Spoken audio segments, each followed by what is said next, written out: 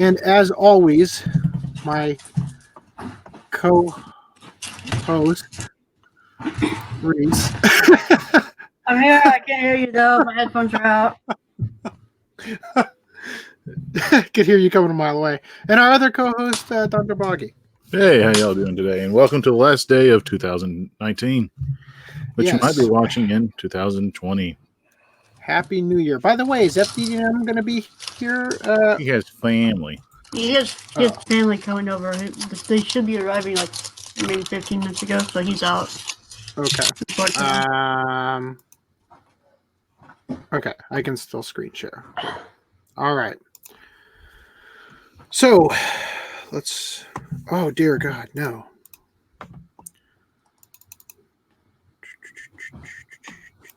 There we go. H2, H1. Header. Oh, look at the wonderful stuff I get to deal with. Are you a robot? Select all the images with cars. I didn't even get those when I did the editing. Even Facebook thinks I'm a Russian bot. All right. Okay. Oh, shit. So, I'll be right back. okay. Boy, I'm totally off the... Like, subscribe, ring the bell. Yes. And if you would like to support this podcast, you can do so through various means, including the OCA Podcast Patreon, which has lost a lot of patrons recently, it seems. I don't blame you guys due to the fact that we have not been able to live up to some parts of our bargain. But I still appreciate it, the funding. And also the Anime Collector Patreon. And also Stealth Weeb, which I do have plans for new stuff. But again, I am just trying to make it to the end of January. And then everything can start to settle down. So thank you guys for your patience with that. Now, regarding Vic Mignogna's court case, Lemoyne... Monica Rial and Montoya's lawyer in the case, or actually not even Lemoyne, Wick Phillips. It's kind of a weird thing, but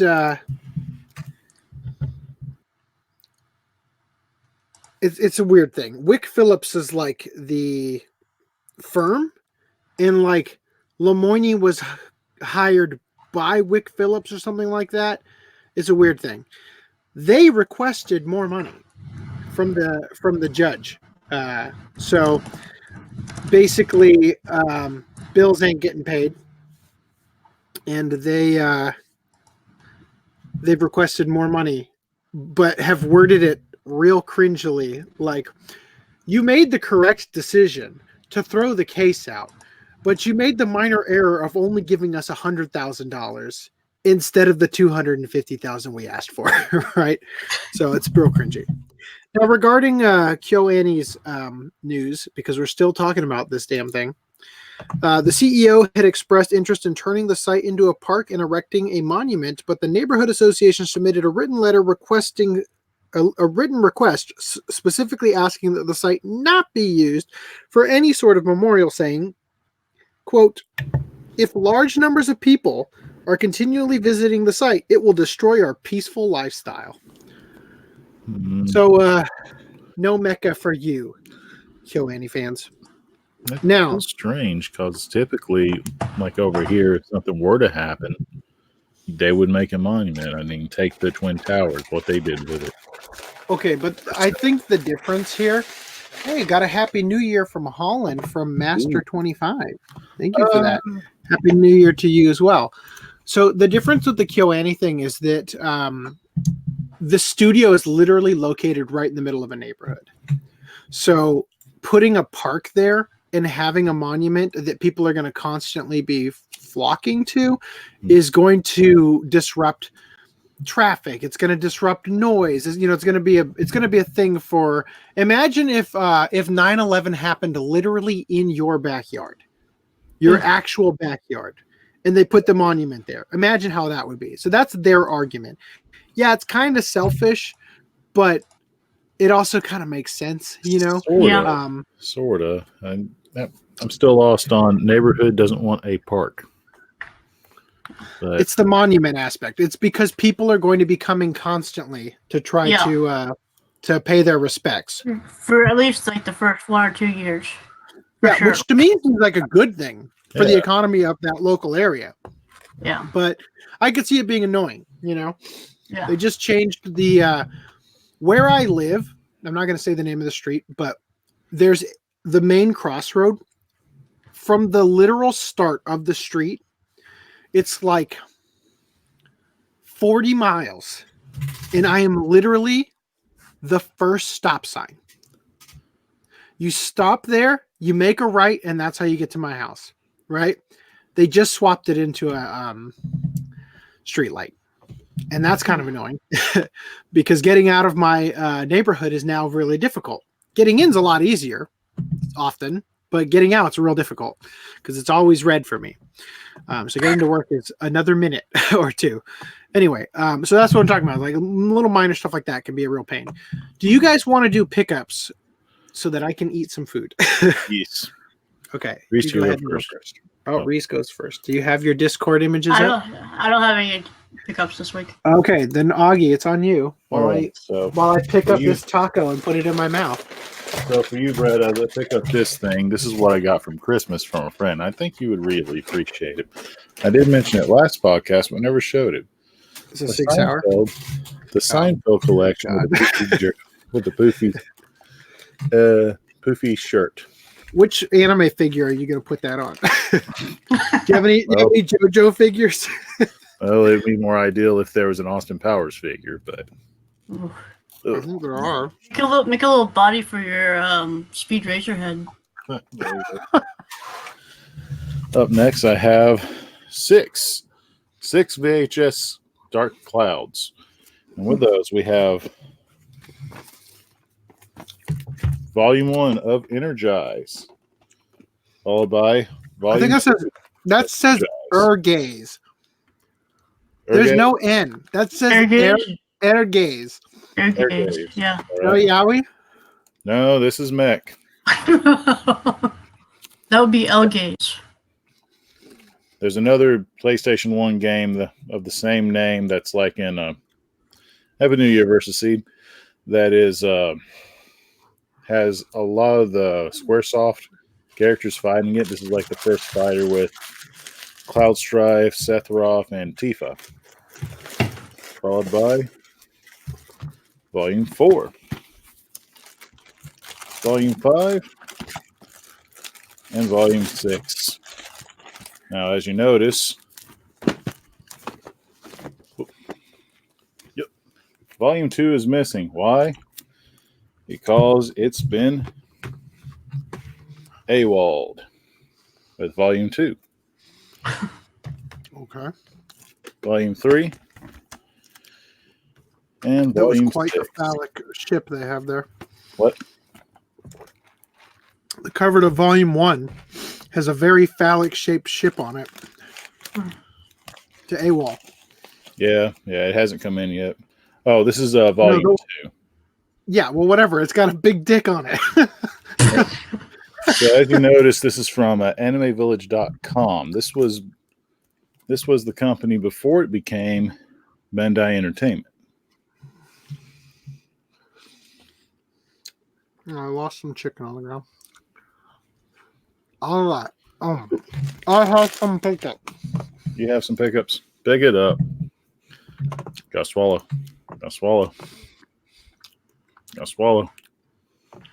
Rhys, where is that? Is that under brand? I'm not telling. It's under banners, right? Oh, we still have our old ones.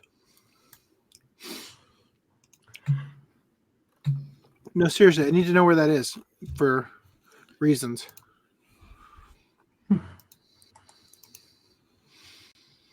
Oh yeah, okay. So it's just the ticker. Got it. All right, good to know. Okay. All right, you can leave it on. Still waiting for the other volume to come in for completion. This is Volume 4 of AWOL, and I'm hoping Volume 2 of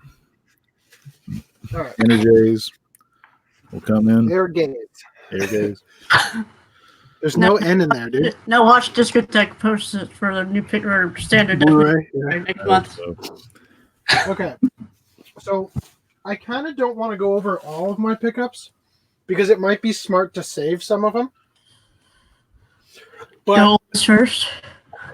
I did get, in the midst of sadness, to go off of Augie's VHS thing, I think I have officially completed the Blue Animation bootleg VHS releases of Cream Lemon cool. with this. It's strange that Blue's the title of it, though. It's just called Blue Animation from Filmco.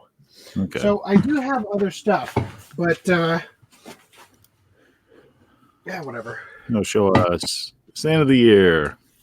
Yeah, go out with a bang. Well, the thing is, if I show them all now, what am I going to use for the thumbnail when you're not here and FDM can't join?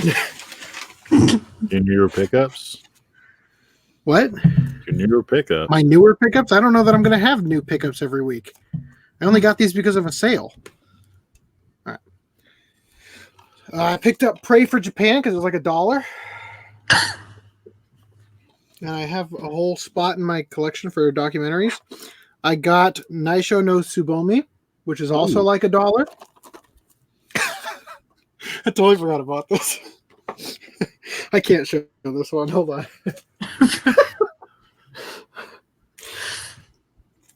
All right.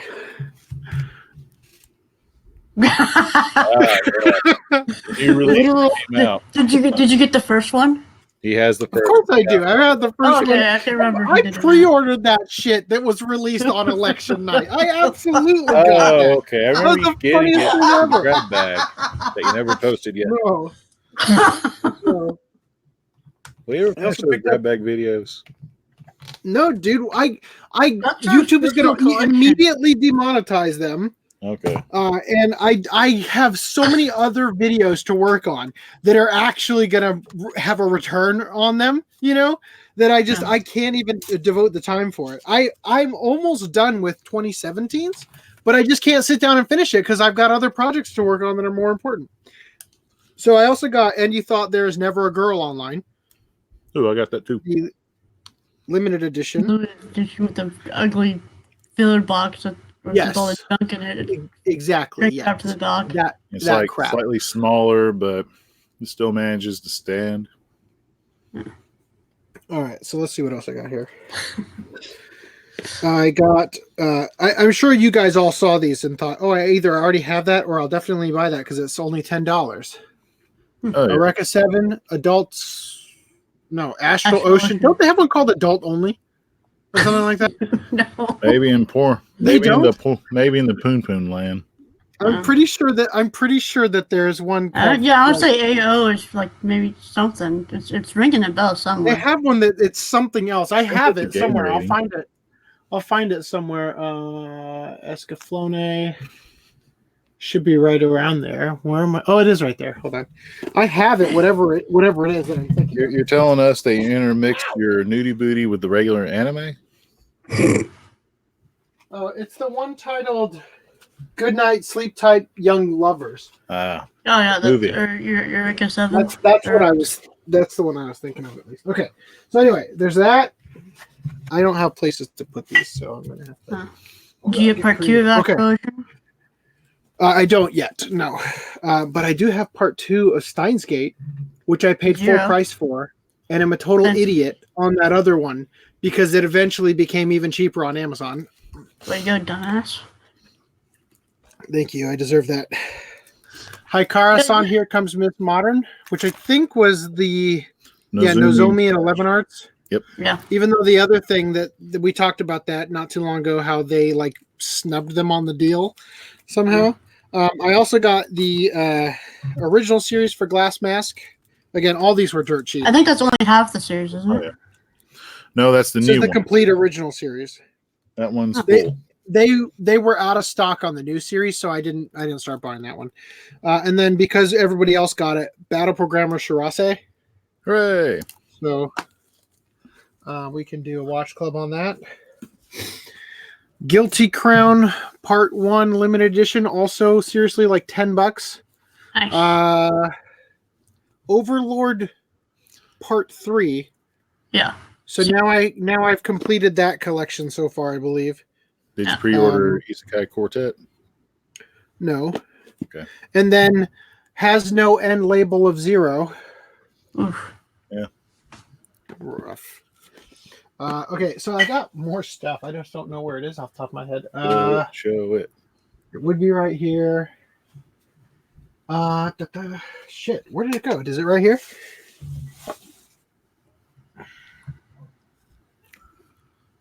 There's something in front of your Go line. Oh, here. I didn't show you that. Plus, These I are new. can't tell the image above that. These are new. Okay. Okay. So Tokyo Ravens, which was also $10. Yep. And it was at one time about $10 on Amazon or Best Buy. I think it was Best Buy. And then I bought it and they they canceled my order. No, I did buy it. It was Amazon. It was the non-limited edition, so I sent it back. That's what it was. Grimgar, Ashes and Illusions, also $10, I believe. And then I got all of the Shakugan no Shana limited edition part 1, so I'm gonna have to hunt those down. Momotaro's Sacred Sailors, aka Japanese, the Empire of Japan's like propaganda films, and I picked up because it helped me. Oh, I bought. Okay, that's kind of important. Okay, there is something else in here that is kind of important for me to find. Where did I put them though? Oh, here. Yeah, these are okay. All right. So, Ice. Don't remember how much that was. And then here's the other Shakugan no Shana. Okay. This is season 3. Yeah. Okay. And then the Steins Gate, and then I bought, even though I thought this movie was terrible, Machia limited edition because it was real cheap, but didn't get to $50, which is that. So I picked up for like $3 each Devil Hunter Dante, or Demon Lord Dante rather, and the art box, which I'm noticing has a scuff in the corner. So, all right, that's my pickups for now. That's way more than I probably should have showed because I could have really prolonged that. But I'm gonna get my stuff from Hunter. Whoops. That didn't sound Steins Gate. Steins Gate, the one thing I'm holding that doesn't have a slipcover or a shrink wrap on it, I tilted it out and everything just spilled out. So I still haven't watched Steins Gate 0 since I bought it back in July. I haven't finished it since we watched it for the Watch Club. Anyway, so that is it. So from here, what other stuff have you been watching, AC? Nothing. I've been working my job all day, every day for my whole life. How about you, Rhys? I was going through Yu Yu Hakusho, but I pretty much stalled on that for now. I was how far in Yu Yu Hakusho though? I'm just at the start of the Chapter Black saga. I know what the episode I'm on is the one with the hospital. Okay. I was able to get through some stuff. I finally watched Mouse, Ninja Tactics Najika, Grenadier. Najika Blitz Tactics. Thank you. It's not in front of me.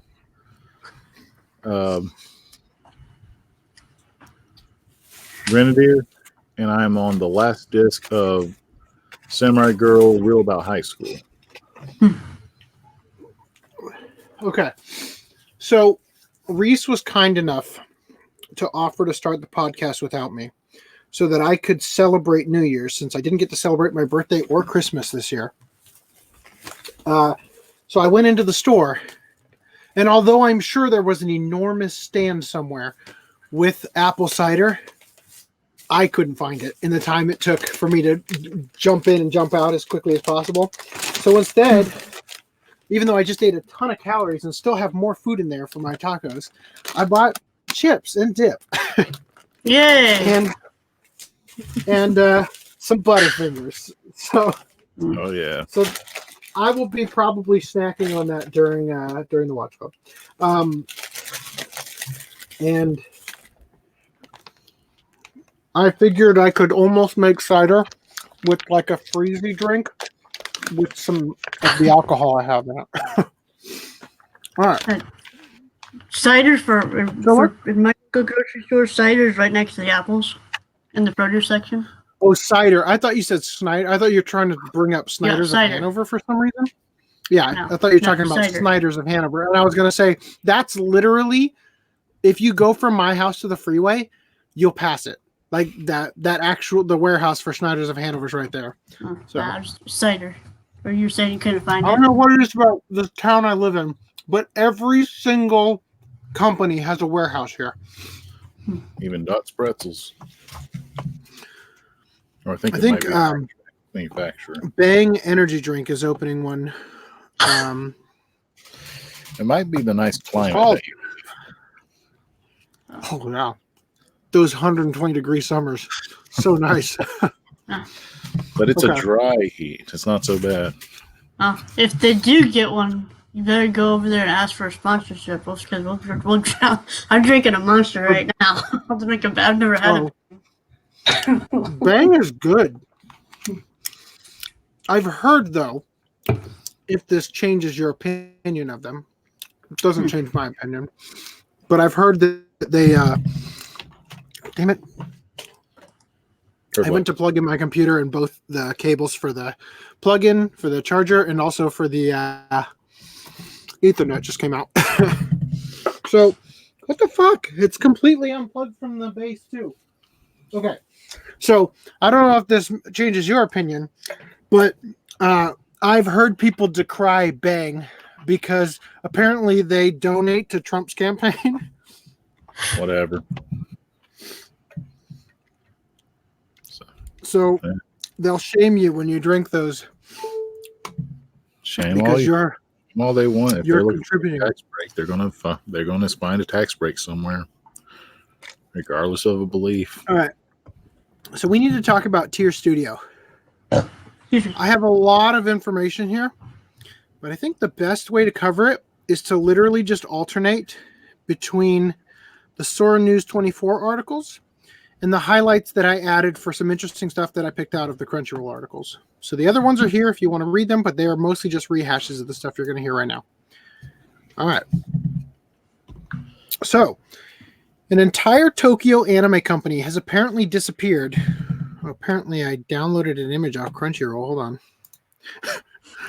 I think that was for the Twitter moment that we'll have later. So an entire Tokyo anime company has apparently disappeared, leaving artists unpaid for their work. Tear-jerking reports from multiple artists as studio, which produced a theatrical anime this year, erases its online presence.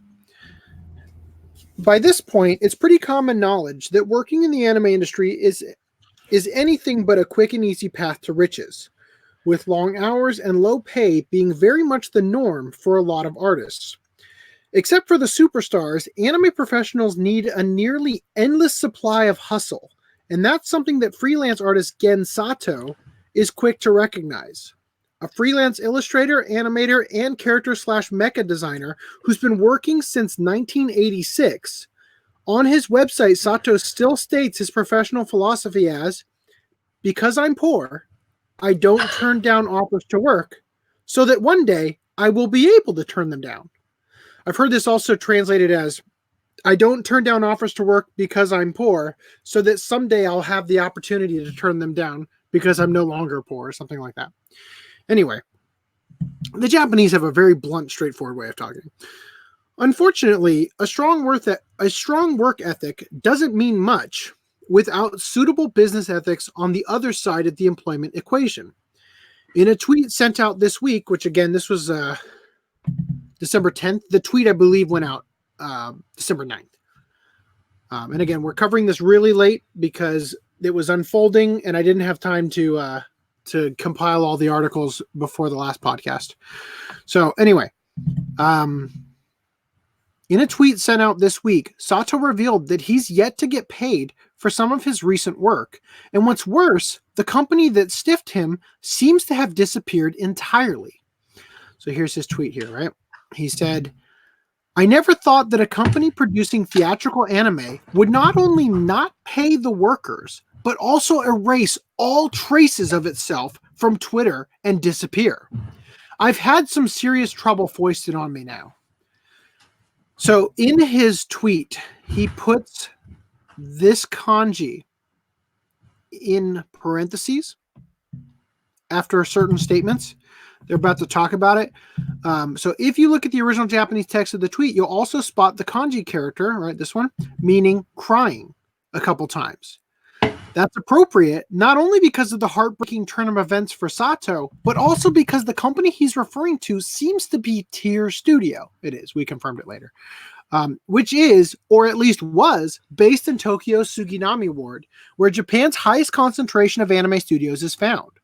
Tier Studio was established in 2013 and seems to have spent its early days doing support work, but in recent years grew large enough to be the primary production studio for theatrical anime, The Royal Tutor, which premiered in February, as well as 2018's Why the Hell Are You Here Teacher TV series. And then they also have here a trailer for the Tier Studio produced anime Frag Time, which was an OVA that was shown in theaters. I don't know how that works anymore. Tier Studios was apparently operational enough to release an OVA anime adaptation of Yuri manga Frag Time as early as November 22nd. But if you point your browser to the company's official website now, all you'll get is an error message, which said internal server error, blah, blah, blah. Basically, the site was down. But they say here, update, as of writing this article, Tier Studios' website was unavailable, but has since been restored. We'll talk about this in a second. There's no joy at the official Tier Studio Twitter account either, which has been deleted, right? So their Twitter account has just been nuked. It's gone, right? Sato's tale has evoked sympathy from other Twitter users, even as they can't ignore the dramatic, theatric turn of events. So this is what some people had to say. This is terrible. You've got to take them to court. Geez, so many poor people are going to be affected by what that company did. It's like something out of a suspense movie. It's amazing that they could be so terrible. Sprinkled in among the responses were also a few from other artists who appear to be waiting on payments from Tier Studio as well, saying, well, looks like they've stiffed me too. I think they got me too then. Sato doesn't mention whether he's tried contacting Tier Studio via phone or email, or has been to the office to see if anyone is there. But the sudden unannounced scrubbing of its online presence definitely makes it seem like Tier's top personnel have fled into the night, leaving an unknown number of workers unpaid for their contributions to its anime productions. It's worth noting, in this age of internet organized boycotts, I'm sharing the Sora News articles specifically for stuff like this that was not in the other articles.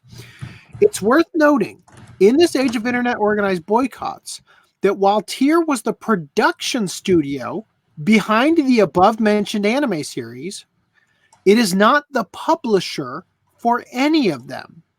In other words, buying Blu-rays of The Royal Tutor, Why the Hell Are You Here Teacher, or Frag Time isn't lining the pockets of on-the-run Tier executives, but is instead contributing to the bottom line of the companies that are publishing the completed works, who hopefully will find it in their hearts to help out any as yet uncompensated workers. Okay, now I have a quick thing to point out here. We'll come back to this one. So they said here on Crunchyroll, it's common in Japan to get paid the next month for your work.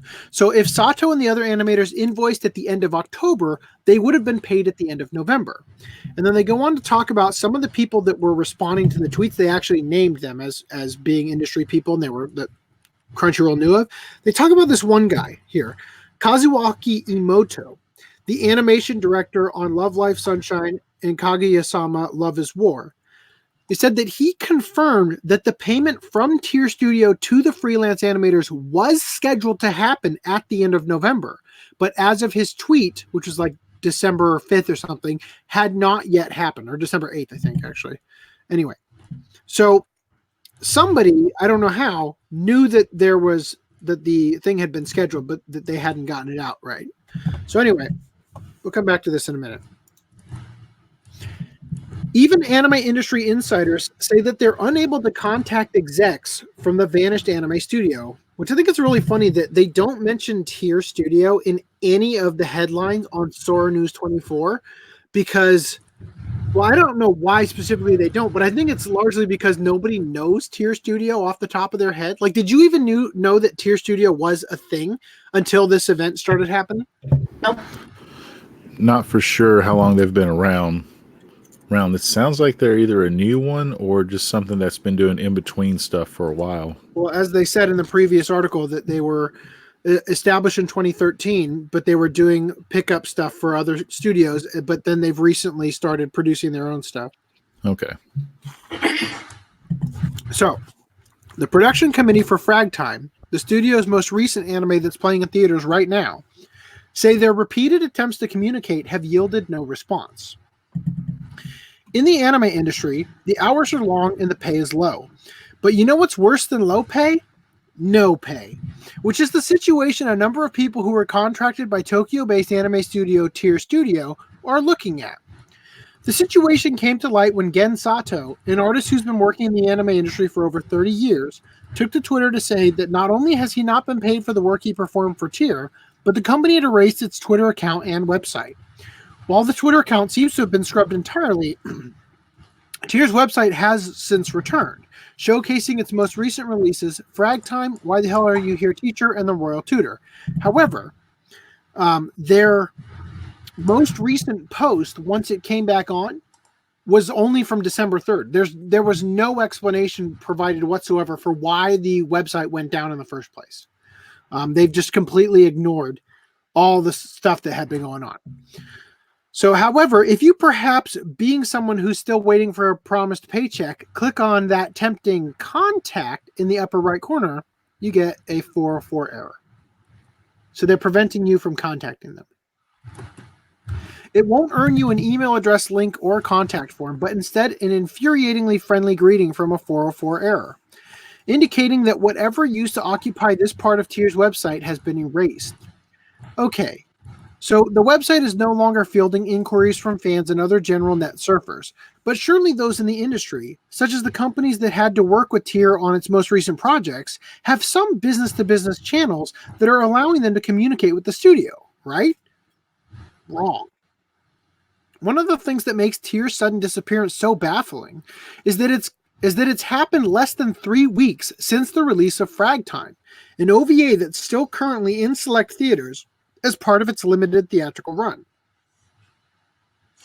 For a quick crash course on how the anime business works, the studio that animates an anime doesn't necessarily own the finished product. Instead, the rights are usually held by a publisher/distributor or production committee, which consists of various companies and investors who ponied up the money to pay the studio and whoever is handling the marketing and distribution. So even if Tier has gone dark, Frag Time can still play in theaters and get released for home video. That said, having an anime studio go missing is a major concern for the production committee, especially if the studio or its executives need to be coordinated with for decisions, revisions, or other necessary matters. But Frag Time's official website, which is administered by its production committee, just put out a statement that reads the following. An announcement regarding Tier Studio, which is, just for the record, the parent company is known as Next Batter Circle Inc. No, I think it's Next Batter Circle Co. Limited. Anyway, we'll get to that when we go back to Crunchyroll article. Since last week, there has been a lot of talk on the internet and social media about Tier Studio, the studio that produced the theatrical OVA anime Frag Time. Theatrical OVA. I hate that statement. That just destroys everything I know about OVAs. We have a need to understand the situation. And for some time, we have been attempting to secure a statement from Next Batter Circle's representatives, but we remain unable to make contact with them. In order to achieve an accurate grasp of the situation, we will be continuing to attempt to contact Next Batter Circle's representatives in order to request a statement. So in other words, even industry insiders have no idea where Tier's employees, and most importantly, its executives, are. Considering that members of the committee would have to know the address of Tier Studio, which is located in Tokyo and is a matter of public record, as well as its business-to-business phone and email contacts, it's hard to see this as anything other than Tier's executives purposely dodging any attempts to find out where they are. So something you guys might not know about Japan is that because of their... What the fuck? I'm sorry. I can't not have noticed this article titled "Sex Doll Idol Singer's Public Debut Draws a Shocking Yet Sane Number of Fans." There's an idol in Japan that's literally like a real doll love doll. We're going to have to open that for later. You're weak-minded. That's just too bizarre. Oh my freaking goodness. Looks like a rooster. Okay, we're reading that towards the end of the podcast. Okay. So something you might not know about Japan. Sorry for that tangent. Is that in Japan they have this weird policy where companies do things in person way more than is efficient. So people work in places and have to get out at a certain time, get on a train, go all the way to another town, go to an entirely different business to meet in person for something that could have been done over email. Okay? It's very common. So it's unusual. Like, these people should have routinely been at Tier Studio. You know, maybe not the freelance artist. Maybe their thing is a little different if they have all the stuff at home, like the Cintiq and everything. But the insiders and stuff, like the production committee, they should have been there routinely enough that, like, if they ducked out and like left, they probably left everything behind. You know what I mean? So continuing. I think you think they're all the fax machines are gone. Oh, all the computers are going to disappear. Well, to be honest, though, Tier Studio is probably a really, really small studio in its actual physical location. It honestly might just be a rented office. You know, like literally it's a headquarters that exists for doing accounting kind of thing, you know, and then all of the artwork is done by the individual freelance artists and stuff. You know what I mean? It's probably very different from other places.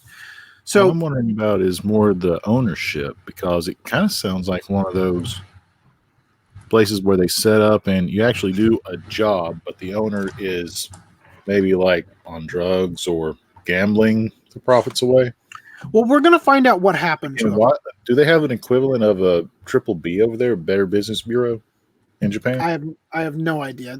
They do have they did discuss that there were some federal laws that were broken by one of the Twitter users who was one of the people they had talked about, like, this happened and that happened, and these are violations of this law and that law and everything. So they probably have had it happen before. And I'll just tell you, I've had this happen to me before. My first job, my first freelance gig ever, I got snubbed on the entire thing, and they used my stuff in the movie. So because I was hired by a small studio that the big studio hired to do the work, right?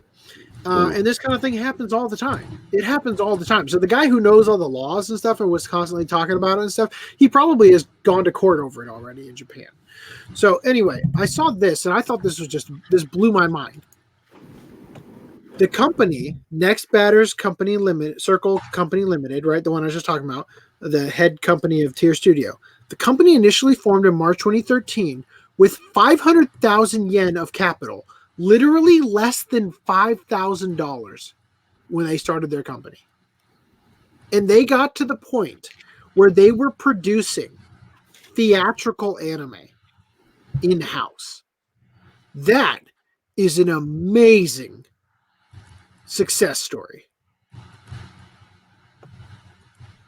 I mean, my business with the chiropractic stuff, we launched with about $10,000 and crashed and burned. So anyway, this is the last article here about what happened. So the disappearing anime studio resurfaces, still owes 8 million yen to unpaid workers. And sadly, there's a chance they may never get paid.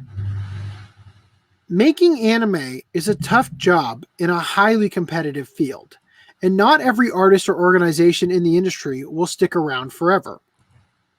Still, it's pretty weird for a studio to basically disappear, but that's what seemed to happen with Tokyo-based Tier Studio earlier this month, as both unpaid artists and even business partners couldn't get in touch with anyone from the studio. However, Tier Studio has now suddenly resurfaced, though sadly only to announce the company's demise. Tokyo Shoko Research reports that Tier has submitted its bankruptcy paperwork to its lawyer, who will be formally filing it later.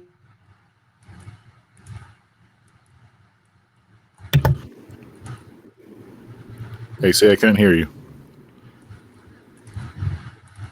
AC? Can't hear you, Brad. I hear you, Brad. Can you hear me, Rhys? Rhys? Brad? Hey. Can you I hear hear me? you. Yes, We Okay. can see you. We can see you. I know. It wasn't responding. Uh, What was the last thing you guys heard? They uh, might not even get paid. Oh, dear God.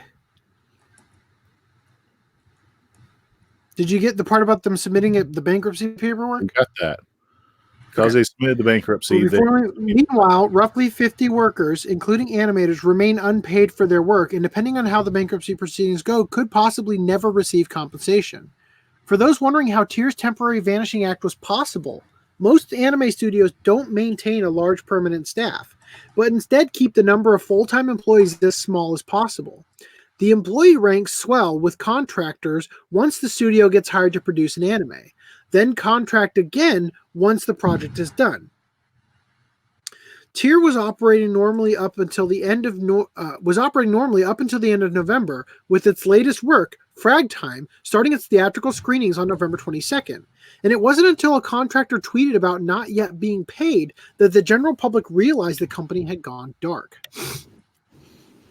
According to Tokyo Shoko Research, which we've talked about Tokyo Shoko Research before regarding, I think, Ufotable with their bankruptcy or whatever, or their tax dodging or whatever. Yeah. So according to Tokyo Shoko Research, Next Batter's Circle, the official name of the company to which Tier Studio belongs, owes about 8 million yen, or $74,000 to unpaid workers' fees. However, that figure is dwarfed by the approximately 43 million yen, nearly 400,000 in. breaking out again. Yeah.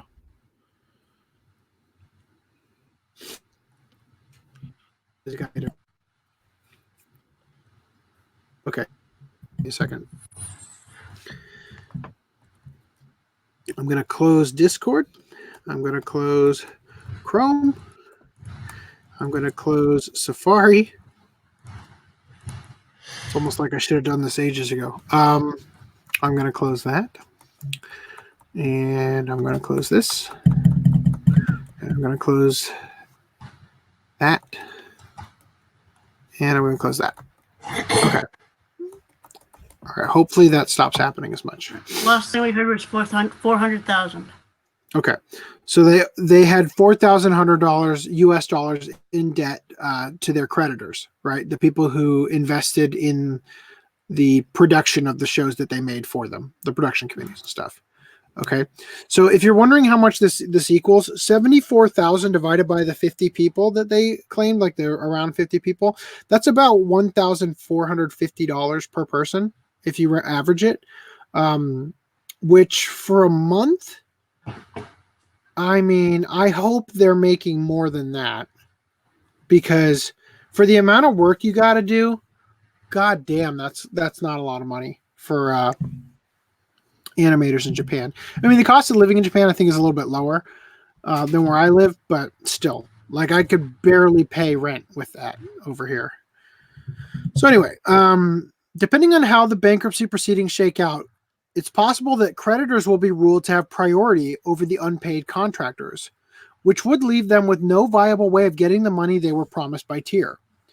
Next Batter's Circle, which has a facility in Sendai in addition to its main Tokyo studio, says that its situation was caused by rising labor costs, which eventually outstripped the payments it was receiving to produce anime. However, another startling figure in Tokyo Shoko Research's report is that Next Batter's Circle was founded in 2013 with just 500,000 yen. Oh, I didn't realize they had that in here too, of capital. So they started with just $5,000, right? Basically.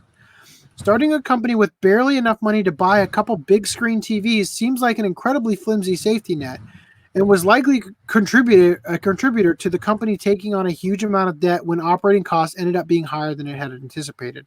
Well, that's interesting. So I want to say, Crunchyroll, when they first started covering this, they said that Tier Studio was founded on March 15, 2013 by Jun Kato as an anime production company offshoot of Next Batter Circle Co. Limited, a company that, quote, helps out in internet-based public relations, according to Japanese PR website Press.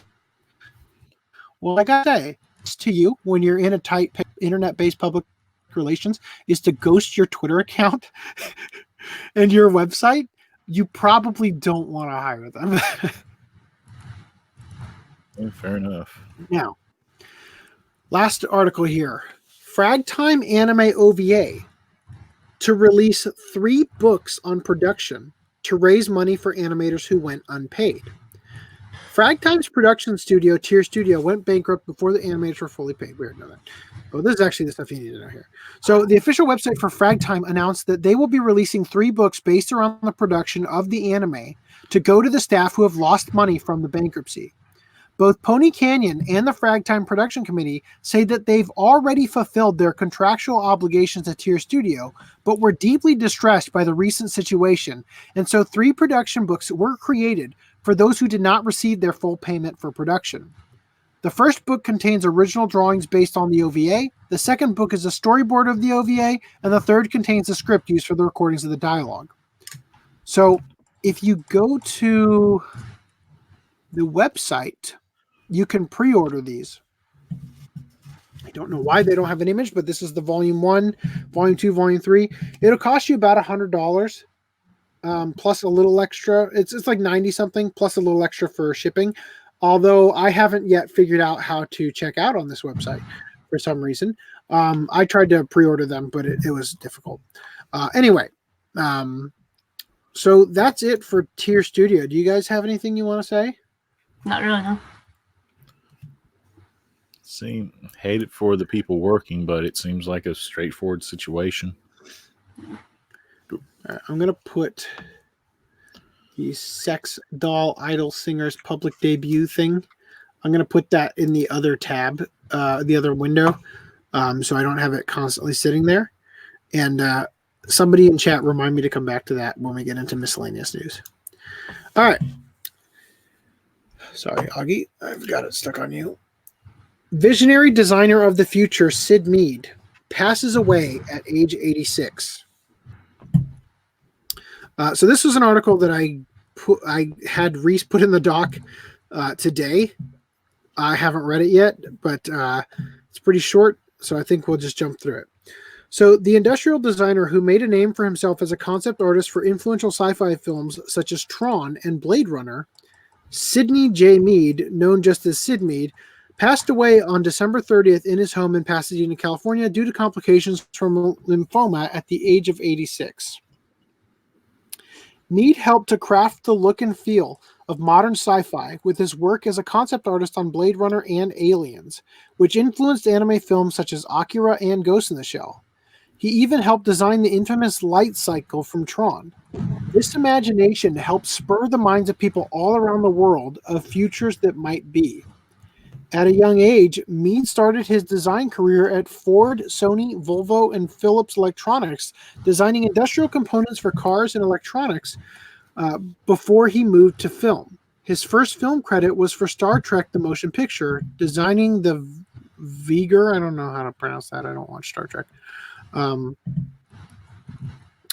Mead also worked in Japan and in anime, though his connections with large Japanese companies such as Dentsu, the NHK, and Sony, through his connections, Mead was tasked with providing concept designs for Yamato 2520 and 8 new mechs for the 1999 Turn a Gundam TV anime series, including the title one. So this guy right here, we've talked about this in the past. Mead returned to the world of Blade Runner in the latest film, Blade Runner 2049, helping to once again build the urban landscapes that the tightly crafted film lived in. He retired in September this year with an announcement via a video on the YouTube channel Fireball Tim Lawrence. The passing of Sid Mead means the Earth lost one of its visionaries, but the worlds he created live on in the films he helped make and the influence he had on the imaginations of newer generations of creators. He's survived by his spouse, Roger Cervic. Oh, so he was gay. I never knew. I actually, he came and spoke at my school, I think. I didn't go to the thing because I had a class at the time. But isn't that always the case? Something big, important is happening, but either your field of study or your field of work is just inconveniently, you have a meeting or some task due at that time, then they show up. I remember when Softimage came, and my class was fucking empty. Wow. Because everybody went to that instead of coming to class. And I was like, well, shit. If I knew that we were all going to skip out on class, I would have gone too. Softimage is the program that they built Metal Gear Solid 5 in. And then it later got bought by Autodesk, and it no longer exists because they integrated all the useful features into Maya. All right. So this is a bit of a long one. I kind of wish we had saved something in terms of pickups to break this up. But Hideaki Anno details his falling out with Gainax. So this is probably going to be interesting.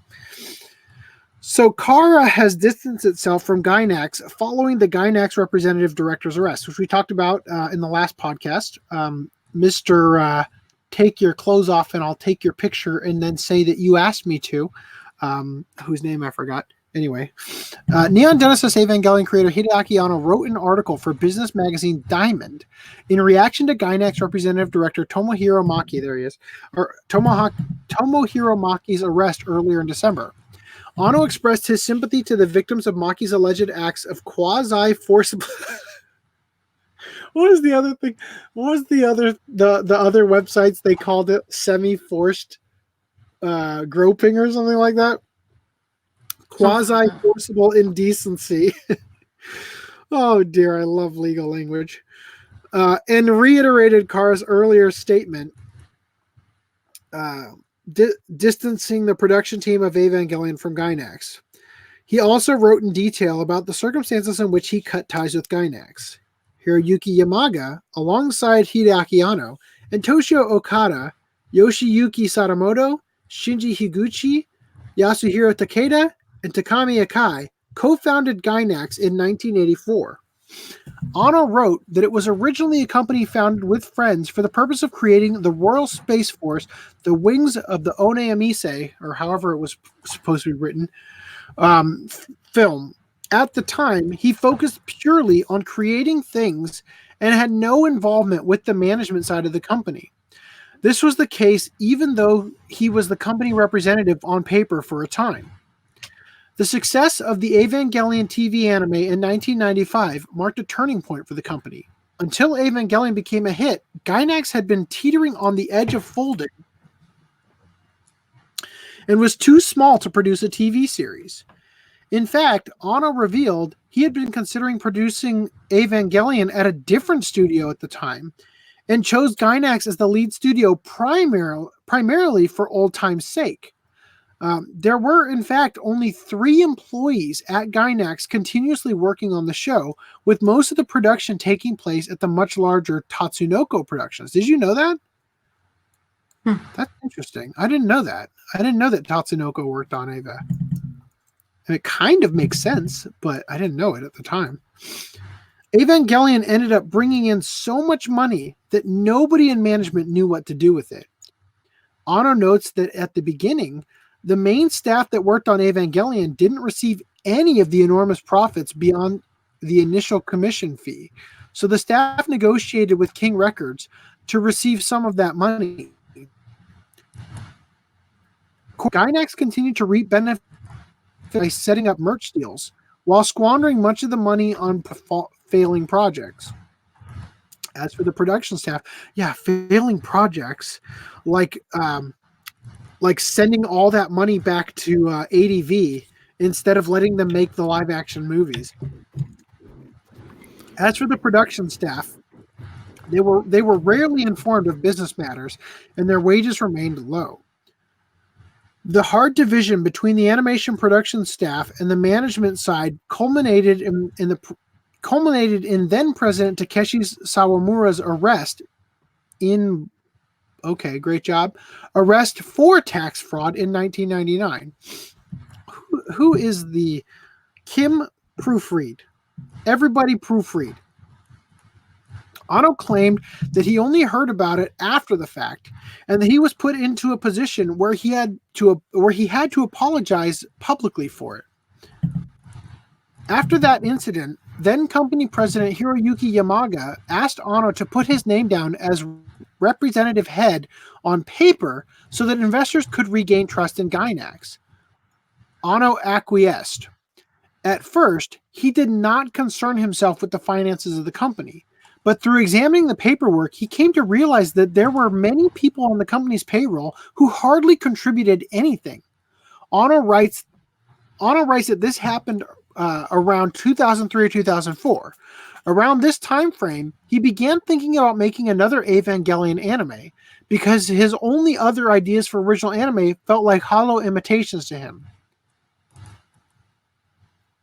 I mean, I guess if you think Eva is your only hit, right? You should just keep beating that drum, right? When it came to the matter of which studio to lead the production of the rebuild films, Ono decided against doing it at Gainax. Cutting out. Fresh. Yeah, you're cutting out. Okay. Rhys, can you keep the stream going while I go reboot my router? Sure. Okay, I'm going to leave the studio, but I'll be right back. Okay, where are we in the article? Hold on. I gotta pull it up again. I'm not knowing Ono through his documentaries. He's the type of person that always wants to strive for more. So I'm not really surprised that he would say something like that. Hold on. Let's see. The creator of Open up another window. with Ono, other stuff, which I think is like slightly exaggerated or rumor to be true or false in not Blazing Transfer Student, but in Blue Blazes, when the creator of Burning Transfer Student went to school with Ono and the creator of One Piece, according to that narrative. Ono was one of those individuals that always scored high, and you can see the extra effort that he would go through almost beating himself up to achieve a higher means than what was already there. Like when he was trying to figure out what make a series to kind of study, instead of Gundam, like most people, he went to Eidolon to observe. Now, where were we again? Do you remember where we were at? I'll start from here. Here then. After that incident, the company president Hideaki Yakigama asked Ono to put his name down as representative head on paper so that investors could regain the trust in Gainax. Ono acquiesced at first. He did not have any concern for himself in the finances of the company, but those examining the paperwork, he came to realize that there were many people on the company payroll who didn't contribute to anything on a rights that happened around 2003 or 2004. Around this time frame, he began thinking about making other Evangelion anime because his only other ideas for original anime felt hollow imitations to him. When it came to the matter of which studio to lead production of the rebuild films, Ono decided against doing it at Gainax. Quote, "There are a number of reasons for this." End quote. He writes, "It would be hard to bring a fresh vibe to the studio that made it in the past, where there was another TV series being planned at Gainax at the time. And the younger generation of staff would continue to hold back expressing themselves out of difference to me as their senior. But the biggest reason was so that I could control the production budget and ensure that the staff and employees could get the benefits and returns that they were owed." End quote. After setting up Kara, Ono formally left Gainax in 2007. I'm in the third paragraph. He remained as an employee in name, as a favor to Yamaga. But after 2007, he saw no meaning to it anymore and left. Nevertheless, he has a great deal of goodwill towards Gainax, and after the organization, and when organizing the rights for Evangelion, he allowed Gainax to retain the rights to the merchandise for the original series, while Kara would get royalties on the properties that Ono was involved in as director and or original creator. It was, in his opinion, a, quote, win-win situation, end quote. Nevertheless, the deal must continue in Gainax receiving less money from the Evangelion IP. Even as they continue to use the name for leverage. Meanwhile, the bad business decisions on Gainax's end piled up. And in 2012, they would stop paying back Kara the money that they owed. Then in 2014, Gainax begged Kara. Oh, hey, Brad, what are you up to? Where are we? Okay, then in 2014. There you go. My screen share. Are you on screen share? Gainax begged Kara for a loan of 100 million yen. I got it. Okay. Then in 2014, Gainax begged Kara for a loan of 100 million yen, approximately US $1 million. Boy, it sounds so much more when it's in Japanese. Saying that if they did not receive the money in 3 days, they would, quote, go under. Can you imagine? Can you imagine going to... that's like, can you just imagine starting a business and going to your old business partner saying, dude, I need $1 million by tomorrow. You know? Or else we're going to go under. That Maybe sucks, dude. Tough titties. Go to a bank, Okay. bitch. Because it was old friend Yasuhiro Takeda asking for the money, Ono agreed to pay up, but as a condition, Gainax would have to transfer the rights to handling the merchandise and royalties to Kara 1 year earlier than originally planned. Other than that, Ono wrote that there was no interest or other conditions on the loan. You motherfucking genius.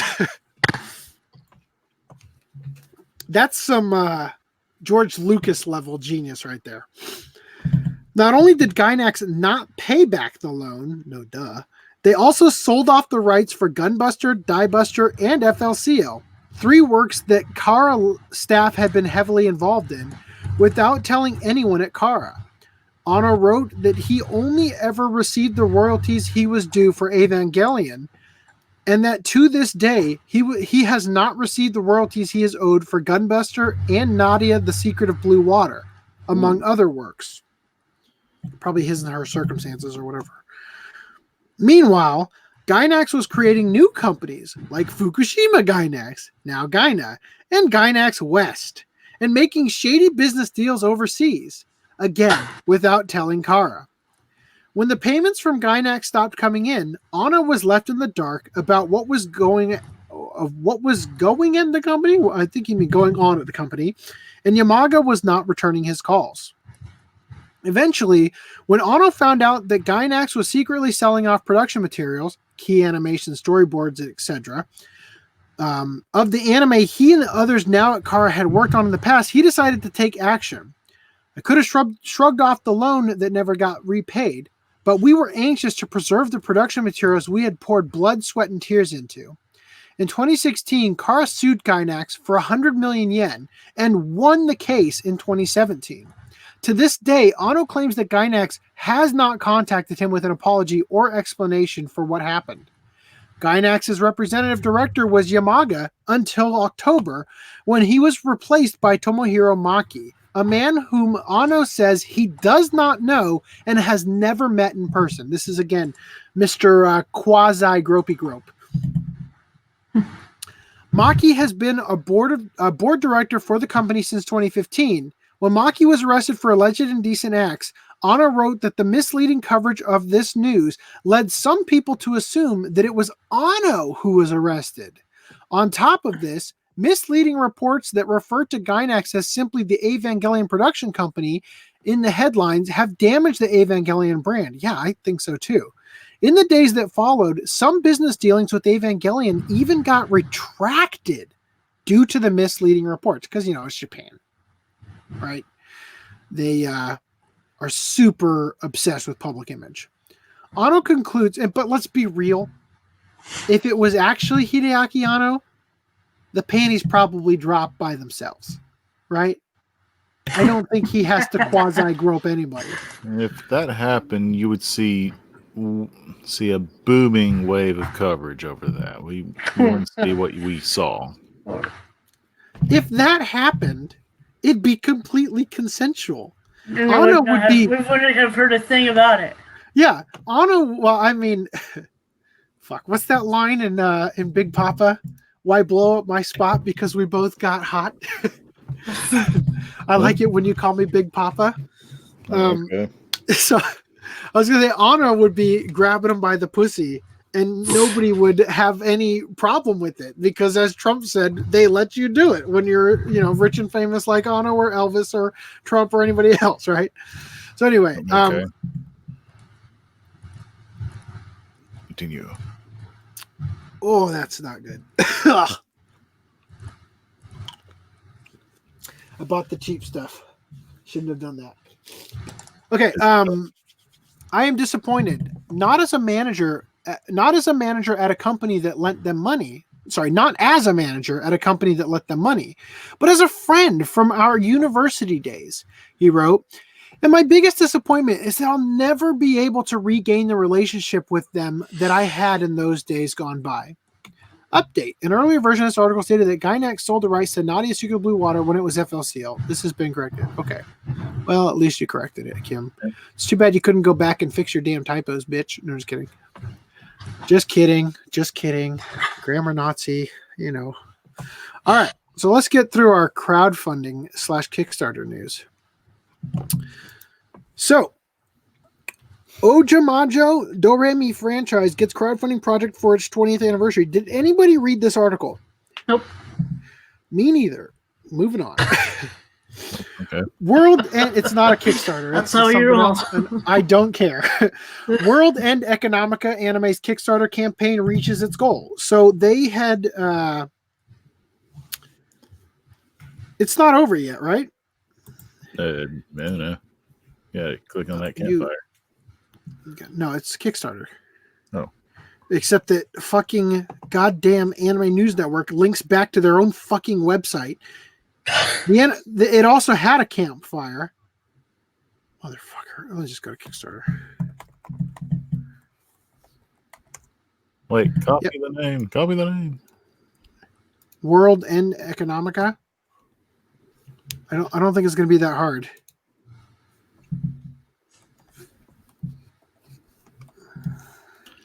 Except that I can't type that N, so yeah, it is kind of that hard.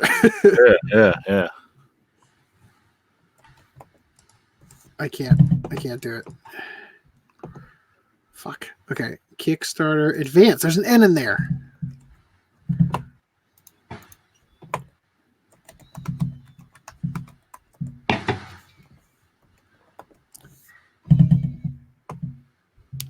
Wait a minute. What? There's two. One's complete. The game is this was the games I guess they kickstarted the game too. Interesting. Okay, 3 days to go, guys. Okay, so they've only just barely passed it. Really, it's not like any of the major stretch goals are being knocked out, right?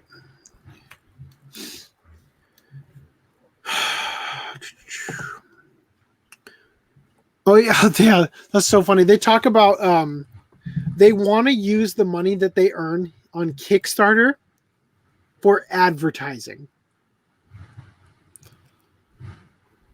Because remember, there's also the campfire campaign, which is what funded it. So they want to use the money that they earn here on advertising, ads on social media sites, TV commercials, production costs for advertising materials, exhibition fees at events, translation fees for overseas media. That's literally what they want to use them for. They also want to hire an intern. I don't know. Maybe these are just extra things. Anyway, so the thing is that they claimed that economics are not super popular in terms of anime. So I should have just shared the one from Sankaku Complex. They had a great write-up about it. That they want to create all these ads because otherwise nobody's going to know that this anime is coming out.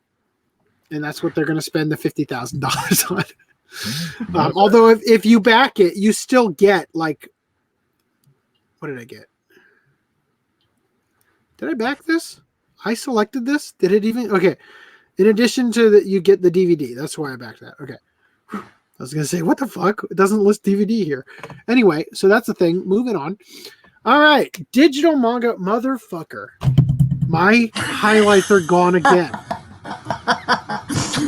That digital manga motherfucker? Is that the MFKZ manga?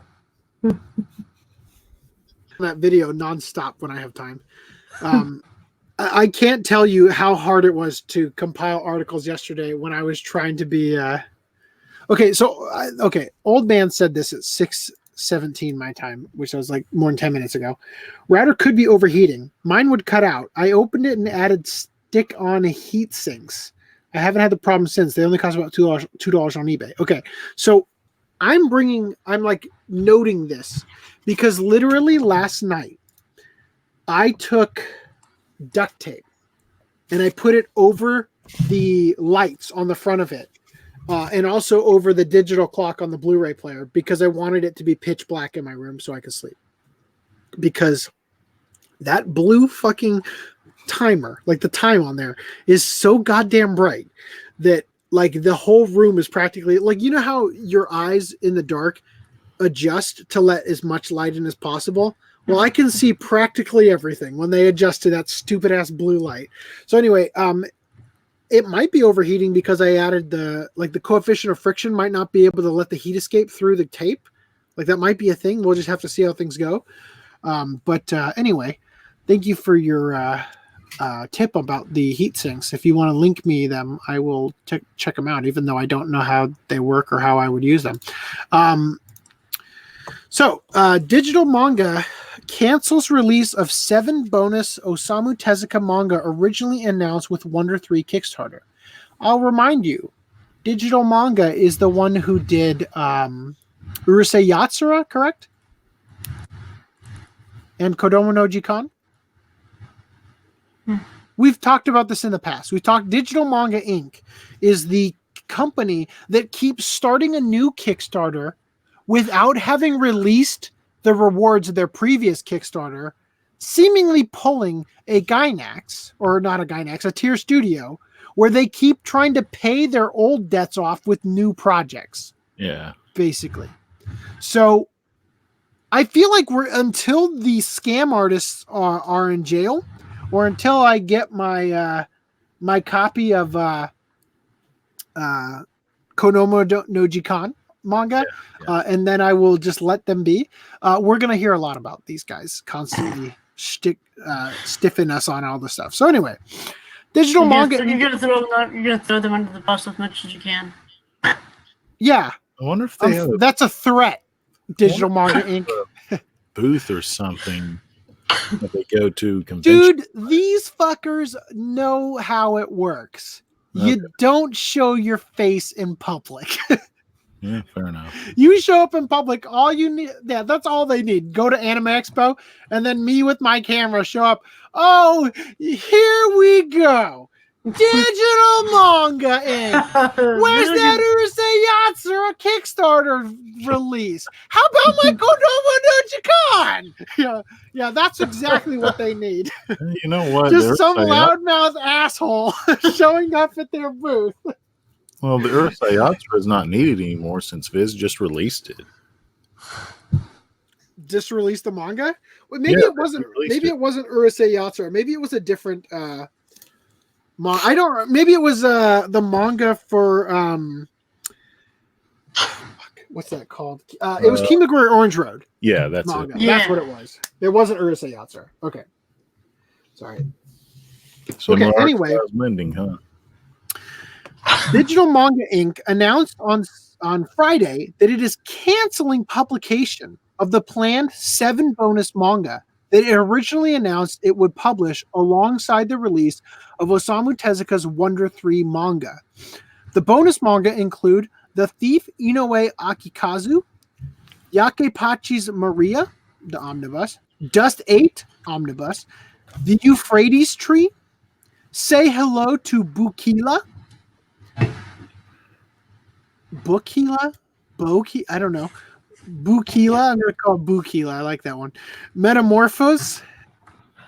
And Ambassador Magma.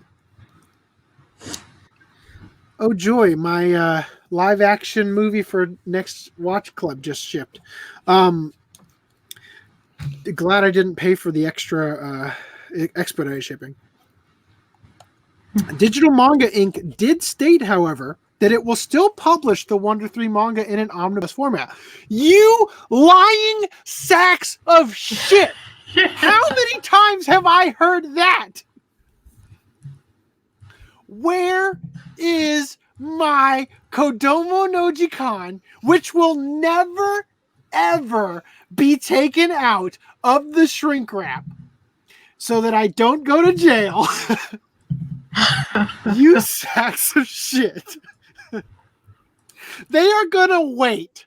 I swear to God, this company is going to wait until the stupid UN guidelines kick in and the United States bans them from doing it. They're like, well, sorry, we can't release it now. We did all this work. It's such a shame. Fuck you. Been waiting years for this shit. The company stated it is ready to continue with producing the physical version of the manga and plan to ship it out by the end of the first quarter of 2020. Yeah, I'll believe it when I see it. Oh, seriously. Motherfucker. You know, where I work... Okay, first of all, let me just say, it's goddamn amazing that when you hit buy it now, wow, my hair is all messed up. When you hit buy it now on a website, how many hands that product goes through before it gets to you? It's incredible how many hands it goes through. But you know what we have at my company? We have all these different departments where there's like beauty products, activewear, shoes. If one department starts to slow down, starts to get behind in the pick for the shipping, every other department has to stop and help that other department to catch up, because you can't ship things out of order, because you will have somebody who ordered something and it doesn't leave the warehouse in 2 weeks, because that happens. Now, these fuckers are claiming that they are going to ship this product by the end of the first quarter of 2020. Where the fuck is Kimagure Orange Road and Kodomo no Jikan? You have not shipped those. Real quickly, Surely, someone says, Wonder hey, that's my wife. My lovely wife is saying hello. oh, that's Hello, the kind babe. of dog you have. I love you, babe. All right. So is it possible that Wonder 3 is even older than their Kimagure Orange Road? And let's pull up Kickstarter again. Dog referring to Happy the New thumbnail. Year, babe.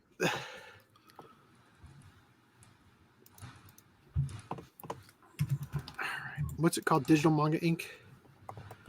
Yes. Boy. Oh, the grifters are gone. Oh, I gotta find it another way. No, not search.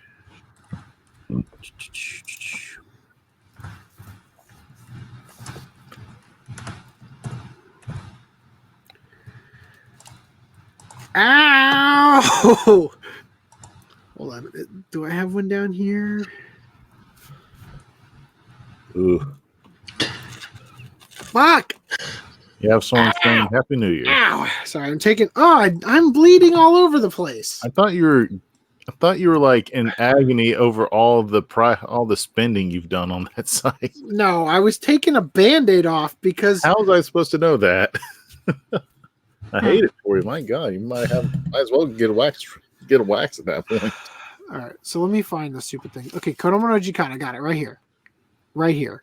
Estimated delivery October 2017. You lying assholes. Digital manga. They're in Georgia. No, California. Gardena.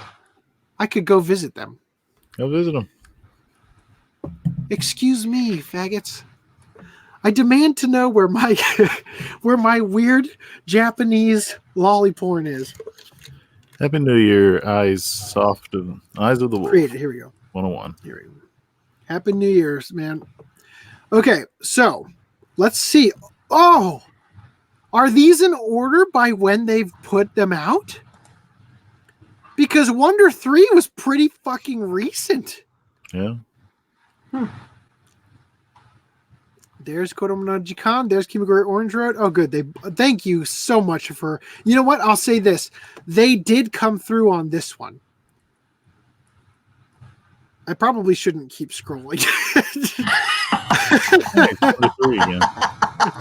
I thought some people finally got the Kimagure Wonder 3 Orange again. Road, Yeah. Help publish Wonder 3. This was unsuccessful.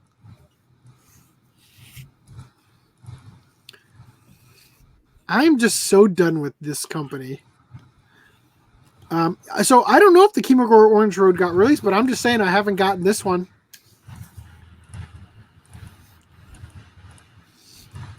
Anyway, all right, let's get back to it. Okay, so Digital Manga Inc. stated that the president, Hikaru Sasahara, met with Tezuka Productions in November, and Tezuka Productions allowed the company to continue with Wonder 3, but denied production of the other 7 manga. The company will process refunds for those who backed the campaign for the additional 7 manga releases, but will still charge for the Wonder 3 plus shipping. Digital Manga Inc. launched the Kickstarter campaign for Wonder 3 in March 2017. No. That long ago. What is up with this company? And the campaign ended in April 2017 after raising $82,000. Wonder 3, The Amazing 3, ran in Shogaku Kan's Weekly Shonen Sunday magazine from 1965 to 1966. The series inspired the first original television anime created by Tezuka's Mushi production studio and the first Japanese made-for-television animated program to use a specific animation illustrator for each specific character. That's interesting. The black and white series ran for 52 episodes from 1965 to 1966 and was later broadcast in the United States in 1967. I didn't know that. All right. Versus Seed said, I'm opening a can of worms, I mean penis. Okay. Are you drunk? Are you more drunk than me? Maybe okay, so the Bean Bandit anime was delayed until 2020. Oh, that's just fucking wonderful. I remember Do getting you see this? What? Do you see my highlights here? Yeah, for Do you some see reason. what this has done? So Yeah. Kenichi Sonoda apologized for the delay and stated that the team will deliver Bean Bandit next year. So if I delete this, it'll fix it. That's so fucking annoying. The project was originally slated to ship in November 2018. Yeah, so basically that's the news. He said, I'm sorry, we weren't able to finish it. We'll get it to you next year. And they've continued to work on it. I think that, honestly, though, with stuff like this, the reason they weren't able to finish it is because opportunities kept popping up to go promote the shit at different conventions and stuff. Getting invited constantly to do all these things, it slows down production. All right, Spirit Hunter series next game successfully crowdfunded. Who shared this? You did. I did? Did I? Yeah. I don't remember. Developer Experience recently launched a campfire campaign to gather funds for a new Spirit Hunter series, a horror adventure game. The campaign's 15 million yen crowdfunding goal has officially been passed. So the next step for Shibito Magure is a handful of stretch goals. All right. So anyway, that's. I don't remember sharing this, but I probably did, just because the word crowdfunded was in it. All right. Happy New Year versus Seed. Oh, yes. We get to talk about such wonderful shit. Okay. Baby Sonic steals hearts, not emeralds, in new Sonic film trailer from Japan. Is Sonic known for stealing emeralds? No. Robotnik's the one that steals the emeralds, or depending on how you read it, either Sonic just comes across them to help him. I'm so not on board with this Baby or Sonic. Dr. Robotnik is stealing them to power up his new Death Egg. Don't go like the original chronology. So you mean to tell me? So I want to know what it, because I still don't buy this bullshit. I want to know what the original Sonic with the teeth looked like as a baby. Oh dear. I don't. I'm fine with this. It'd probably be one of those ugly dolls that you see with the redneck teeth in Walmart. Okay. Reviews for live action Cats movie full of existential dread. So I haven't seen this movie, but apparently everybody I know has seen it, and they love it like they love The Room. Thank you, old man, for the link there. So the newly released live-action movie adaptation of the enduring stage musical Cats has been giving reviewers pause, as many did not have kind words for the weirdly enticing cinematic disaster. The movie, which isn't even getting such bad scores compared to other prominent Hollywood flops, is filling a lot of the official reviewers' minds with existential dread, usually expressed in single terrified sentences. Okay. These are funny as shit, so please just listen. So the critics' consensus: despite its formidable cast, this Cats adaptation is a clawful mistake that will leave most viewers begging to be put out of their misery. They're mewing for more. So this guy said, I would rather eat glass than watch Cats again. But if someone were to put out a warts and all behind the scenes documentary on its making, I would watch the hell out of it. Are all the cast being held hostage? Says Jamie East for The Sun. the Sun UK paper or magazine or whatever. It is literally the stuff of nightmares, says Metro.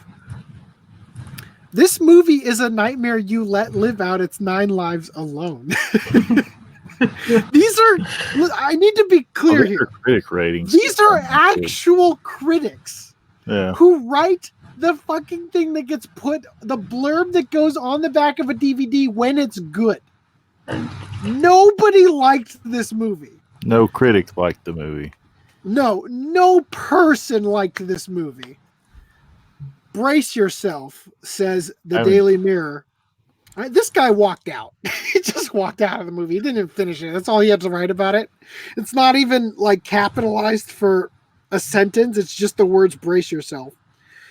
So the spool says, by the time I left the theater, I wasn't even sure what a real cat looked like anymore. It's every bit as baffling, weird, and horrifying as you would expect. It's certainly something that you've never seen before, but there's probably a very good reason for that. This top critic for Little White Lies says, I felt the light inside me slowly fading. The Boston Globe's critic says, oh God, my eyes. That's going on the back of the box. Finally, a whole new generation can discover that the Cats musical is 2 hours of human feline hybrids without genitals, having no touch sex, and begging for death via song. One of the weirdest and most garish monstrosities to be birthed out of the Hollywood studio system in this century. It all just feels so wrong. It's literally incredible. I hope I never see it again. I swear, I promise you, the Blu-ray is going to have this quote, and it's going to say, it's literally incredible, ... end quotation. Wait a minute. AC, I have a great idea. Go make a let's see. Hold up. Go make first impressions of Ford versus Ferrari with your wife, then do first impressions of Cats with your wife. Ooh. Julie, would you like to go see Cats? She'd probably say, yeah. Just let me know. Although we don't really actually speak to her. Shit, we will have babysitters. They're gonna be here. I have to work literally every day that they're here, but maybe Thursday. Maybe Thursday after work, because we need people to watch the kids. Okay, so to the dismay of critics and viewers alike, the Cats movie adaptation might even get a sequel if it does well enough at the box office, which isn't completely off the tables as the movie has become a furry-filled curiosity online. Okay. I very much doubt they're going to get a sequel for this thing. Universal notifies theaters Cats is being updated with improved visual effects. This fucking movie got a release day patch because the effects were that bad. How bad? My good friend, somebody that I very much like and have had good relationship with in the past. I wouldn't call him a good friend. Like he might not agree with that statement, but we have had good interactions in the past. He's the previous host of Manga Cast for the Manga Entertainment YouTube channel. Jesse Goldsberry said, I'm actually blown away by how not finished Cats was. If you go see it, watch their feet. You can see their feet either not touch the ground or sometimes just see shoes under the CGI. Ooh. There's also a shot towards the end during, I think, the Railway Cat song. The Victoria turns her head and you see her human ear with what looks like a monitor in it. The final number, the one where Judi Dench is singing at the camera, keep an eye on the magician cat because his ear clips through his hat and changes position the whole time. So the effects on Cats was done by the Mill Films and Moving Picture Company, MPC. That's the company that did that just went out of business in Vancouver after doing the Sonic the Hedgehog redo and original, I believe. both Technicolor companies. MPC is also the company that shut down their I should have just read it. Shut down their Vancouver office without giving employees any notice. That studio was apparently brought in to help finish Cats. Versus Seed says Rebel Wilson is in the movie. That's enough to tell me not to go. Okay. Rebel. I can't picture who that is. But I'll take your word for it. So somebody replied, and they said, "This is so funny to me, but also like, thank God at some point people realized it was fucked no matter what and wasn't worth killing themselves for." To which he replied, "I hope that's what happened, but I fear that production fucked up, and those people are the ones killing themselves to fix the movie and update the film while it's playing in theaters." This other person agreed. "I noticed the feet not touching. I mean, come on. If you spend $100 million cash on a film, at least finish it properly. Best thing about it is Jennifer Hudson singing Memory." Okay. I don't know about that. Can't comment on that. But let's see what they said. So this is quite literally true, right? They got the opening day patch. The move is unheard of for a finished film already in release. This does not happen. When your movie is done, it's donezo. Unless you're George Lucas, in which case you will continually make it worse every couple of years. But seriously, bad effects end up in movies specifically because they run out of time. That is like probably the largest reason why that happens, is because they just don't have the money anymore and they run out of time. People are way overworked. They can't do anything. They literally change the same effect shot 100 times before release. They keep tweaking it and changing it. And somebody's like, "Hey, what about shot 26? Are we going to touch that?" It's like, God, I don't know what to do for shot 26. You want to take a stab at it? It's like, well, we got to do something. We have to put something at least bare minimum up there.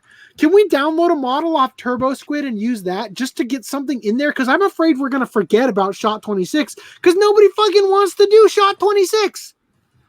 And then the week that it's due comes, and you are still polishing shots 25 and 29, and nobody has touched shot 26. And you're like, fuck, you right there. Stop working on shot 29. It was done 2 weeks ago. Get on shot 26 right now and get me something by the afternoon. That's what happens in studios. Now, how many lives does Cats have? On Friday, the movie's opening day, Universal notified thousands of theaters they will be receiving an updated version of Tom Hooper's troubled film with some, quote, improved visual effects, according to a copy of the memo obtained by The Hollywood Reporter. Now, based on what Jesse Goldsberry was saying, it sounds to me almost like what they accidentally did was send them a version without any of the clean plates loaded in to erase the actors behind the CGI. But that seems impossible for that to happen so often that it would be consistent like that. Like if something gets lost, like I talk about, there's a scene in Lord of the Rings where I saw it. I don't know if they fixed it for the Blu-rays, but on TV, I was watching it on TV way after it had come out on DVD. And there's a scene where Merry and Pippin are riding Treebeard, and I think Merry's hand just goes straight through Treebeard's face. It clips straight through it because the mask that they had got keyed at a weird place, and it moves away and then jumps right back. And you see the hand go straight through his face. That's in the fucking movie. Okay? So stuff like that happens, and you'll notice it, when you watch a movie a couple times, but I don't know how they could have not loaded the clean plates in every scene, because it just doesn't make any sense. They should be stored with all the other files in the same place. They really shouldn't have a pipeline where that specific thing is somewhere else. You know what I mean? So, But that's what it seems like happened based on the way Jesse explained it, So anyway, the move is unheard of for a finished movie, for a finished title already in release. According to the cinema operators and Hollywood studio executives, insiders say it is being done at Hooper's request. Cats, which has been savaged by critics, is in need of any help it can get at the box office after opening to a $2.6 million on Friday and receiving a C+ cinema score from moviegoers.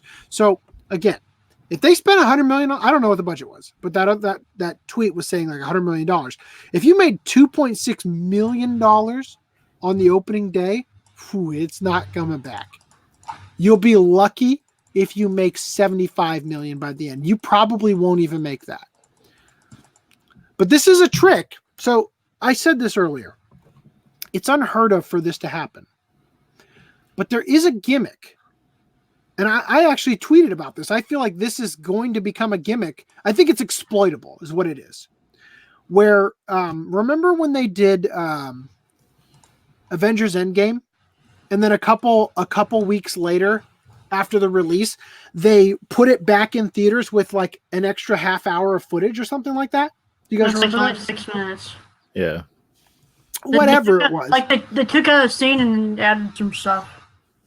Yeah, so they put it back in theaters with more stuff so that people will go see the fucking movie again.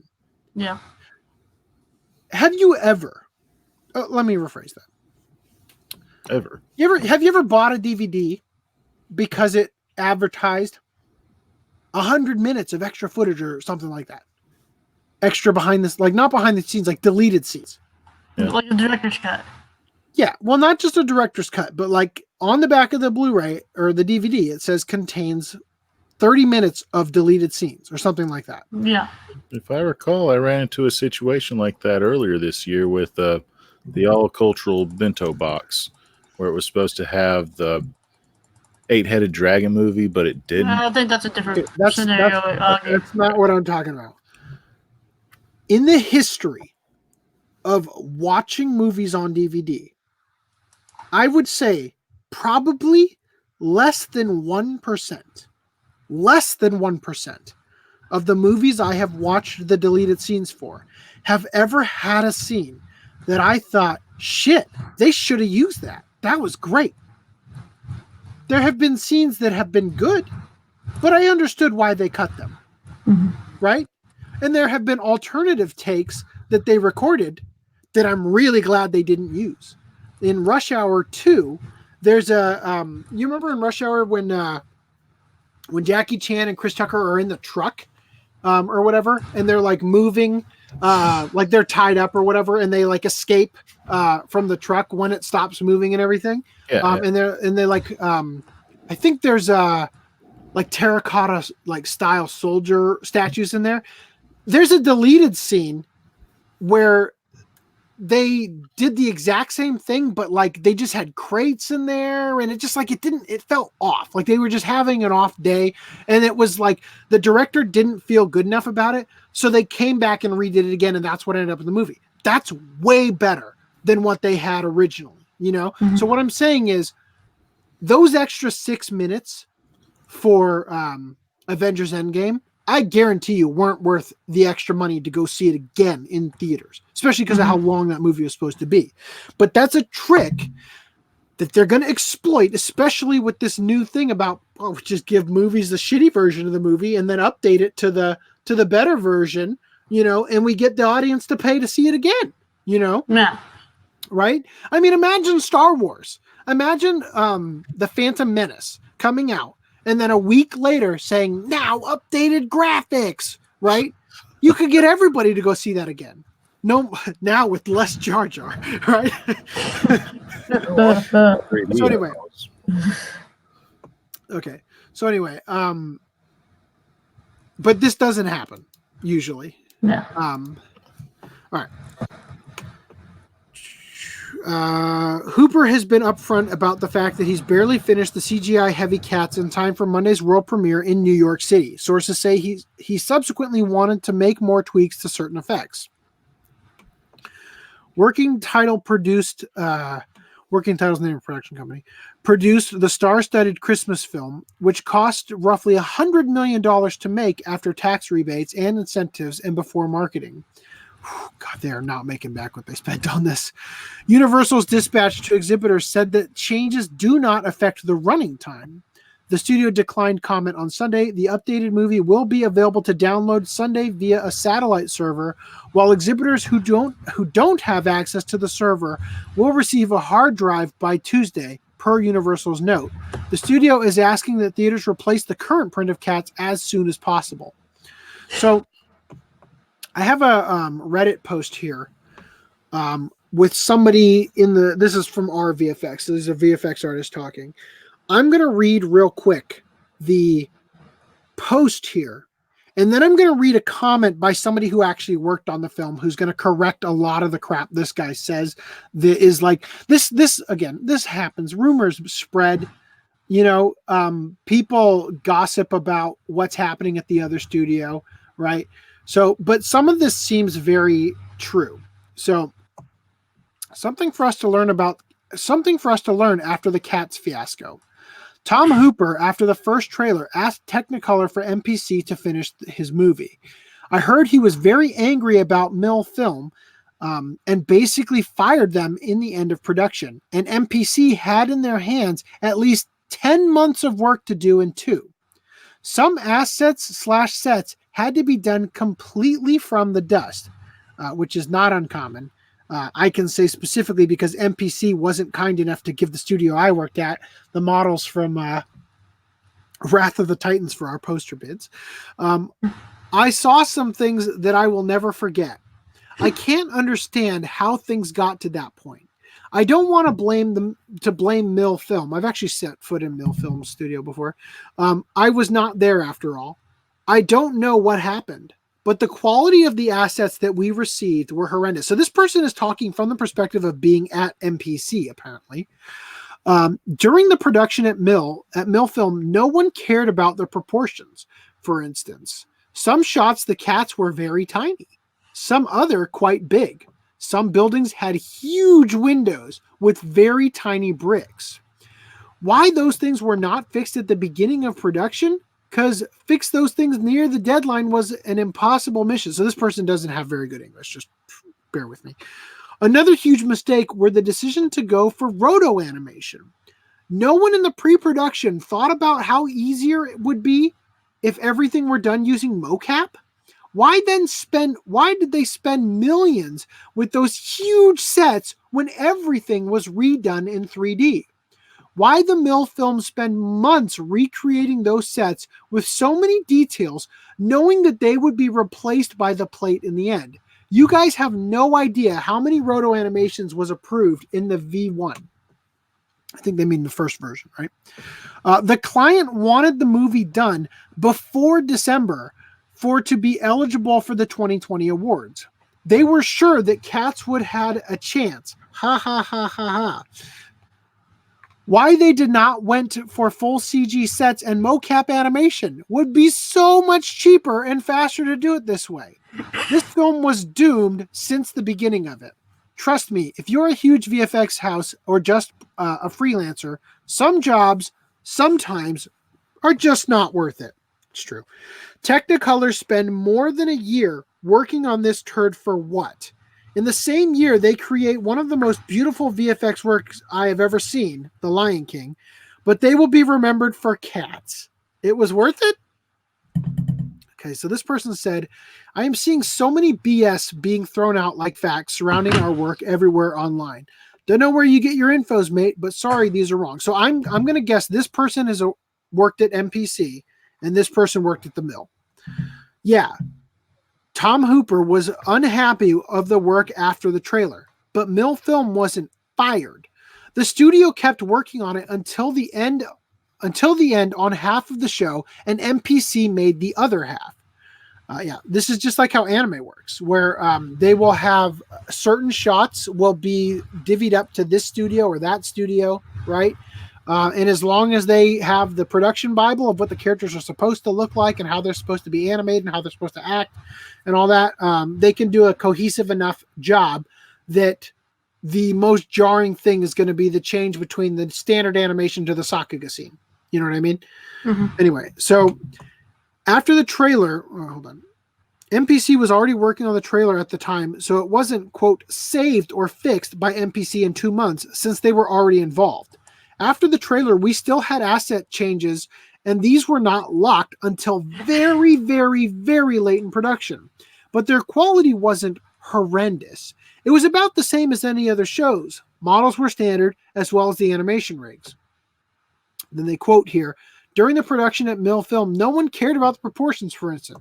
Everyone knew about the size issue, but you just can't argue against the director/client vision. CG was almost entirely made between July and November 2019.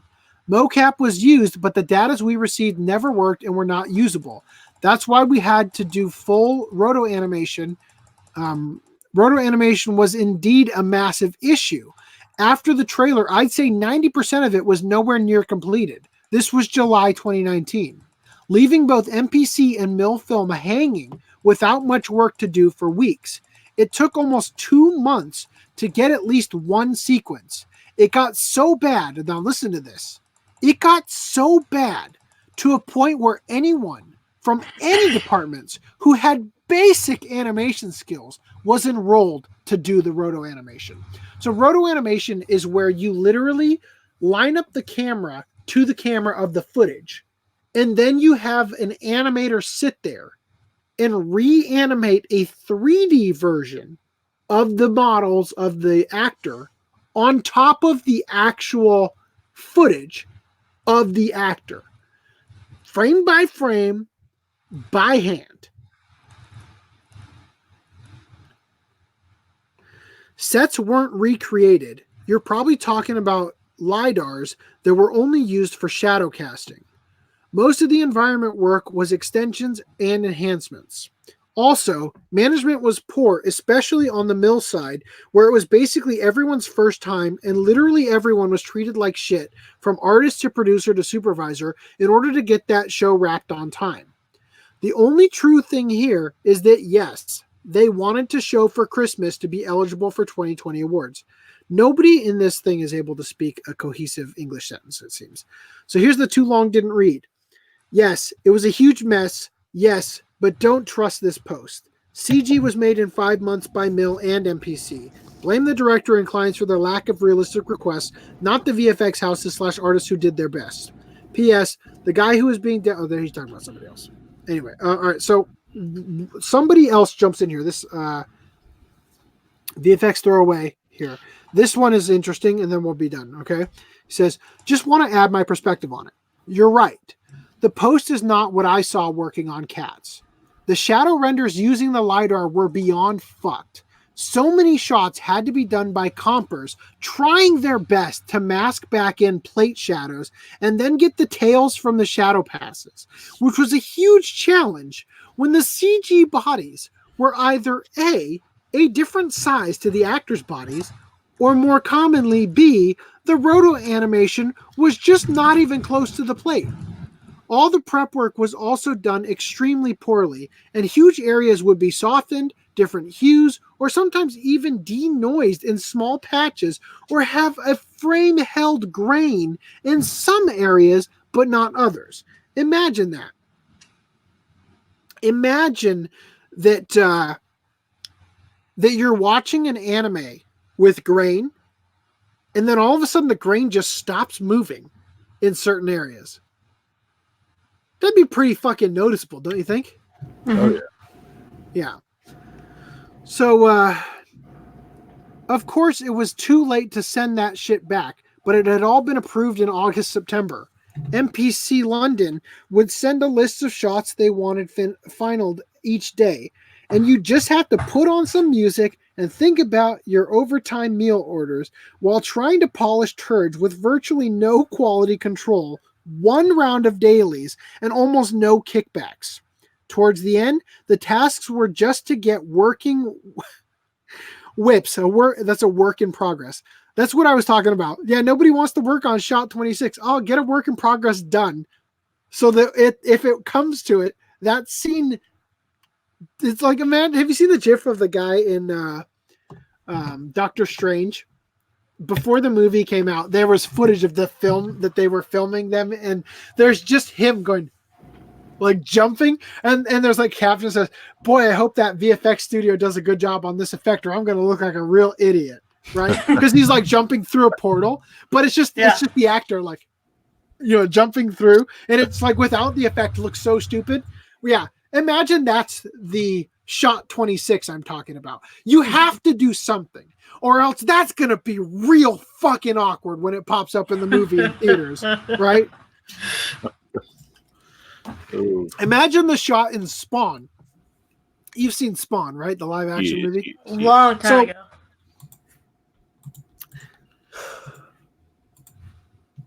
There's a scene in Spawn at the very end of the movie where Spawn is looking this way, and he's the guy who gets the device put into his heart so that if his heart stops beating, it like sets off a bomb or whatever, right? It's like an insurance policy to like set off nukes or something.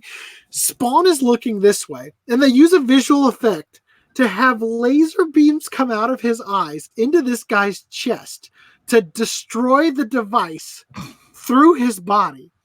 And Spawn is looking this way because that's not how the movie was planned.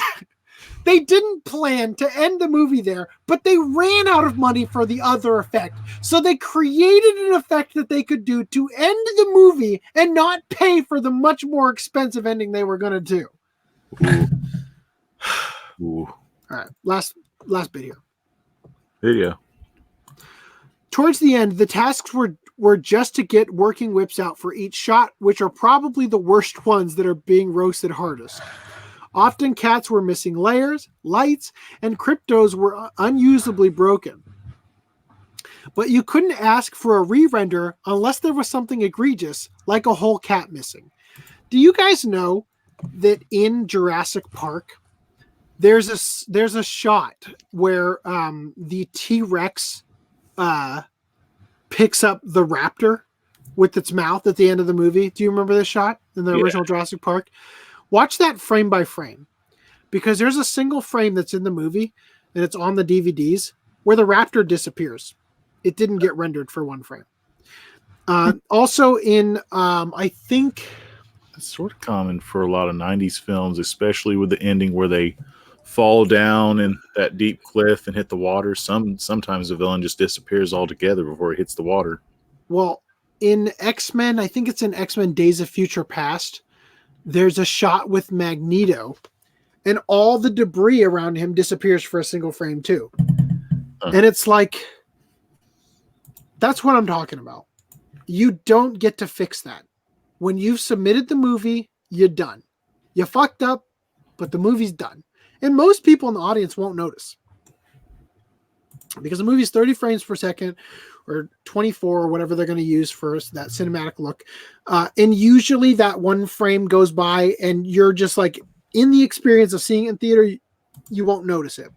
You'll notice it frame by frame. You'll definitely notice it's unmistakable when you're watching it frame by frame, but you won't notice it in the theater the first time you watch it if you don't have the eye for it.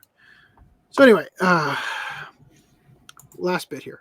Often cats were missing. We just talked about. Okay, the show was one uphill battle for every artist, and Soup involved. SUP is Soup for supervisor, with a client that could only identify what they don't like and not offer any clues as to how to get what they did like. We did all that we could. So anyway, that's it for the talk about cats. I know that it's probably not what we normally discuss on here, but I thought it was worth explaining why CG is so fucking bad and why I left this industry. Because this kind of thing happens so often. And I'm telling you, the reason, if MPC did go bankrupt in their Vancouver studio, it's because of this kind of shit. It's because all it takes is one fucking movie to destroy an entire production company. Just like Tier Studio. It takes one to completely obliterate you. Now, if I was in this business, like if I had a way to do this, I would create an insurance company designed to help anime studios and whatnot that fail. So that basically, when your thing is a success, when you make an Evangelion, I get 10% of that cut. But when you fail catastrophically, you keep the lights on and you pay off your debtors because you've got the insurance.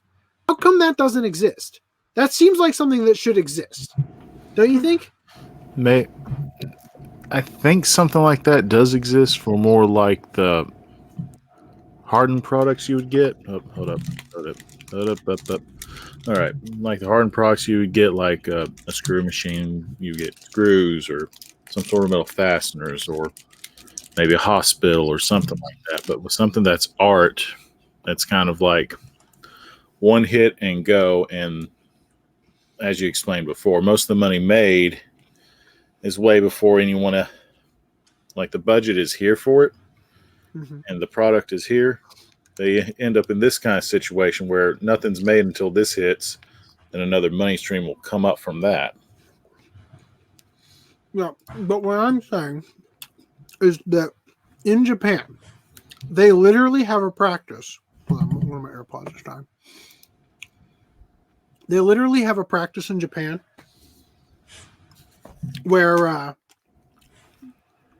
businesses do this thing where whoever's the top position at the business takes out a life insurance policy on themselves. And then when the business starts doing poorly, they literally commit suicide to collect on the life insurance to keep the business going. And then the next guy goes into that position and takes another life insurance policy on himself. Dang. They literally have that in Japan. That's awful. So, with that said, you'd think that somebody would diversify enough to have all these fucking studios to be able to help in these situations by getting all of them to pay into this pool for this insurance. And you imagine how much fucking money you could make at this insurance company, because only one show has to be a hit. And then you get a staggering change in percentage based on how much a hit is. If a show flops, but they come out on top, you make 1%. If it's Evangelion huge, you make 10, 15, 20%, right? But if the show doesn't pass over, you pay out enough to cover the cost of the production. Because what that'll do is it'll allow companies to take risks on shows that otherwise would not have get made. And they could do some passion projects just because it's not going to sting them. You know what I mean? Yeah, but then we stagnate the pool of crap. Not necessarily. You just get a diversity. You get a different, like we would see a different sort of boom. It eventually would probably settle back down to, we need to figure out what works and really hammer on that. Or each company, all they need is one show that's long running because it's successful. All they need is an Attack on Titan, which is about to end. They need a One Piece. They need a Dragon Ball. They need something that can keep going, right? Because that's a moneymaker. Pokemon, something like that, is a moneymaker time after time after time. And then that pays the insurance for everything else. Anyway, that's just an idea. Okay, so I need to talk to the chat, all 8 of you. I need you to vote on something here. Streaming news. Yesterday, I proposed an idea to the other hosts that perhaps when we are discussing digital manga, which is to say anime, or rather manga that you buy, that perhaps, like manga that you buy that isn't a physical book, that perhaps that should be discussed in streaming news with the anime that you stream or buy in a non-physical media format. And instead of a yes or no answer, I got jerked around all fucking day until 10 fucking hours after I asked the question. Augie makes the stupidest take about fucking e-readers for his argument. There is no way you guys weren't trolling. So I want to know, Yeah. chat, do you think, Rhys, come on. Do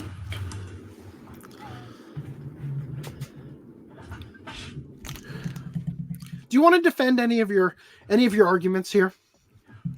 Anybody? You asked us yes or no. You got 3 no's. We gave an answer. No. Like it. No, I didn't get 3 no's. This is what I got. This is what I freaking got. No. This is not what you said. You did say no, but you said, and I quote, you said, no, Brad. E-readers are more like consoles, but for reading. Just leave it in the manga section. Are you kidding me? Are you fucking kidding me? That's the argument you're going to use. You're telling me that if I choose not to buy the physical form of the manga and I instead purchase the digital form, that my options for reading said digital form is a smartphone, a tablet, a computer, or an e-reader like a Kindle, which you have accurately described as being like a console. Yet this is an argument against putting digital manga articles in the streaming news. You know, streaming? Where you watch anime on a smartphone, a tablet, a computer, or a motherfucking console? Really? That's the argument you're going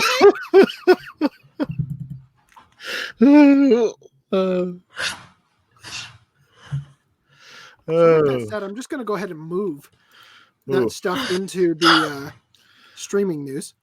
So, once again, you asked a question, you said yes, and the other. This is why you guys don't steer the ship. Yeah. All right, I'm moving this news. The chill bro doesn't make sense. I'm the one that's chill right now. And should have had a warning up there. Viewer discretion advised, you're about to witness a fucking murder. That's if we were close, AC. You got murdered by your own goddamn words. You shut up. Murdered with laughter. So what? So continuing the article, are we going to cover the article or what exactly? Yes, I'm just updating. I'm a little lost. I feel like you might be too angry to cover it now. I have to excuse me while I fill out a goddamn captcha again. Stop being so picture. I never get the picture thing. Why do I never get the picture thing? Because you're not a robot. I just get the checkbox. Are you a robot? Because you're not a Russian bot, apparently. Huh, that's cool. All right. Oh, not that one. Come on. All right, let's get this going. Streaming news.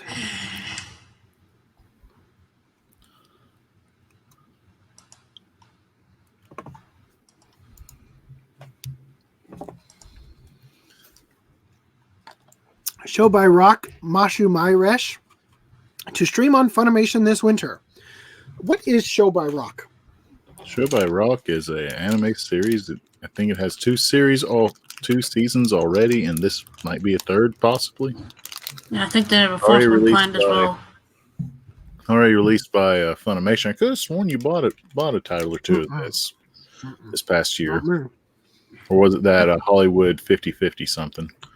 That was, yeah, what was that called? Hollywood? Because you already imagine. Shown in Hollywood, yeah. Yeah. I think it's just a pop idol group that does rock. Yeah, something I'm like not sure that. if it's high school related or if it's a group related. It's on Funimation. Okay. Also, Shaman King creator profiled in new English subtitle documentary. Ooh. So this is kind of cool. If you just like put it on and just kind of zone out, you get to see him draw on his tablet. And he's really good at utilizing the pressure sensor on his tablet to get what looks like hand-drawn stuff on the tablet. If you do check this out, it's a YouTube video with a bunch of different subtitle options. In order to see any of them, you have to turn them on by hitting the little thing here Closed caption. and going subtitle, closed captions, right? Yeah. So they won't normally be on, just so you know. All right, Augie, take it away. All right. So the guys from Rift Tracks have finally riffed Attack of the Super Monsters. If you remember a year ago, me and Brad owned this series. Did you ever get the German version of it? Yeah. Is that a sugar daddy? It's a Butterfinger. Oh, okay. Yes. With all that old Ultraman Taro goodness that isn't even in the movie at all. So the guys from Rift Tracks riffed this movie. You want to play the audio from it? I have to do something so we can hear it. Hold on. Okay.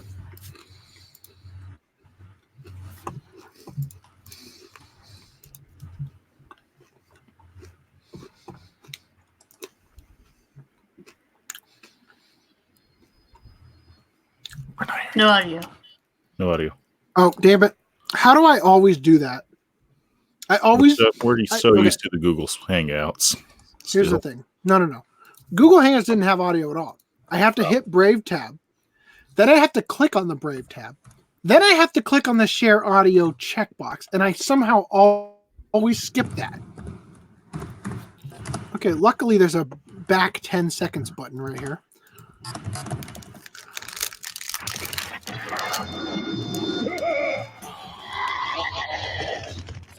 What was I doing?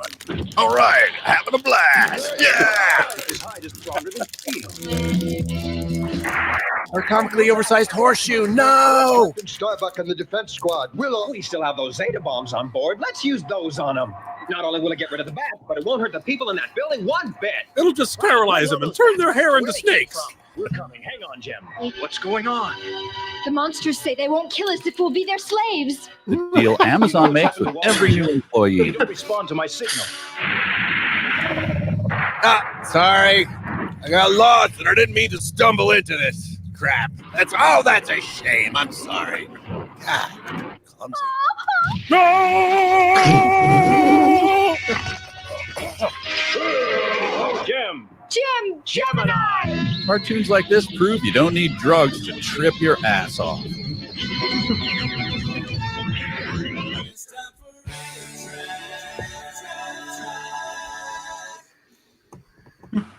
Gemini power is the only thing that can get us out of this situation. Let's get ready. No, Jim. Stop eavesdropping, you old must perv. resolve any emotional conflicts between you before attempting bionic transfer. It's much too dangerous otherwise. Huh, something to think about. Jim, look, it's Michael. Oh. All right. So if you scroll below, there's a brief more description about the project, and as you see when you scroll back up above, it's available for digital through their library for $10. So Rift Tracks has to only do things that are public domain then, right? Yes. That's still kind of, to me, that feels like a little left to question, but well, Japan supposedly doesn't have public domain, so I don't know. But that doesn't mean they haven't sold their rights to something that later sort of became public domain. I don't know. Oh, yeah. I don't know. Anyway. Something different. Oh, yeah. That's right. I have to start sharing it again because that stupid tab is gone. The one that was... the one that I had... It's the thing about doing the audio. So as soon as I closed that tab, the screen share ended. Kodansha Comics releases new Cardcaptor Sakura clear card manga chapter before the chapter releases in Japan, which to me is weird because Kodansha Comics is in Japan. Why'd you skip all the way down to the manga section? Yeah. Dear God. You're on this. No, I'm going to finish this podcast by myself. So, I didn't refresh the page over here. I was like, wait, where are we? Okay. Also, My Anime List launches My Anime List free manga reader service. Okay. Well, at least you covered that. Fair enough. Fair enough. It is time for me to make a motherfucking tip video about my anime list, so that people stop commenting every fucking week on my previous tip video about Anime Planet, saying, how do I read the manga? I didn't know that was still going on. Every goddamn week, dude. Every goddamn week. Here's the thing, though. They only have these titles. So if you want to watch Osama Game or King's Game, you can do that. Oh, Baki the Grappler. I wonder if they've got it all the way to the point where George Bush shows up. Anyway, theater release news. And I'll pull up a couple of these. Okay. Here we go.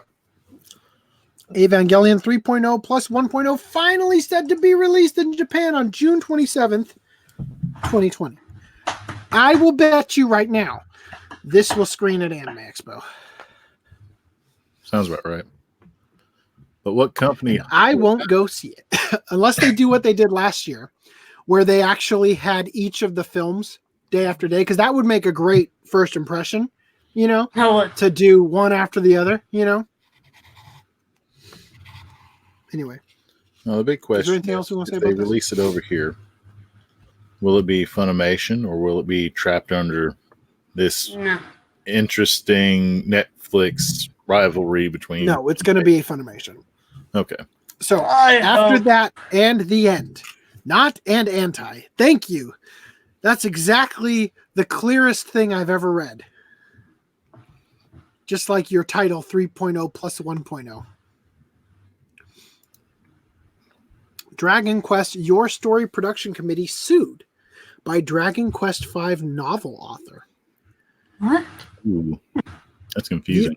The author of the novel adaptation of Dragon Quest V Hand of the Heavenly Bridge has pursued legal action against the production committee for Dragon Quest Your Story, which again, obviously, is the CGI one right here from the same company that did Lupin the First. The production company for Dragon Quest Your Story, which is also based on the same video game, which I don't know if that's Dragon Quest V or Dragon Quest in general. 4Gamer and Otakomu report via Anime News Network that Saori Kumi had filed a civil lawsuit on August 2nd when the film premiered in Japan, which has now escalated to a criminal complaint on December 5th. So it was filed when the film premiered in Japan on August 2nd. Keep that in mind. Saori claims the production committee, along with other related companies and individuals such as Toho and Square Enix, had used her work without her permission, along with allegations of, quote, fraud or misrepresentation or business misappropriation, quote, violation of the unfair competition prevention law, and, quote, violation of the copyright law. Anime News Network cites fraud and breach of trust, but also embezzlement. The specific pieces of work allegedly used were characters from the novel. This includes protagonist Luca, which the romanization for that is not official, as in it could be Luca with a K, could be Ruka with a K, who knows, sharing the name of the protagonist in the film. And it should be noted that the protagonist in the video game is officially called Hero, as players can enter any name they wish. Another character Saori claims was used without permission, and forgive me for trying to pronounce this, Lucarum El Kel Granbania. Curiously, it seems as though Saori did not see the film when it was in cinemas, as the film has not yet become available on other formats, such as DVD and streaming services. Saori has been reportedly using the film's novelization, published by Mirai Miyamoto, in her case. She has used how many times the characters' names were used in the novel as the basis they would assumedly be used more in the film. She also, first of all, no. The manga's or the novel's probably going to say the character names way more often. Damn it, my other AirPod just died. Hold on. Come on. Reconnect. You can do it. Okay, is it reconnected? Okay, I guess it is. Okay, it's already at 100%. Sweet. Okay. She also cites that some promotional material allegedly stated, quote, the protagonist's name is the novel version's Luca. Saori also claims at least 4 people she knew, and some fans thought the film was an adaptation of her novel. The latter reporting the film to the authorities under the Act Against Unjustifiable Premiums and Misleading Representations law. Saori also believes this was intentional to draw sales rather than any form of misunderstanding. They said, we'll keep you posted with more. Now, I got to say, when you're commissioned by a company to write a novel based on one of their IPs, I'm pretty sure they own all the characters that you come up with. Yeah. Depends on how the contract's written. So apparently Japan is a little different because people aren't treating this like it's completely insane. I mean, if I was this woman, I assume Saori's a woman. Maybe I don't remember if they used her pronouns in there. Yeah, they did, without her permission. So if I was this woman, I'd be thrilled that this is happening. Not because I'm going to sue the pants off of them, but because the sales of my novel are probably going to go up. I mean, come on. So anyway, you guys have anything else you want to say about this? I feel like there's a lot of stuff behind the scenes that we're not getting to lead up to this, but well, I'm bringing it up now. Hopefully, there's more to know later. Yeah. Fire Force Season 2 will blaze bright in summer 2020. And first impressions video forthcoming. Rap Battle Project Kododama Shoujo announces anime adaptation. Okay. This is one of the funniest concepts that I have seen in anime in a very long time. So first of all, let me just paint this scene for you. Rap. You know, that thing that was popularized in the East and West Coast of the United States in gang territories. That thing, right? Japanese schoolgirls. Rap battles. Also, allow me to point out the fucking gang signs they make at the end of this thing. I mean, is this not fucking hilarious to anybody else? No. I can't wait to see this. This looks so fucking hilarious. Look at the fucking title is like written as this big, like, you know, tag, like a gang sign tag. Like, apparently a Zombieland Saga has zombie idols rapping. Yeah, I pre-ordered that. I should read this actually. Right, so watch out, Hypnosis Mike and Paradox Live. High school girls are joining the brawl. Kododama Shoujo was announced this past summer, a new project by Avex featuring high school girls taking part in rap battles. You know, the whole plot of the show is that. This week, it was announced that the project's previously teased anime adaptation will be coming as early as next month. The project stars were chosen via open audition this past summer. I shit you not. They put out an open audition for young girls who could do rap to be in this anime because the general voice actor in Japan doesn't have that skill underneath their belt. That's funny. So the project stars were chosen via open audition this past. I mean, it could have been an open audition for voice actors too. I don't know. And will also be appearing on CDs released by Avex, as well as in web radio programs and videos released on Showroom, a streaming service dedicated primarily to voice actors and idols. Our heroines are the bottom of the class at Saint Hierarchy Academy. The bottom of the hierarchy. A school dedicated to training up stars. Once they discover the world of rap battles, they begin their rise to the top as 4-girl unit microphone soul spinners. Okay. I mean this. Yeah. I mean this without a shred of irony. There is going to be a controversy surrounding this because I promise you the N-word is going to get dropped in this show, and Funimation is going to need to decide whether or not to change the dub. And there will be controversy over what they change it to, the fact that they changed it, and the fact that the original dub is going to have the N-word in it. I promise you it can't not. I thought you were going to go another route, like the voice actress will be caught with some sort of drug rig or something. Oh, please. It's rap. Oh, yeah. That's what they sing about. Are you hearing the prejudice in Augie's voice?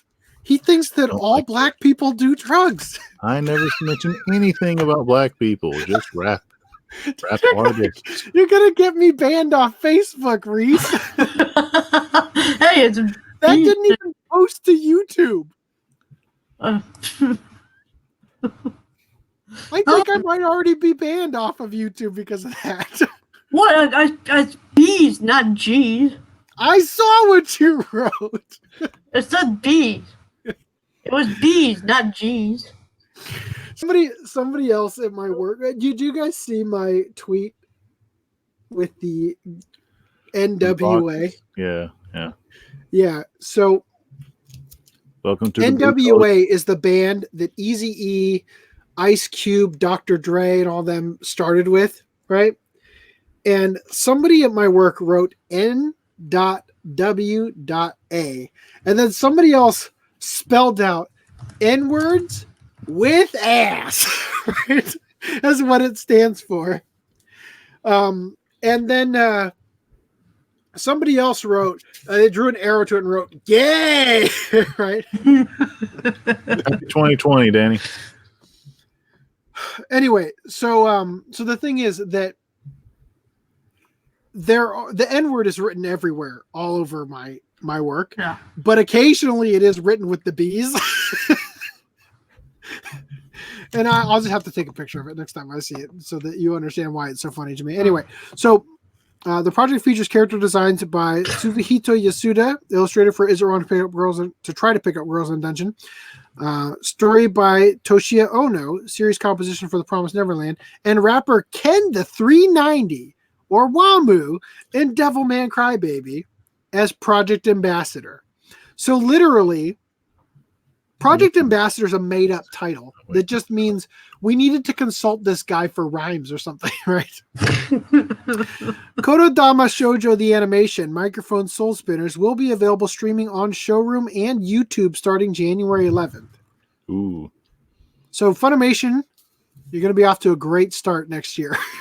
I legitimately don't know any of these controversies are going to happen, but I'm using podcast magic to make them happen. It'd be funny if Sentai got it and just left it sub only and then just bleeped out the N-word in the subs. That'd be worse. Don't they use the N-word in Beck? I wouldn't be surprised. In the sub? It's colorful language. I think it was an but it's a black guy. Samurai, wasn't it? It's a black guy who says it though in Beck. Yeah, I know, but didn't they do that in Afro Samurai? I don't know. I'm sure they did. I'm sure. I'm not saying. So a sequel to TV anime True Cooking Master Boy in the works. So okay. This looks like if I were to just type in, if I looked for the most generic protagonist character for anime, this is exactly what I'd imagine would come up. He just looks like another Tyson from Beyblade, but the show's pretty similar to Yakutake Japan, but he actually cooks different varieties of foods. It looks like a more Japanese themed version of Food Wars. Yeah. It's not really about food porn. It's you learn a lot watching this one. All right, so continuing. Okay. Moving right along. ARP members introduced their documentary anime, an ARP Backstage Pass latest promotional video. What is ARP? So I've got to say, I just want to say, first of all, let me just go ahead and risk the copyright strike by giving you the share audio option turned on. Okay. I want you to watch how crappy this is. はじめまして ARP です。実はこの度 Okay. So there are terrible CGI models, right? Not good at all. Well, I gotta say, after that intro, some of the animation is fucking great for what this is. And I legitimately want to see this because some of it looks like shit. その ISM って学校に入ればメジャーデビューその通り But it also just looks really, really gay because it's a boy band thing. But I'm just saying it looks really good in some parts, so I kind of want to check it out. Anyway, moving on here. Stand-up comedy anime Maisetsu. Oh, I'm sorry. Once again, I have stopped screen sharing. Stop. Okay. Stand-up comedy anime Maisetsu is ready to rock in new key visual. By the way, did we ever learn if Kiss played the X Japan song? We don't know, but that was yesterday for them, right? New Year's has already happened in Japan, right? Maybe. Anyway, so it's an anime based on stand-up comedy, and it'll be interesting to see how it plays out. This is new. I don't know anything about this. I just saw it and had Rhys share it. Code Geass, Helmer, Goro Taniguchi, and Promare writer Kazuki Nakashima make Back Arrow TV anime. Oof. I don't know if I trust Promare writers about back arrows. Did any of you see Promare? No, none of you saw Promare. No, I didn't. Okay. Kept airing when I was working a second job. So yeah, I don't know. We'll see how this goes. I shaved, then I brought home a high school girl. Gets an anime adaptation. So, as saucy as this sounds, the series kicks off when 26-year-old salaryman Yoshida, fresh off being rejected by his crush of 5 years, meets up with high school runaway Sayu. Her request, I'll let you do it with me, so let me stay with you. His response, don't even joke about something like that. So, as people point out in the comments here, people who think this series will have a lewd premise based on the title have lewd outlooks on life. The premise is literally what the title says. The main character shaves and brings a high school girl home. Nothing more, nothing less.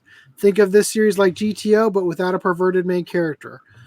Also, and I think this is like a Crunchyroll, like free month or whatever. I don't know why they just put that in there, but yeah. So anyway, moving on. It'll either be either try to go for enticing or fun, if that's the case. But I don't know.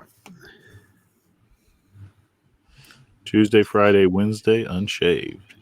That face one unshaved. Oh, okay. All right. Enough with this. Okay. So, real quick, I just want to kind of establish, in case it hasn't been clear at this point. First of all, let me go ahead and I don't work tomorrow. So let me turn off the. Was that right beside you or is it Zipang? What? Was that right beside you or Zipang? It looks very colorful. Zoids? That's okay. Hold on. So the Chaotic Wars. Turn off. Oh, everything was yellow. Okay. So in Chaotic Century. Yeah. Okay. So in case it's not abundantly clear, we share articles from Sankaku Complex, Sora News 24, Niche Gamer, Nishibon, which is just part of Niche Gamer, Crunchyroll, Anime News Network, Anime Herald, wherever we get it. I mean, we had the Hollywood Reporter tonight, right? Rift Tracks, right? Yep. We'll share stuff for wherever gets the conversation started. Okay? Just so that it's abundantly clear. And I'm bringing this up because of the Resident Evil stuff from last podcast. Just because we share an article doesn't mean that we agree with the premise the article takes, doesn't mean that we agree with the headline the article uses. Okay? It doesn't mean we don't agree with it, but just understand that not every time we share something means that we're sharing it because we think that it's a great read and every point they make is valid, of course. So let me address this. Have you guys watched Stars Align? Nope.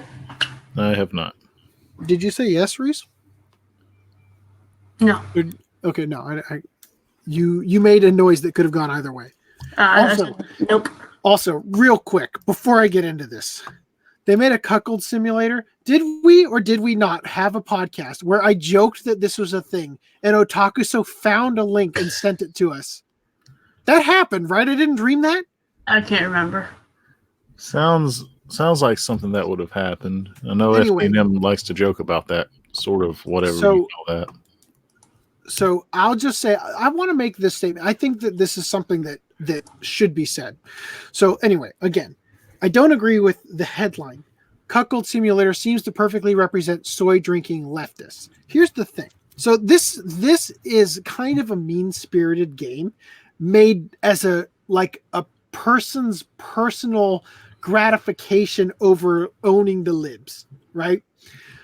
So it is somewhat funny because the guys literally got a can of soy drink in his hand throughout the whole thing, right? And you're literally just watching what is presumably your spouse sleeping with somebody else. That's literally the whole game.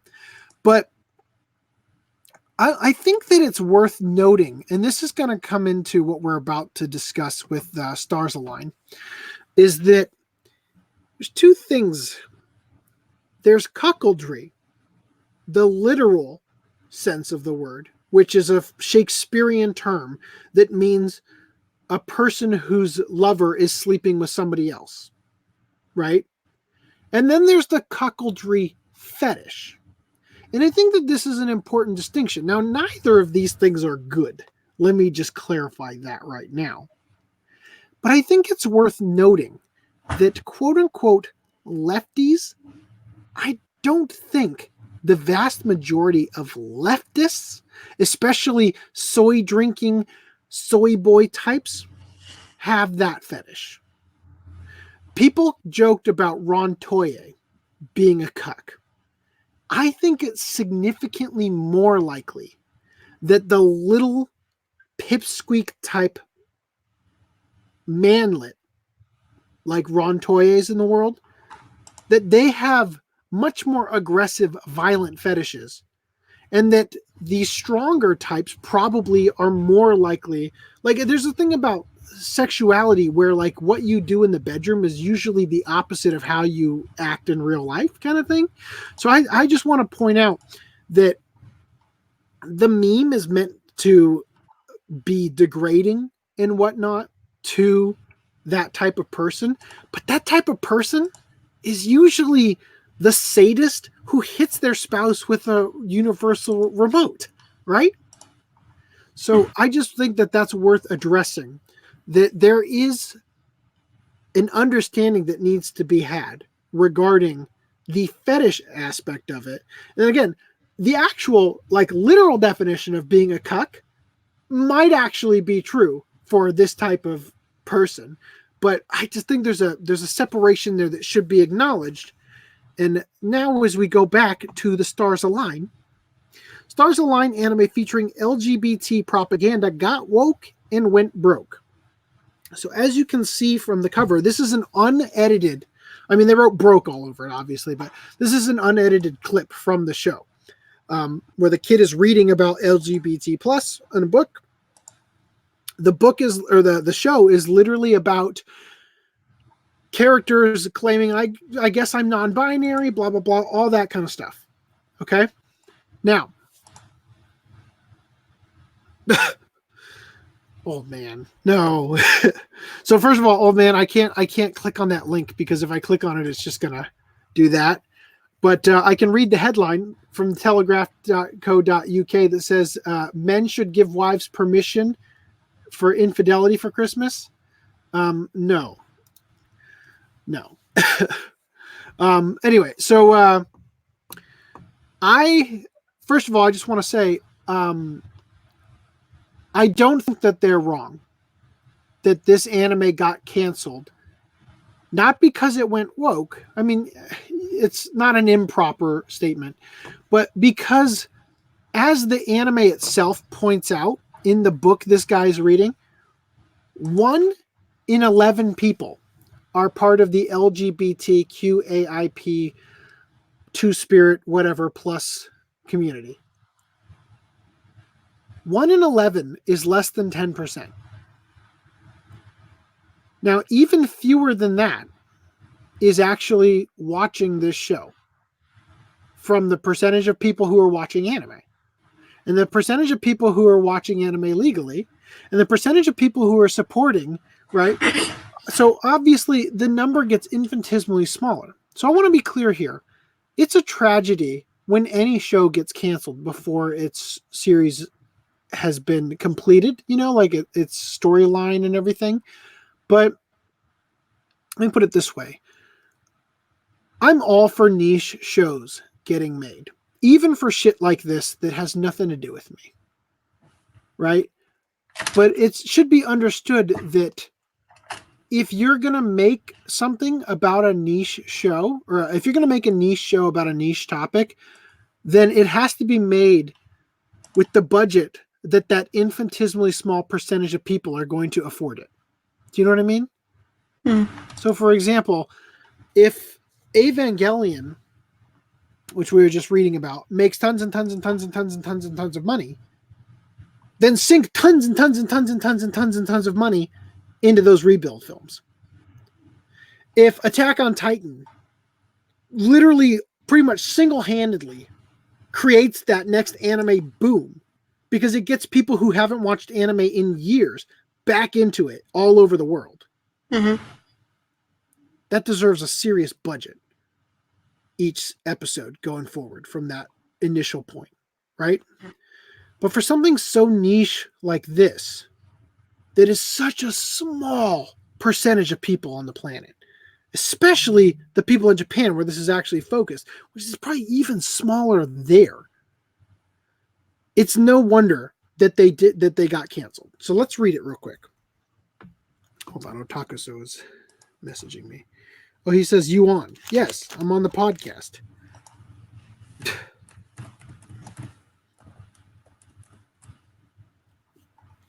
Okay.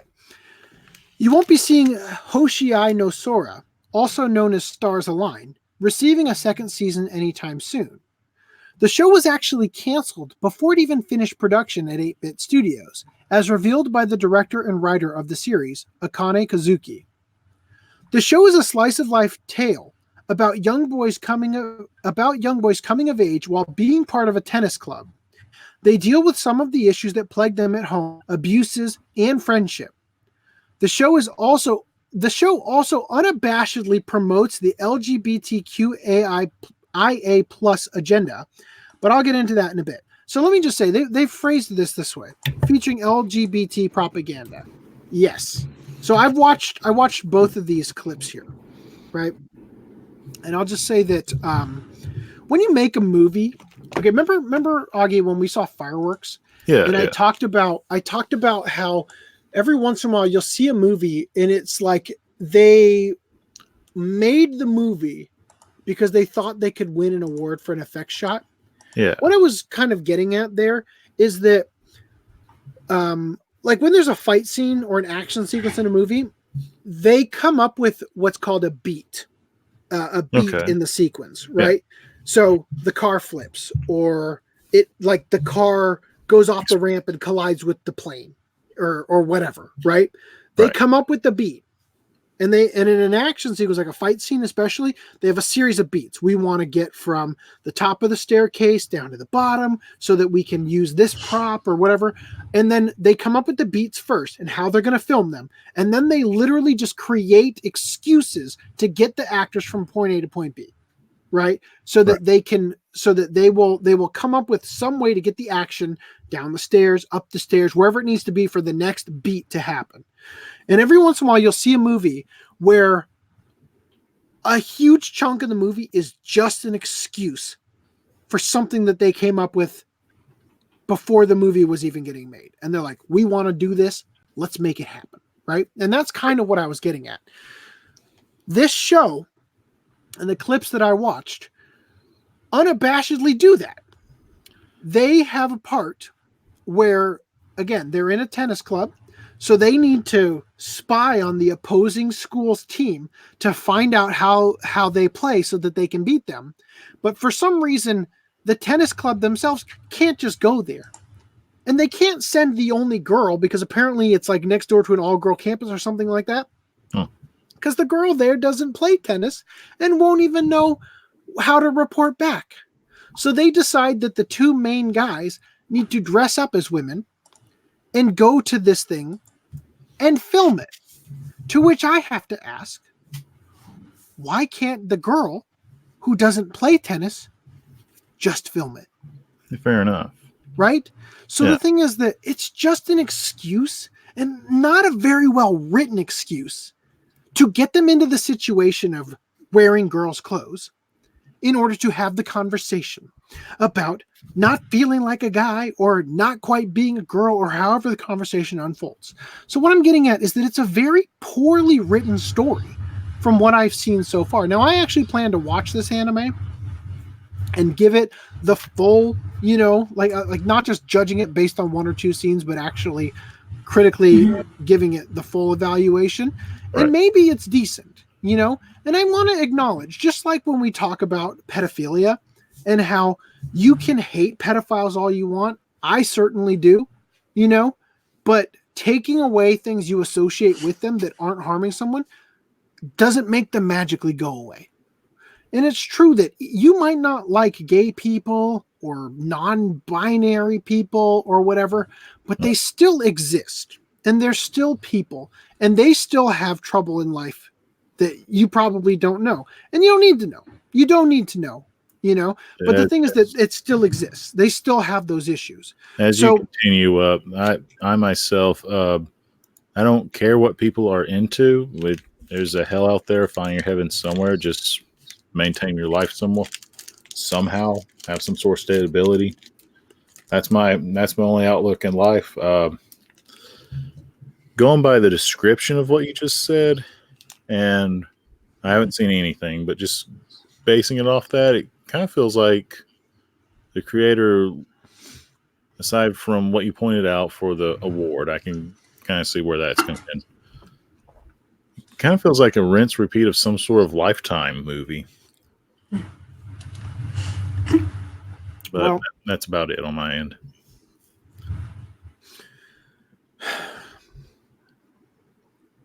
That and what? If you want to go further for the, I don't know what's significant about the LGBT. I don't know why it needs to have the initial to begin with, because I remember in the 80s OVAs, or some of the pornographic to comedic stuff, you would see people of different interests being filmed, written into a show. Yeah. And it was not a big deal. That's just how the person is. There's anyone else. I don't know why. What's General Blue? General Blue in Dragon Ball? Yeah. In the English version, he sees a young boy and goes, Timmy, or something like that. That it's a long lost brother or whatever. In the Japanese version, he goes, Watashi no type. That's my type. I'm into little boys. Right? Shit like that is all over anime. Right? It's all over anime. Now, it's played off comedically, and that's fine. It's supposed to be a joke, even in the Dragon Ball. But I'm just saying that for ages, this has been a thing. And the thing that's irritating about this, and this is also the thing that was irritating about my first impression for Promare, because I'll ruin it for you guys right now. There is a kiss between two guys in this movie. And it's not a kiss. It's literally something that they establish in the movie as like a kiss of life. Like literally a character is going to die, and one character goes and like has to hold his breath to do the thing because it's gross. And yet fucking the queer community, and I got to be clear about this. I don't support LGBTQAIP plus whatever community. I do support certain individuals that I know in real life who might consider themselves a part of this community, okay? Or who fall under the classification of what this community is, this non-binary whatever, right?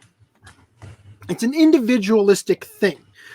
My whole policy, I don't support collectivism no matter what it's about, okay? But people went to the screenings for Premiere when it was in the encore screenings in America, and they yelled and screamed and yelled out like just ridiculous things about like big dick energy and just gay pride and weird shit during a movie that literally has nothing to do with it. Has nothing to do. And this is the thing, Dan got really bent out of shape when we saw this movie and we talked about it. I try to articulate, and I fail miserably, I think, in this review, that it doesn't fucking matter if the characters are going to be gay. It's that they're not gay, clearly, in this show. And it comes out of nowhere in the movie for obvious reasons of fan service. And then they go on to do this really bizarre thing right after it. Right after it, where they have like an explosion of some kind that turns into a heart. And you're like, really? Really now? Really? Right after this like thing that you did literally just to it's like it's an interpretation thing. Everybody with the brain is looking at this as, okay, I watched this uncomfortable scene between these two guys who are uncomfortable about it because they're trying to save each other's life. And I listened to the crowd squeal like schoolgirls reading a yaoi boys love manga. And then you're going to throw this heart in there as if there was some significance to it. And by the way, I went to the Kengan Ashura episodes like 6 and 7 screening that year too, before it was out on Netflix. And it just so happened to be in the same room as the Premiere live drawing panel. So we got in early because they weren't going to clear the room, and we got a seat for the Kengan Ashura premiere. And somebody comes up during this live drawing panel for the question and answer thing, and he says, and I quote, "I am a big fan of proper medical procedures depicted in movies, as well as hot guy-on-guy action. Will there be more of that in the future of Studio Trigger's work?" To which the guy at Studio Trigger says, and I quote, "There was nothing gay about that kiss." And then he goes on to say, whatever's in your head canon is fine, right? Now, fuck me for not having the camera rolling at that precise moment, because that would have been the perfect fucking way to illustrate the point. That you are going to, obviously headcanon is whatever. I mean, there's a pretty toxic fandom for every show out there. But the point is that the energy brought by the community that supports the show like we're talking about here, Stars Align, ruins the experience for everyone else. In fact, let me just pull it up here. Actually, do I have it on? And also, I do have it. And basically also damn you for having a different opinion than theirs. Well, it's the, okay, here we got it right here. The Western Premiere Redux cheer screenings despised. So these are people, Twitter, for the hashtag when it was coming out and everything, saying, first time I watched Premiere, I had a group of 8 yelling behind me about horny energy and screaming their heads off every time characters made an entrance. This person says, damn, did we go to the same viewing? There's videos of this happening. The audience was insufferable. We had to leave the show early. Really wish I could have enjoyed this. Advice, please do not clap, giggle, spoil, and yell at your favorite characters whenever they're on screen. Be respectful of the movie and the people around you. This is the picture of them seeing Premiere Redux, right?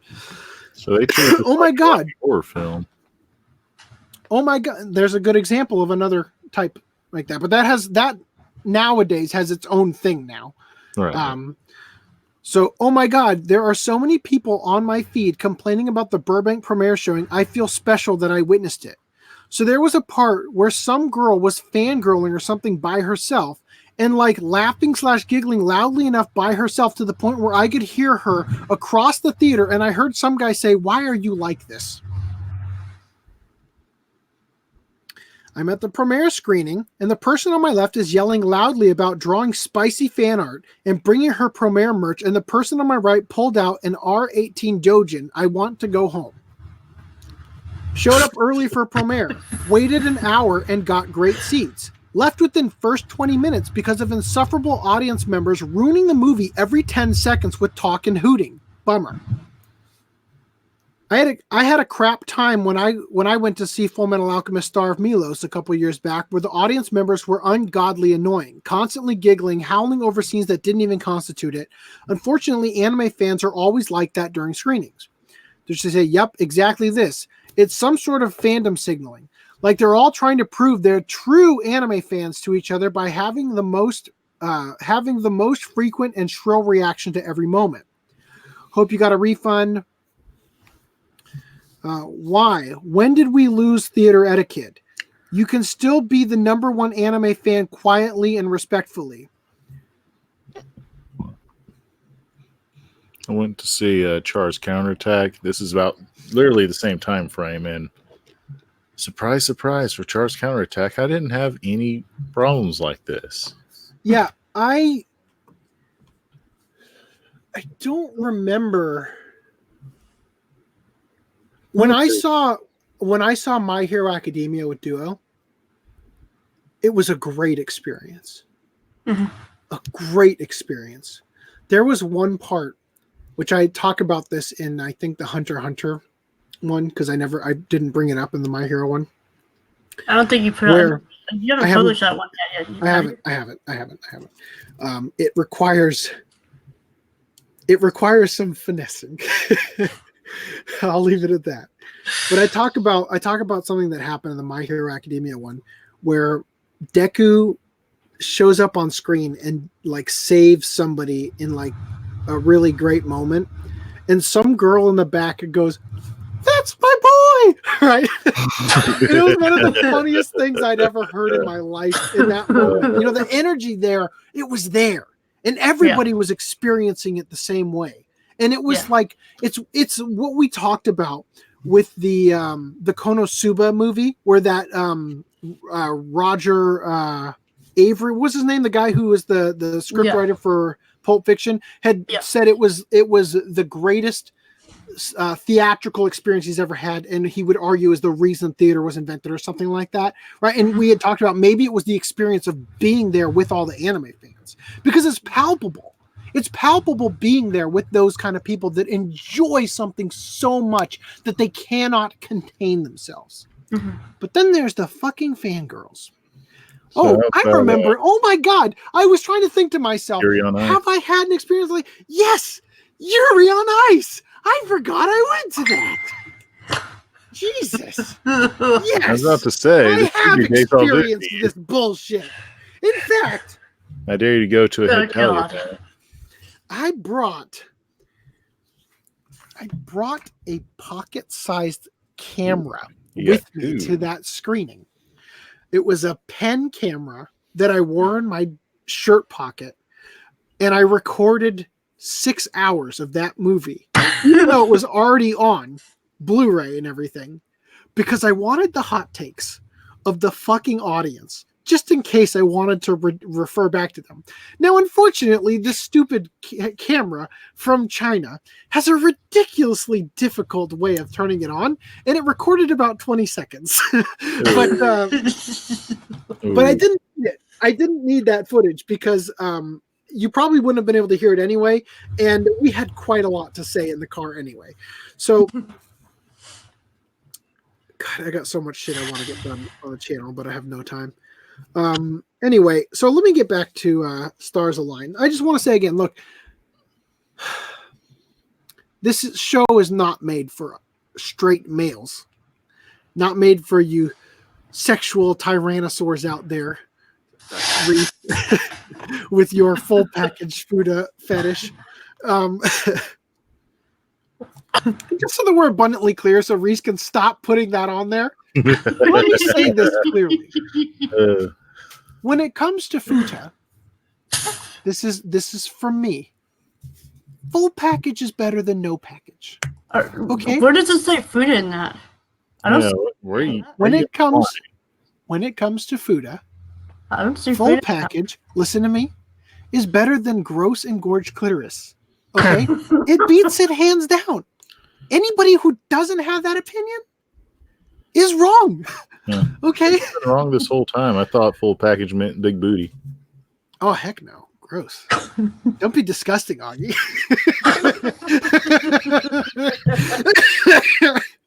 All right. So anyway, all right. The scene and the clip above are edited together, but one of the clips comes from a 9-minute segment where the two boys, Maki and Yu, talk about gender identity. Yu explains that one of the people raising him was a female to male transgender. The show attempts to normalize mental illness and make it seem as if it's okay. You can view the full clip courtesy of this YouTube channel. So let me just acknowledge this. I talked about this on a stream I did with Hirohei the first time. Now Hirohei has removed that video, and I don't blame him at all, because this was around the time where this was before we lost Hangouts. But when he did the stream, it was Duo and I both on the stream, and he used Google Hangouts instead of Hangouts on air and hooked it in through OBS. So what ended up happening is that when you do Hangouts on air, the video that is streamed to the audience jumps back and forth between who's talking. But when you do Google Hangouts and you just put the window of what you're looking at in Hangouts, not Hangouts on air, it never cuts to you. It only cuts to the other two people who are talking out of the three, because you don't need to look at yourself. That's not what Hangouts is for, right? So Hirohei has a window, and the audience is constantly bitching about the fact that you don't see him, and he's trying to click on it, and like, it's just weird, right? So I don't blame him for taking it down, because branding wise, it's just not a good video. Like, I could edit it into a video that would be watchable if I wanted to, because I downloaded it and I have it available. But anyway, the point is, when I was on this stream with Hirohei, I tackled this issue about the non-binary stuff. And this is what I think is going on in the world. People, like, we make fun of hipsters, right? But truly, and this is why I started Stealth Weeb, being a hipster on some level is something that everybody wants, because it's part of your identity. It's part of having something that you can look at and say, this is uniquely me. Nobody else in my immediate area has this, right? Because people want to be unique. They can have other people who are like them, but when you go to a party, you're the only one who has this thing about you, right? So I watched this happen in the political sphere before it happened in the social sphere. And this is what I described. We had Republican and Democrat, and it was no longer cool to be one of these things because they both fucking suck. So they splintered off. into smaller and smaller subcategories. We had liberals became progressive, and then they became socialist or communist. And then they get even smaller into anarcho-communism, which doesn't even make a lot of sense, but also kind of makes perfect sense because it's the only form of communism that will probably actually work. But you'd have to kill like 99% of the rest of the population for it to work. Anyway, on the other end of the spectrum, you had Republicans and conservatives splinter off into the Tea Party. And that splintered off further into libertarianism. And that splinters off even further into anarcho-capitalism, right? And it just gets smaller and smaller and smaller into all these longer and longer named groups to be unique. Because for some reason, people need to label themselves. And I don't understand why. Because I've just gone completely the opposite direction for that. I'm in for the me, same boat as you. It's not about, oh yeah. Like, so let me put it this way. So in this show, they ask these questions like, is it really so important to be a man or a woman? Or something like that. And it's like, your identity, the answer to who are you, shouldn't be your Twitter bio. I'm a father and a bowler and a non-binary blah, blah, blah. That shouldn't be your answer to who you are. The answer to who you are is I'm me, bitch. Get to know me. Because if somebody actually wants to take the time to know who you are, they'll do it. And you shouldn't have to make up a version of yourself for attention. And that's literally what's going on with this non-binary stuff. And that's why it's so dangerous. Because literally, this is the thing. I said this on Hero Hey Stream. These people are starving for an identity because they don't have one. Everybody is the same. Everybody thinks the same. All the other thought is outcast. You're not allowed to think that way. So in order to be special, you have to be a sexual freak in some way. And the thing is that it just keeps splintering off into, like to the point where people's pronouns change every day to something else. On this day, I'm two-spirit. On this day, I'm asexual. On this day, I'm that. Because it's all about, first of all, none of these people are actually getting laid. That's the other thing, is that they're so damaged in their social sphere that they aren't capable of doing the dance, so to speak, that I described, the mating ritual of pair bonding. They're incapable of doing it. So they shield themselves by saying, well, the reason I don't have a girlfriend is because I'm non-binary. It's because this or that, right? And they keep using this as a form of their identity because making up an identity is easier than actually, being a person, being like somebody who becomes who they are, who develops their character through a life of consistency and actual hard work and not, giving up, right? So in this show, as I said, the show attempts to normalize mental illness and make it seem as if it's okay. You can view the full clip. I totally lost where I was going with this. As you get your mind set again, I'm so lost with the individuals that want to label everything. I'm so lost with it now. Yeah, they talk about this marketing, in that show. I don't get it. That's the thing. They talk about it in this show about how society wants to label everything. By and large, society doesn't give a shit. Right. We don't care about what you do in your bedroom. We'd rather not know. That's the thing. We don't want to know. You want to tell us.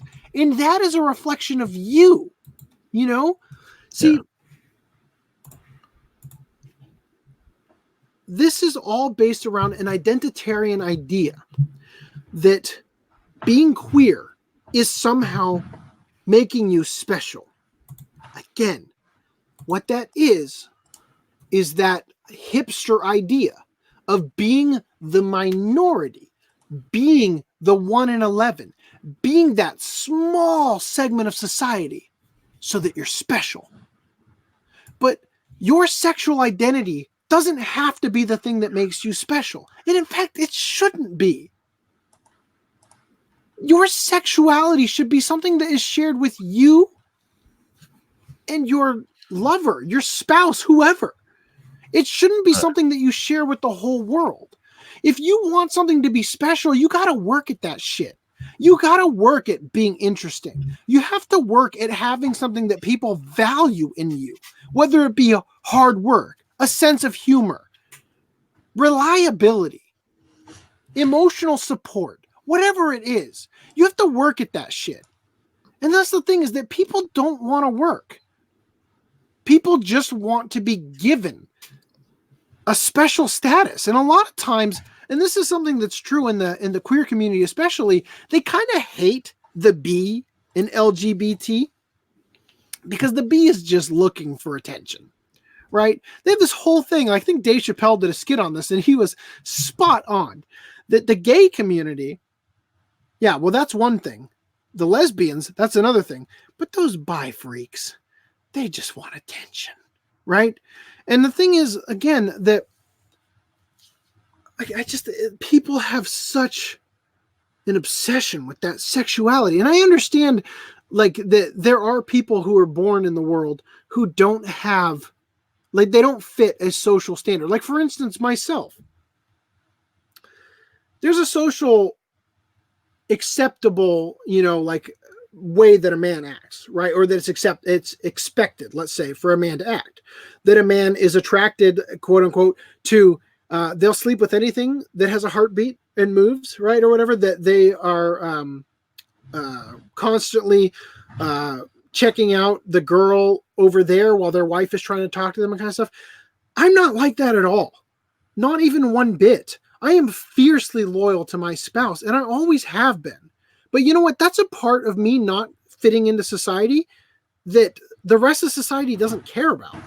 I mean, if anything, it's less competition, right? For all the ass that they're chasing. You know what I mean? But for some people, they don't fit into like a socially acceptable realm in a way that society might not accept. For example, pedophiles, right? And this is where it gets tricky, because a pedophile who touches a kid should be gassed or, like, burned alive at the stake, of course. But there are other people who have weird perversions or whatever. And a lot of this, you have to understand, comes from abuse. A lot of this non-binary stuff is straight up abuse. It's literal abuse from a young age that manifests itself in some way. Probably a lot of the furry community comes from this too. People don't cope well with certain forms of abuse, whether it be sexual, physical, even verbal.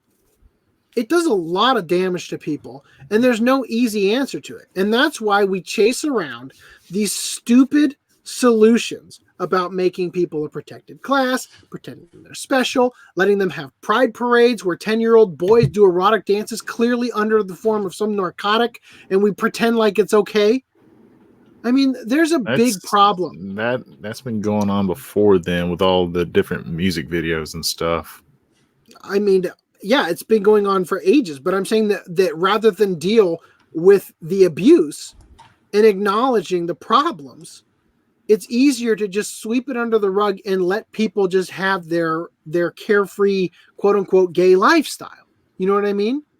And again, just to be abundantly clear, I don't care which way you swing. I don't care what you want to do with your life. I don't care if you want to chop your dick off and call yourself a different gender. I don't care. That's entirely up to you. I fully support your decision to do something to yourself, even if it's detrimental, even if it harms you. I don't care. It is your choice. You should be allowed to make self-detrimental decisions. You should be allowed to enter into a realm. We're cycling. You should be allowed to enter into a realm where the suicide rate is astronomically high. I mean, somebody should tell you about it. But so long as your choice for death when you get to that bridge is not driving your car into oncoming traffic and killing other people, I don't care. Let's get into the only other thing I have on this topic that has nothing to do with the social aspect, but more with the verbal aspect is the only reason I'm seeing that we're having more pronouns is because other romantic languages or other languages have like different forms. No, for the gender. That's not it. That's not I'll it. tell you right now. The pronouns. No. The pronouns is literally a form of controlling other people. It is an addiction over controlling your ability to talk. It is a sick manifestation of people wanting to have control over other people who don't have control over anything, including their own life. That's what that is. It's a sick, sick thing that people try to force other people, because this is the thing. It's about power. It's about acknowledging that you can weaponize something as simple as a fucking word into controlling other people, because so many of these people, let's be real. If you called somebody, like if there was an androgynous purple person, purple, the little purple penguins, great. If you were to talk to somebody and find out that they were actually the opposite sex of how you were treating them, it would be awkward. They would say, actually, I'm a woman or whatever. You'd be, oh, I'm so sorry. And you have a deep voice or whatever. And you would apologize and move on. And that's it. Right? It happens occasionally to people. But this is about turning that into a hate crime and ruining somebody's life over it because you can. And that's what collectivism is. That's when you get a group together and the group thinks instead of the individual thinking. And when the group thinks, it's weird. There aren't as many consequences. When you get 1 million people together in Times Square or something and they decide to start a fight, that fight goes pretty big. And people do things that they would never have done had they been alone, right? You start a riot, you start stealing from stores. People who have been church-going people their whole life, all of a sudden, they're in that store and they're grabbing that fucking TV. That's what groups do. That's what groupthink does. And that's what this pronoun thing is about. It's about power. It's about controlling other people, destroying people online in real life over their misuse of a pronoun, getting them banned off Twitter. That shit is all about power. That's what that is. Now, Otakaso says I might be bi. Dude, suck a dick and tell me how you feel, all right? Anyway, so obviously the news about the cancellation of the show resulted in the loony section of Twitter declaring how great Stars Align is and how powerful and positive it is for LGBTQIA plus representation and how it's needed in anime. So again, I'll just say, I want to reiterate here. I think it's a shame that the show is getting canceled before the story arc they had planned gets completed. I think that people in this community, even if I think they're loony, like the article here suggests, even if I think that that a lot of them are terrible fucking people, I still think they should deserve their own show, right? But again, it's going to get the funding and the quality of the percentage of the population that they are. And the idea that a show gets woke and goes broke, I'll be honest with you. Let me ask you guys this. I know I already said it. That was Venus Wars. What'd you do? Before I said what the population was, what has the media led you to believe the percentage of non-straight individuals are in the world? Out of curiosity. Like a third, maybe? I do 30%. not know. You think around 30%? If you were to watch a TV show and you were to count all the queer characters in it, of anything going on, it's about a third of the characters in media. But the actual truth is that it's less than 10% of the entire population, right? So what's happened to the get woke, go broke thing is that companies have operated, and we've said this before, there is an old saying that if one person calls in to complain, that represents 1,000 people who didn't call in but would have complained, right? That they were, like, if something is shown on TV and a parent calls in, my kid saw that. That was horrifying. I can't believe you showed that on TV, blah, blah, blah. That one person represents 1,000 other people who were also distraught over whatever was shown on TV that didn't call in, right? So I think the media is stupid enough to look at Twitter and think, well, shit, look at these 10,000 retweets about this pro-gay stance we took. That means that there's a million people out there who are pro-gay and want our new show to have the disabled black trans character, right?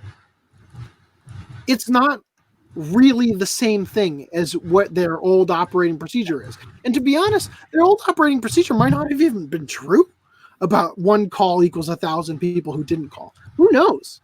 You know? So the get woke, go broke is the idea that they put all their eggs in a basket based on Twitter likes and Twitter retweets and whatever's trending on Twitter, which is heavily curated anyway. And then they find that didn't translate to sales. That didn't translate to viewership. That didn't translate to shit.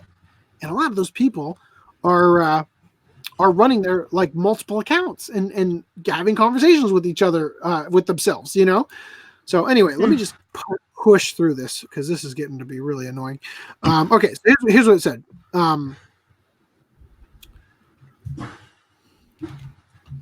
We already through that. Okay.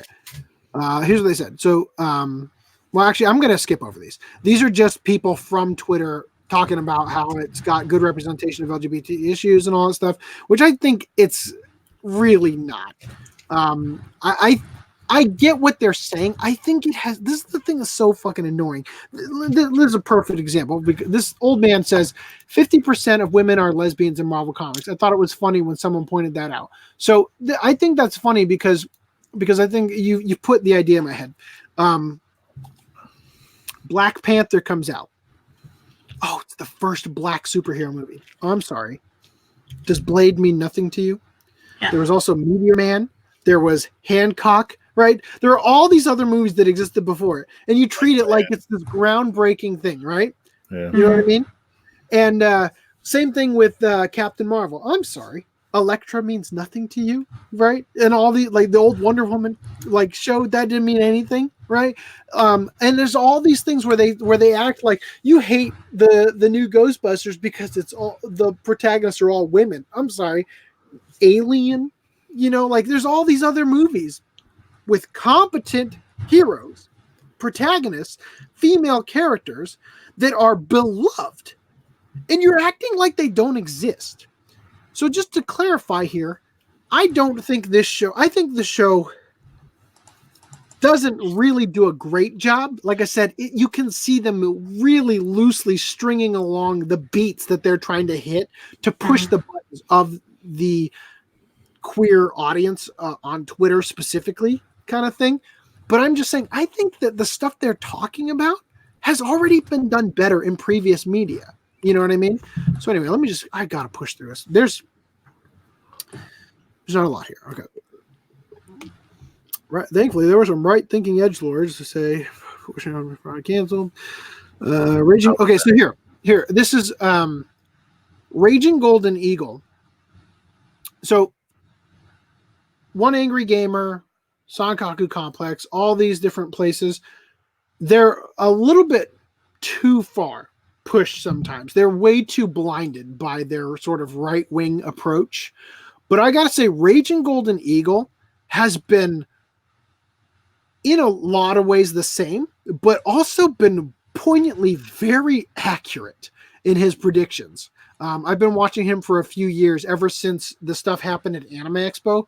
My wife actually found him regarding the queering up the con and all that. Before we went to see that, we were going to meet up with him and everything, but we didn't end up manifesting that at all. But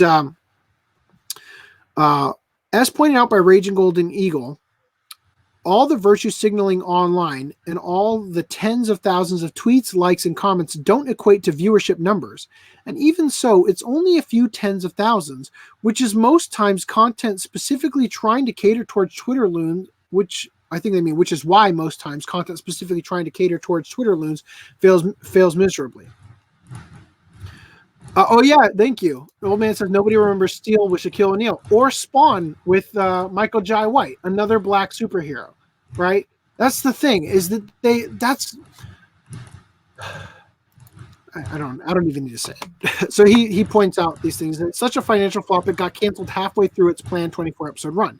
Take note, corporations. Social media likes and retweets don't translate to sales. This crowd only virtue signals, never financially supports. This is so fucking true. And this is one of the reasons why it's so irritating to hear, to see what's going on with Funimation, right? With Jamie Markey and all them changing lines and dubs and stuff, because the people that they're doing that for they're not the ones buying the Blu-rays. You know what I mean? They're the ones largely who don't have a job and just complain on Twitter all day, right? I'll never forget this. One of the best statements I ever heard. And again, I don't consider myself right wing, but I can look at the perspective of that left wing, right wing, I guess stereotype or whatever. Somebody made the most poignant point on Reddit. They said, what if the reason that Reddit leans so far left is because all the right wingers are at their job? Right? Because it's the idea that there's all these posts on Reddit of people like talking about like, yeah, I'm sitting in the bathroom getting paid to poop and shit like that. Right? I thought that was so ridiculously accurate to how like right-wing people are usually much less artistically inclined and much more like hard labor inclined, like farming and stuff like that, And that's the kind of job that you go to do for hours and hours on end, and you're not sitting in the corporate bathroom tweeting. You know what I mean? So I just think that that's an interesting thing, because like the work ethic is oftentimes and this is something that, one last thing. There's a dynamic that exists, and this is why human beings need each other. I work so hard on this channel. Boy, it would be so much fucking easier if I had more people working on it with me who are talented at other things, who could do certain things that I struggle with faster and better than I can. But I don't have the money to keep that, to be able to pay them and keep that going, right? I'm not there yet. Like, you got to work your ass off to get to that point. But what I'm getting at is that human beings need each other. We need the left-wing thinkers and the right-wing thinkers, because we accomplish different things in the pipeline of getting anything off the ground. Left-wing thinkers are very free-minded. They're very good at brainstorming, coming up with ideas, and right-wing people are really good at implementing ideas and keeping, once the company is established, keeping it running, keeping it going, and keeping it under budget and all these things, right? These are things that the world needs both types of people in order to function in general. And we're just always at each other's throats over the stupidest shit, Anyway, I really want to get through this article because God knows. All right. Anyway, you know what? I'm going to end it here. They talk about the superior and all the enthusiasm behind Goblin Slayer and Rising the Shield here. This is the thing. Yes, for capitalism, you want to produce shows that are going to cater to the biggest audience, right? And they're pointing out that despite the very meticulous, careful, curated look that left-wing propaganda, I'm talking far left-wing propaganda, socialism, queerness, all that shit, is pushed so hard. In actuality, as we keep seeing, the shows that are doing so fucking well seem to cater to the antithesis of what that propaganda promotes. We've got Rising of the Shield Hero. We've got Goblin Slayer, right? So the point is that in the social culture war, you would argue that that side is extremely dominant, right? So, but that doesn't mean that the other stuff doesn't have a place. It's just, as I said, that you can fund Attack on Titan and Evangelion and Dragon Ball because that makes money, right? This is a passion project if you do it at all. Anyway, that's it for that article. Let's get on to fucking... Okay, that's great. Otakuso's mom thinks I'm hot. Oh, It must be the beard. out.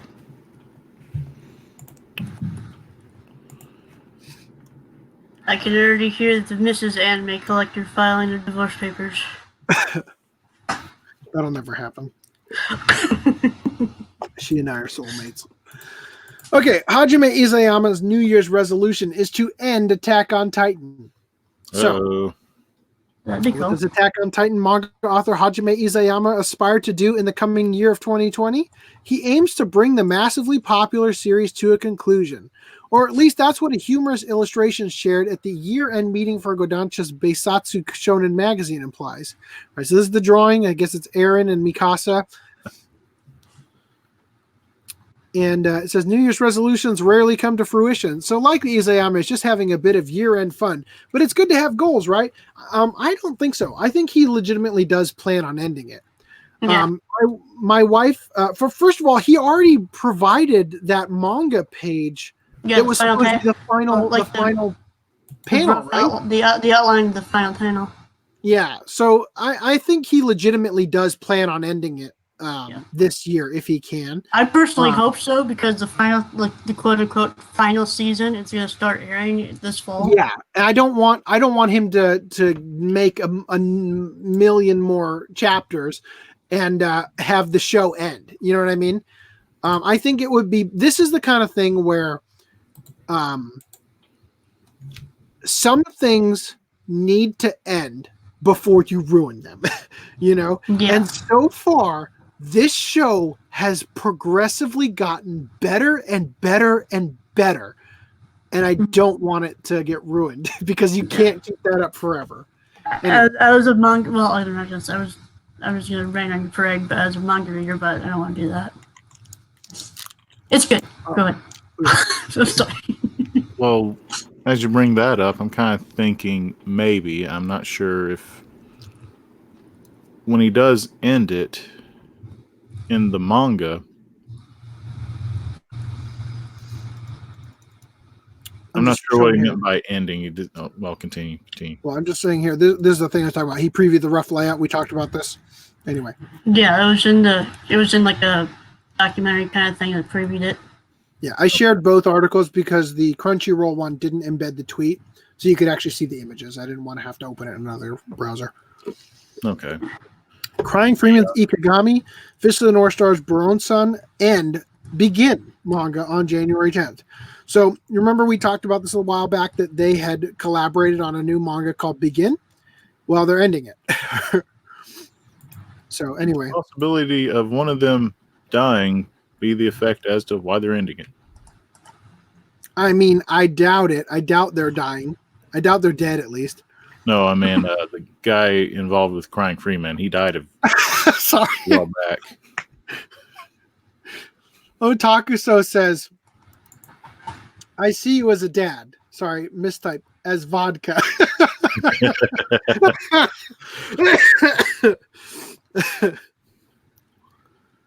Okay. All right, so here I'm just this again finishing this off. Okay, they have photos that I feel are worth the side by side. So,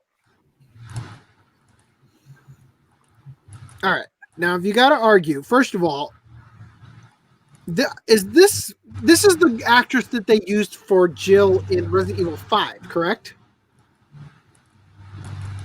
I'm not sure that was she also I think she was also the actress in the movie.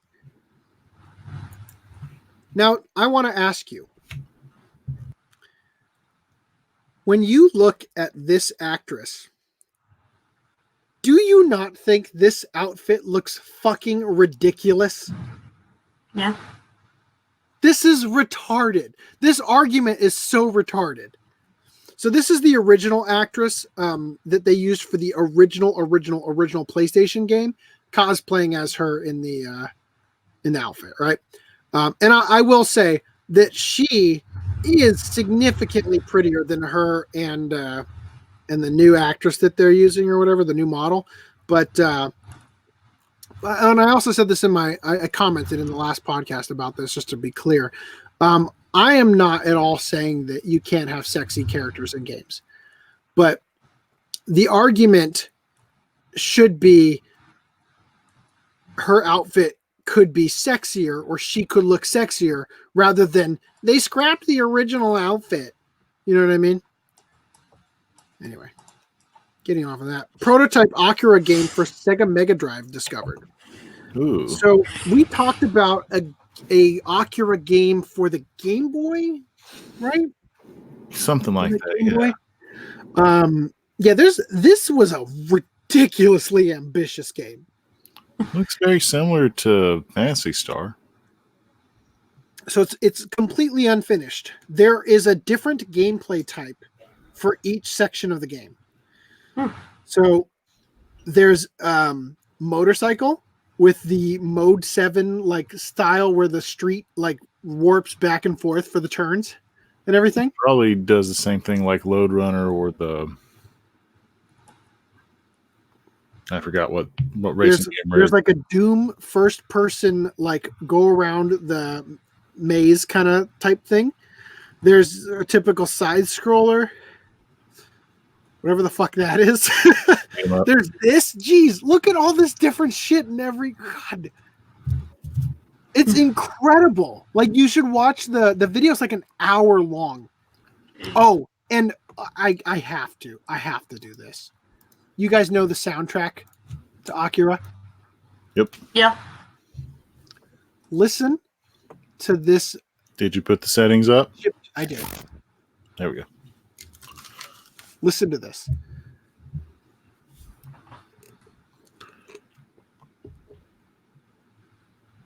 Oh. Not that. Listen.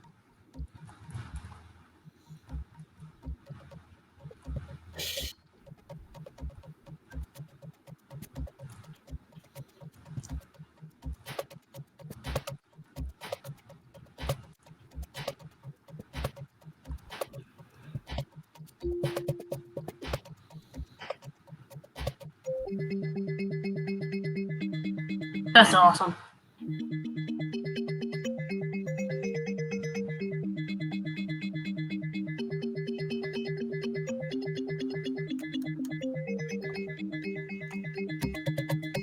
I mean, they like recreate the entire soundtrack. That is awesome. That is cool. I like that.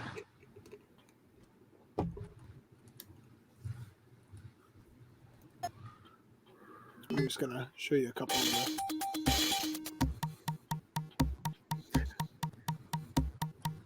Good for health, bad for education. Yeah. Get the little pill. Oh yeah, you're playing as Tetsuo in that sequence, and you like have telekinesis powers to make people explode. Oh yeah, they got fucking cutscenes. The sprite here is like clearly a work in progress because he's got no shading compared to like some of the other guys. But there's that. Oh, cool. There's no fall damage.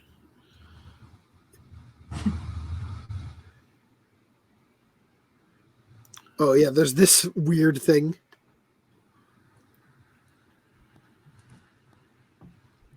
I mean, just look at this game. Like, oh god, look at this fucking part with Tetsuo. I mean, it was a little too ambitious.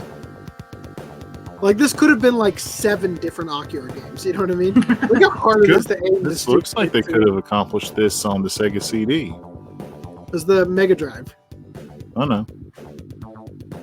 If the project would have continued in production. Oh, well.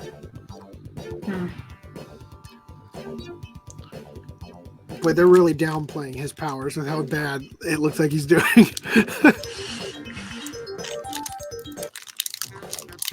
Well, you can also see how maybe it's the video, but how unfinished it is. It's very unfinished. Oh God.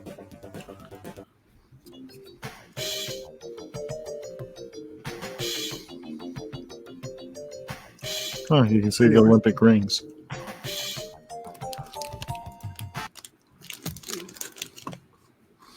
Something going on inside there. All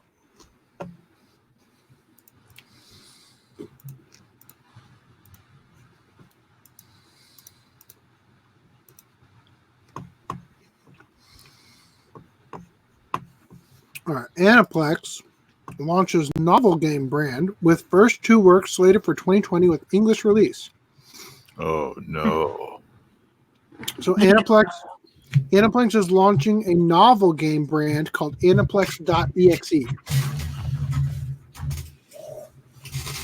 $200 games, here we come. Oh. Don't jinx it, Augie. The brand's first work is the all-ages game Atri, My Dear Moments. I'm eating a Butterfinger bar, which the company plans to release for Windows in English, Japanese, Simplified Chinese, and Traditional Chinese. The second work is the all-ages game Arabana Itan, Arabana Odd Tales. Aniplex.exe will release the game in Japanese, English, Simplified Chinese, and Traditional Chinese.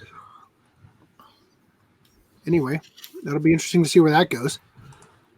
The Xenosaga remake deemed unprofitable. So I don't really have much to say about this. That's just, they're not doing the remake. I'm saddened by this news. There is no news on whether a remake will ever be made for the original Xenogears game. You know what? I'm not a fan of sci-fi. I did not really get into this game. And the anime was lacking. The PT demo has been hacked, and somebody explored the city outside of the ending. So the graphics are really bad in some areas because they're really far away. But if you're interested in checking it out, you can watch a guy stretch out almost no content to 11 minutes. Sony patents a new PlayStation controller. Oh yeah, it's supposed to have the buttons in the back, right? Yes. So it's emulating the Duke controller that no one wanted from Xbox. These buttons can be programmed to do what any of the buttons on the front do, or something like that, they said.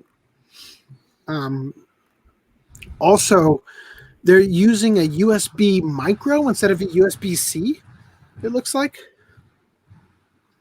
So there some speculation that perhaps the controller here is actually going to be a PS4 controller as well as a PS5. Because so basically just adding an R3 button? Is that it? And R4, because R3 is the joystick clicking. Oh. Right? Well, R3 with this one. This is L3 and R3. So L1, L2, L3, L4. Or this would be L4. Right? That's kind of like the Steam controller's bottom clicker. So dating simulator girlfriends reject human boyfriend's kisses due to game/heartbreaking bug. I'm not going to read this. I'm just going to tell you what happened. So there's this game called Love Plus Every. I'm going to use this article instead. And ironically, there was this game-breaking bug where when you would go in to kiss your crush after hours and hours of like getting them warmed up to you, the game would crash. Well, that's unfortunate. Yeah, well, so they had to shut down the servers for like 48 hours. And also hilarious, such gameplay errors seem to be commonplace for the title, as one that rendered both has rendered girls both nude and partially existent surfaced at an earlier occasion. So by rendered them nude and partially existent, they mean that so the way the models are split up, the legs are separate from the skirt, right? Because the skirt goes over the legs. So the body just didn't load in except for this. So it's like Mom from Cow and Chicken.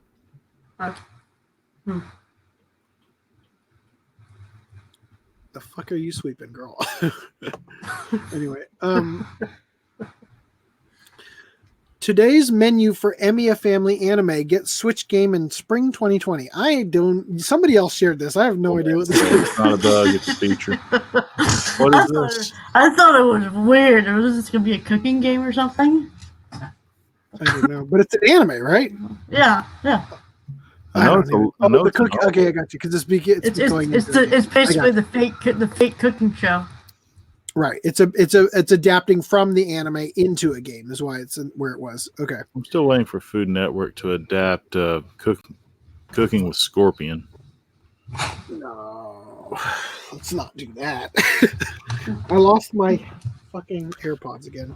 Now that it could be hilarious if they aired today's menu for Emiya Family, because that'd be right in line with that channel.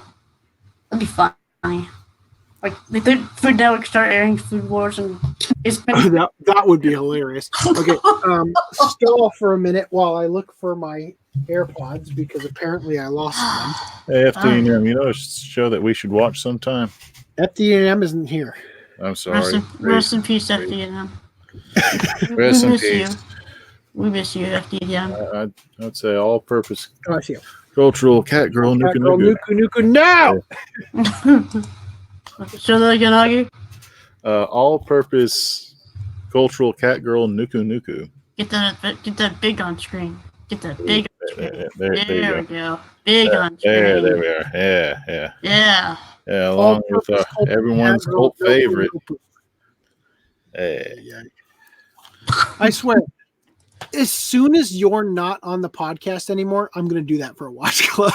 I was kind of hoping to do it for like half a watch club for April Fools, but I don't think you want to do that. You'll finally get it off this. Augie, you still got to pick your birthday watch club. Yeah. A guaranteed thing right there.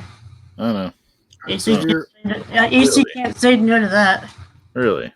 I can say no to whatever I damn well please. You can say no. After the regarding where digital manga news is supposed to go, I think I can veto anything from now on. Oh, come on. You laughed at that. As much as I did too. Doesn't matter as long as we covered it. ReZero's second OVA, the Frozen Bond DVD and Blu-ray is set to be released on April 1st, 2020. So this is the Japanese release, but this is just it's getting a release. Hopefully it doesn't look like shit and need to get recalled. Yeah. Okay, and here's all the stuff we already covered, so we're gonna move right along. Yep. Oh yeah, did you pre-order those? No, I didn't. Okay. I don't have the money to. So here is something I found that I think you're all gonna like. That's debatable. Oh yeah, Mike Tool's been tweeting about this shirt. It's pretty cheap. Huh. Yeah, but the thing is that there's no size. Aw. That saddens So me. like, you can buy it. Oh wait, select options. Oh, select size: small, medium, large, extra large, extra large, extra large, and extra large. So you can order size. It's $1 more for a large. All right. So if you guys want this amazing thing that I found for you, you can buy it. Definitely go through the doc to find it though, so I get that sweet half a cent on a sale. Yeah, whatever it is. Join the world of Tiger and Bunny with a Stern-build city virtual residence. So I don't quite understand because I haven't watched Tiger and Bunny, but there's like a stupid thingy that they're doing where you can kind of have like stuff that's somewhat related to the game or to the movie or to the show. I mean, way to go. I haven't seen this movie. Here's something that's stupid. Well, it's a dumb gimmick, is what I'm saying. It's a gimmick for, and here's a shot glass, just cause. So anyway, Japanese mother creates life-size cardboard cutout of herself to soothe child. I saw that as a meme. Yeah. And you know what? The thing doesn't load the tweets, and I don't care enough to actually show this whole article. Also, VTube Studio allows virtual YouTubers to utilize live 2D avatars. I am sharing this so that I can find this in the future if and when I need to use this program. Thank you for your time. Here we go. Miscellaneous news. The news. All right, hold on. I got to put our sex idol doll. Were you able to find that again? Yeah, I got it. I've had it right here. Okay. That's not it. Fuck. Here it is. Put that right fucking there. All right. All right. Chicken Man. Taiwanese politician campaigned as Evangelion's Oscar. So, while we've covered nerdy politicians here on Nichiban and on Niche Gamer, a legislative candidate for the upcoming elections in Taiwan has stolen the spotlight. Lai Pin-yu has been... I hate names that aren't Japanese from Asia. Has been campaigning heavily with vice presidential candidate William Lai for a seat as a Democratic Progressive Party legislative candidate. The duo has been making appearances at markets, temples, and more. However, Pin-yu's appearance at the Taiwan Grand Triumph concert has catapulted her into internet stardom. Pin-yu cosplayed as Asuka Langley Soryu from the classic Gainax anime series Neon Genesis Evangelion. This is not the first time Pin-yu has cosplayed since getting into politics, and will likely not be the last either. Here are some more photos from the event. So she also has dressed up as Sailor Mars, no, I guess it was just Sailor Mars. For some reason I thought she also did Sailor Moon, but I guess it's just Sailor Mars. And Ray from Ava. Anyway, moving on. About Cody Long, I draw degenerate smut.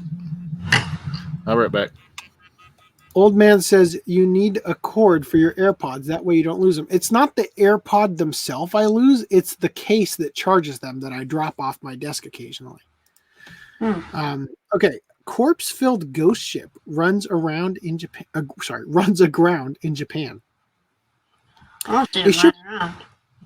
A shipwreck containing several dead bodies has washed ashore in Japan. The boat ran aground on Sato Island to the west of the Japanese mainland and was inspected by authorities on the 28th of December. 5 human bodies and 2 heads were found. Police said they were unsure whether the 2 heads belonged to the 5 bodies and claimed that their remains were, quote, partially skeletonized, signaling that the ghost ship had been at sea for an expanded duration. Korean lettering was painted onto the side of the boat, suggesting that it may have been a North Korean fishing vessel. North Korean ghost ships are occasionally found in Japan, either empty or filled with the corpses of sailors who died from starvation or exposure. It is sometimes suggested that the boats contained defectors attempting to flee from North Korea. Almost said North America. A fleet from North Korea. Although it has also been noted that famines in the communist nation may force poverty-stricken residents to engage in risky fishing trips.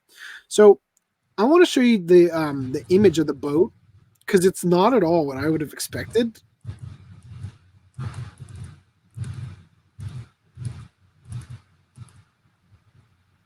Like, I'm surprised that didn't sink. I mean, I get why it didn't, buoyancy-wise. But if you've got, like, skeletonized individuals, that thing's been in the rough Japanese Ocean for ages, you know? Yeah, it's funny that it just capsized instead of just sink. Yeah, exactly. Like, it just takes one wave, right? I mean, it's split in half and everything. Like, yeah. That would have been fucking hilarious if this happened with the Titanic. It split in half, and then that one half just stayed afloat. Showed up in New York, and that was just crashes into Mexico someday. All right, Japan. Okay, so I'll be honest. A lot of these articles coming up, I didn't actually read prior, but I thought that we would probably not have gone this far so far into the night. But Japan and South Korea birth rates hit all-time lows in 2019. Asia Times noted that deaths were at 1.3 million, resulting in a decline of 500,000 people in 2019. So that was for Japan. Compared to 2018. So I guess these are the holy shit. Okay, so these are people 0 to 14. These are people 15 to 64. And these are people 65 or over. All of them are shrinking a lot. But notice the change in how few young people there are compared to how many older people there are, and compared to the people in the middle, you know?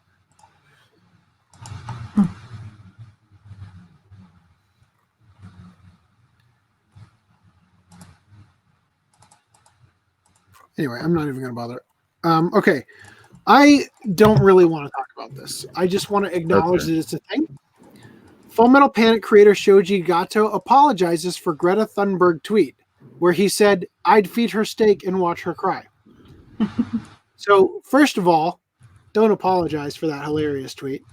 This girl is not a child like everybody thinks she is, and it's wholly appropriate to be mean to her when she's trying to tell you can't do things. When she's a puppet for somebody, it's okay to bury her. That's not even that. You see her fucking Instagram post or whatever, eating all that shit. So anyway, the blue-haired girl, or is this someone else? Blue-haired girl? I don't know what you're talking about. Full Metal Panic? Oh, no. Or is this someone else? Okay, you're not paying attention. Oh, Greta. Okay. High schooler forced to quit school sues Kumamoto Prefecture for a single yen. The boy's case details intense, unpleasant customs at the school that made him too depressed to attend class. School is supposed to be a place where you learn in peace, foster teamwork skills, and build your social life, and ultimately put you on the path to a successful life as an adult. The key phrase there is supposed to. Many schools fail to deliver on these counts and house more bullying and bigotry than actual education. In some schools, the problem is much deeper than it initially seems, and the school itself supports an ecosystem of fear and power harassment along with its staff and senior students. An ex-student is labeling Seiseiko High School in Kumamoto Prefecture as one such school, claiming corrupt traditions there cost him his education. Seiseiko, a prefectural public high school, is a well-regarded school due to its long history, but the male student in question states that it is also home to archaic and unpleasant traditions that are tantamount to bullying. In his complaint, the student claimed that he and other newly enrolled students were taken by the school's cheerleading team to the school rooftop immediately after their inauguration ceremony on April 2017. Once they arrived on the roof, they were forced to sing the school song at the top of their lungs for over 30 minutes.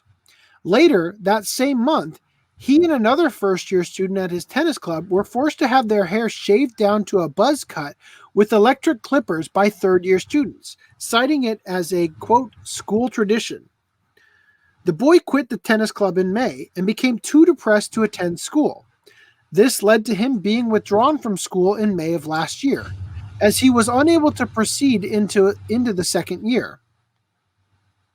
He has since transferred to a correspondence high school that he can attend from home. And in September of last year, he filed a complaint and is suing his former high school.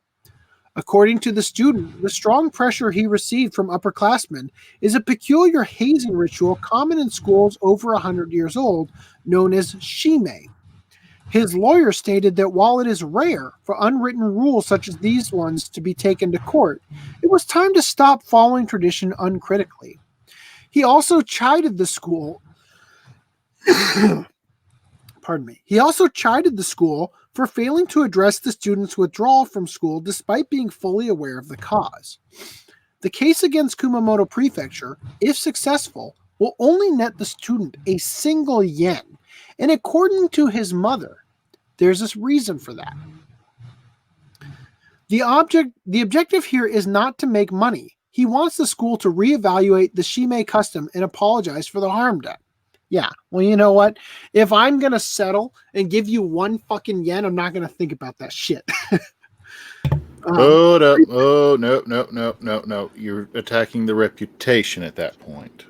Because if someone sues for a penny, it doesn't matter. Whatever. All you have to do is give them 1 fucking yen. Eat that up. It doesn't matter. All you have to do is give them 1 yen. You make it all go away, and everybody forgets about it in a month. The prefecture took a combative stance against the case, stating that there was no relation between the student's claims and his failed attendance and ultimate withdrawal from the school, meaning that the school's response was appropriate. Kumamoto Prefecture's statement then explained that they were, quote, confirming the facts of the claim. Seiseiko High itself has elected to leave all discussions of the matter to the prefecture. Online responses to the case tend to support the student, and many hold a palpable disdain for the school's alleged customs.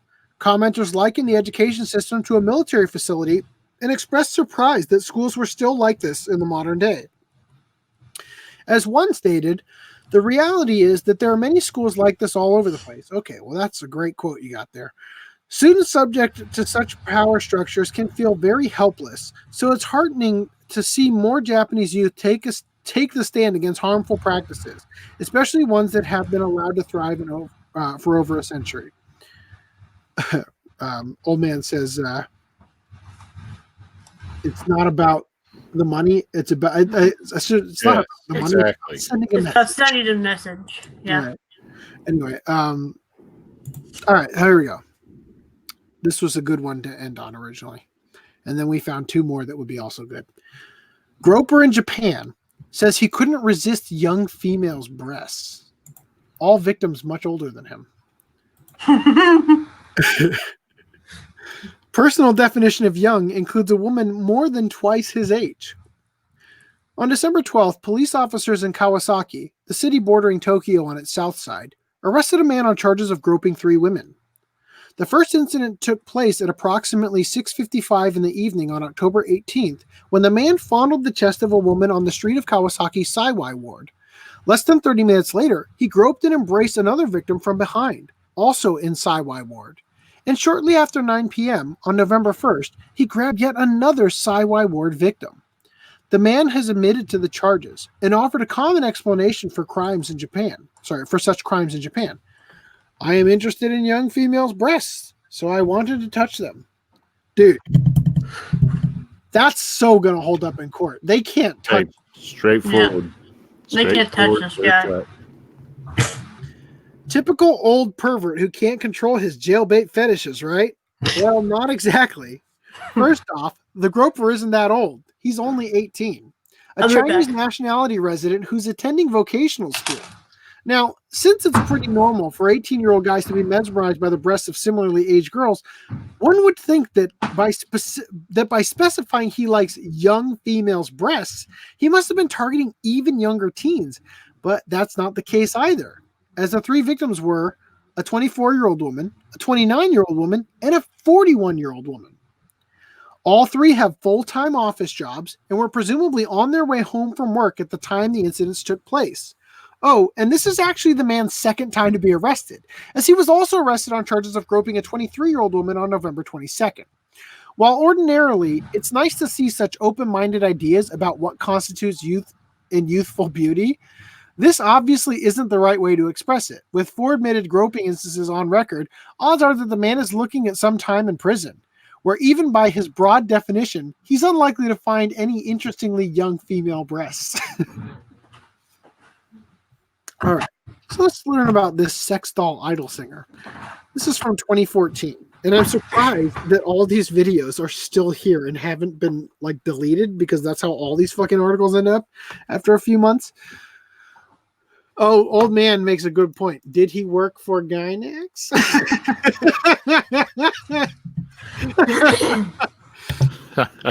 The plot thickens. Da-dum. Sex doll idol singer's public debut draws a shocking yet sane number of fans. Some say that pop idols in Japan aren't so much born as they are manufactured. A skilled producer can carefully tailor almost every aspect of his rising star's appearance and public persona by tightly controlling how she's presented in the mass media, which generally has a cozy, cooperative nature with recording companies. If you're feeling cynical, though, you might even ask what the point is in even working with a human being. If all the individual's uniqueness first has to be washed away in order to produce a blank slate for the producer to work with. It's a question that, apparently, executives at record company Pony Canyon couldn't come up with an answer to, as suggested by its newest idol, a sex doll. And the event it held for fans to come and meet her face to face. Hey-o. Please, dear God, tell me that they opened a brothel. Hey, that's in Canada. When a well-endowed young woman is given a great opportunity in show business, there are oftentimes whispers that she got it by sleeping with someone in a position of power. And while you'd be forgiven for assuming that about Silicon Maru, since she is, after all, a sex doll.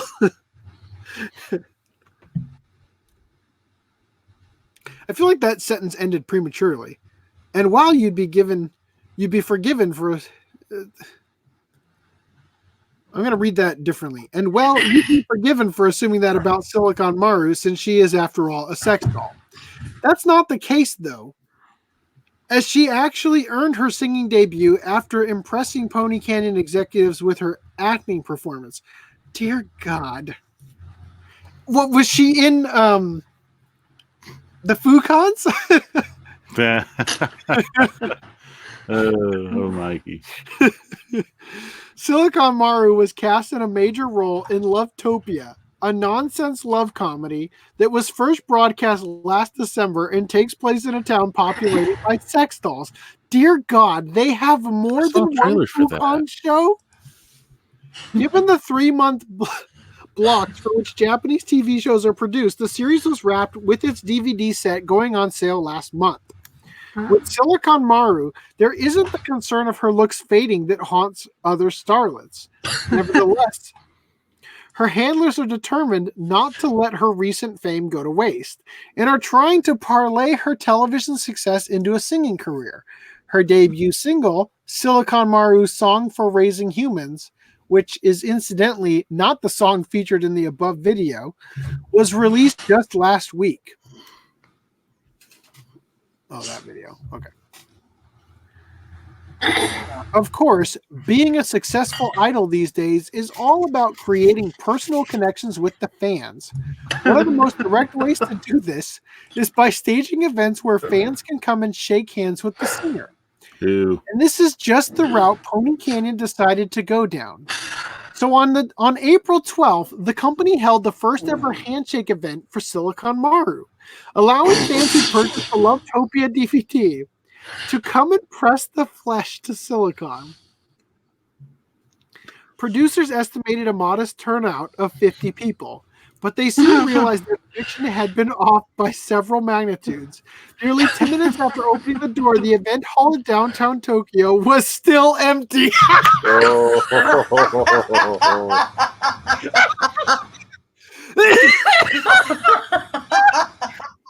wonder if that's still a tax write-off. A business tax write-off. You know nothing to populate it. With Silicon Maru's debut song echoing throughout the deserted room, her producer decided to shut the event down ahead of schedule. Maybe people were embarrassed to come, hypothesized one insightful staff member. Still, Pony Canyon remains optimistic about the sex doll singing career. The song's download numbers are good. Don't be shy, and please come next time. Rhys, seriously. Yeah, this would have been more appropriate for one of those. Your own account. Yeah, and comment yourself. Come on, Rhys, do a ticker of that. The team is so the song's download numbers are good. Don't be shy and please come next time. The team is asked Silicon Valley's allegedly existing fan base. If we could be so bold as to offer an observation, we can't help noticing how successful AKB48 and its numerous sister groups have been by having not just a single vocalist, but a whole array of them. Maybe it's time to retool the Silicon Maru musical concept as something grander than a solo act. After all, even though no one showed up for her first public appearance, simple math suggests that a team of 48 singing sex dolls would attract 48 times that.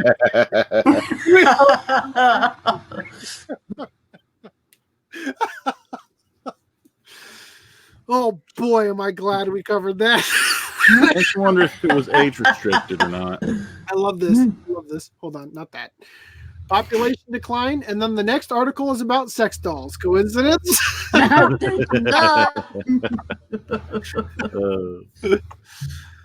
God.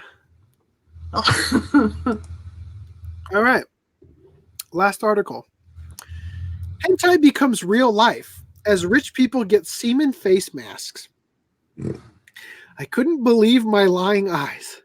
Surely this had to be the work of satire, I told myself. Semen face masks for the Hollywood elite is just too satirical. Soon, I'd be reading about how a fat, balding, rather rude man was running this business, guaranteeing wives would come out looking years younger from his secret patent-pending method. All it would cost you is a few grand, half your dignity / self-respect, along with all of your manhood. Oh no. After spotting the news on Stay Naturally Healthy, a quick scroll downward and I had confirmed if the information was real or if it were some kind of out-of-season April Fool's joke. We had reached such peak clown world that life was now mimicking a hentai plot with considerably less raunchy sex and no content forcing your content tracking FBI agent to vomit, let alone question their path in life.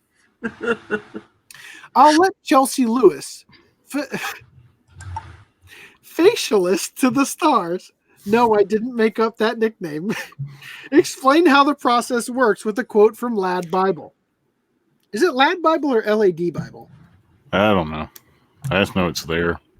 And YouTube, and their Facebook posts keep showing up everywhere. Please. You have your own account, please. It's one of the best ways to boost oxygen and improve circulation to the skin, which will give you an immediate glow. Sexual intercourse helps the stress hormone, but also helps to balance the hormones and improve collagen production. But you can go one step further with the sperm mask. Yes, you heard right. Using your partner's sperm as a mask is full of full of a compound called spermine, which is an antioxidant which can help reduce wrinkles, smooth the skin, prevent acne or spots, and give you overall healthy looking skin. I love this.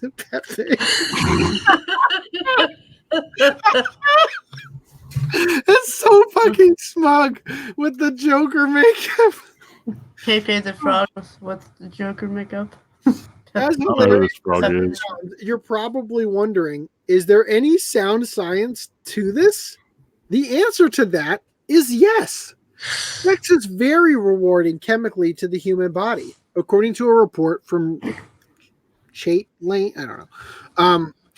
But more than that, semen itself contains more than just spermine, which is real. It contains numerous hormones and chemicals that actually make it function as an antidepressant. Thus, this isn't another stupid elite thing. Regardless, the fact this, amongst a few other useful tips, is becoming front page news is the perfect way to send off the year of the clown. This is our opposition in Hollywood in the culture war. What is most hilarious is I know a lot of guys are going to be attempting to use this as an excuse, as are a lot of women, to do some kinky stuff this new year. Honk honk, everyone, and watch out for fat, bald bastards. I'm still not convinced this isn't some 4D chess gambit.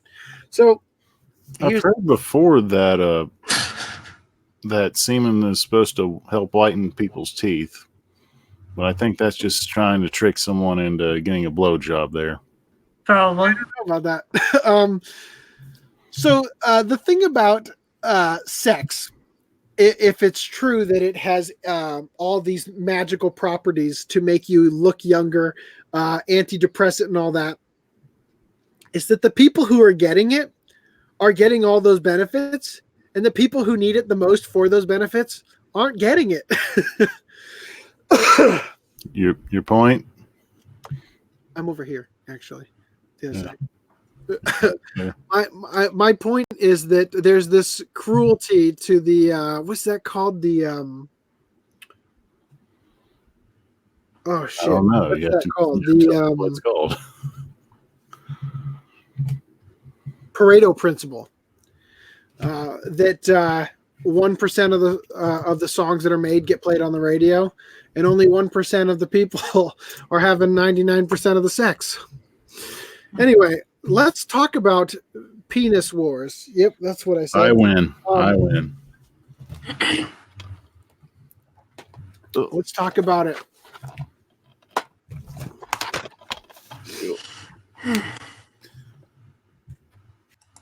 Rhys, where's yours? I meant to show you in full screen, and I actually booted you from the thing. Venus Wars.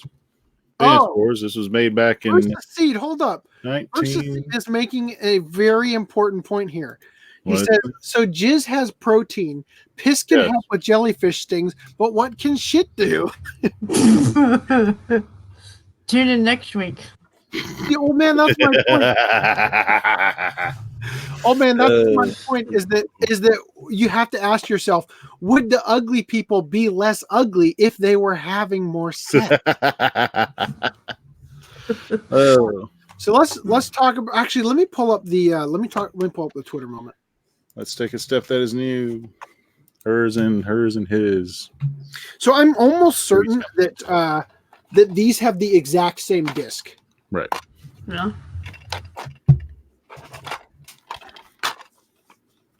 So I just got both discotheque releases. Yeah. That's what I intended to do. Why don't you do it? They reprinted it, and you can get it now at Right Stuff. I have to know how bad the live action sequence looks on that. It's bad. I mean, it's rotoscope with a tint. Oh boy, is that horribly drawn. Oh my god. It's just the tracking is just not even there. Oh yeah. Like, give me that clean plate, the original like footage and the animation, and I will make that look better. That was so bad. Now keep in mind, there's a just to be clear, they're piecing that shit together over film. I understand this was a bad move from the beginning. This was made in 1989. Get it. Me being able to do a better job in the year 2019, going on 2020, unprofessional, is not like a big deal. I'm like, it's not like a major brag. I'm just saying it looked like shit. Okay. Right. Let's pull up. What do we got for Twits? Well, I'll tell you, I watched the movie 2 nights in a row, and I fell asleep both times. But I've already seen this movie before. I got halfway through last night, and I had to go to bed. I watched this multiple times. First time on Blu-ray. Was able to watch it all the way through. This is such a weird image. Also, and I know you asked me to keep an eye out for shirts. All their shirts are plain. Yeah, I thought so. I just kept like losing attention.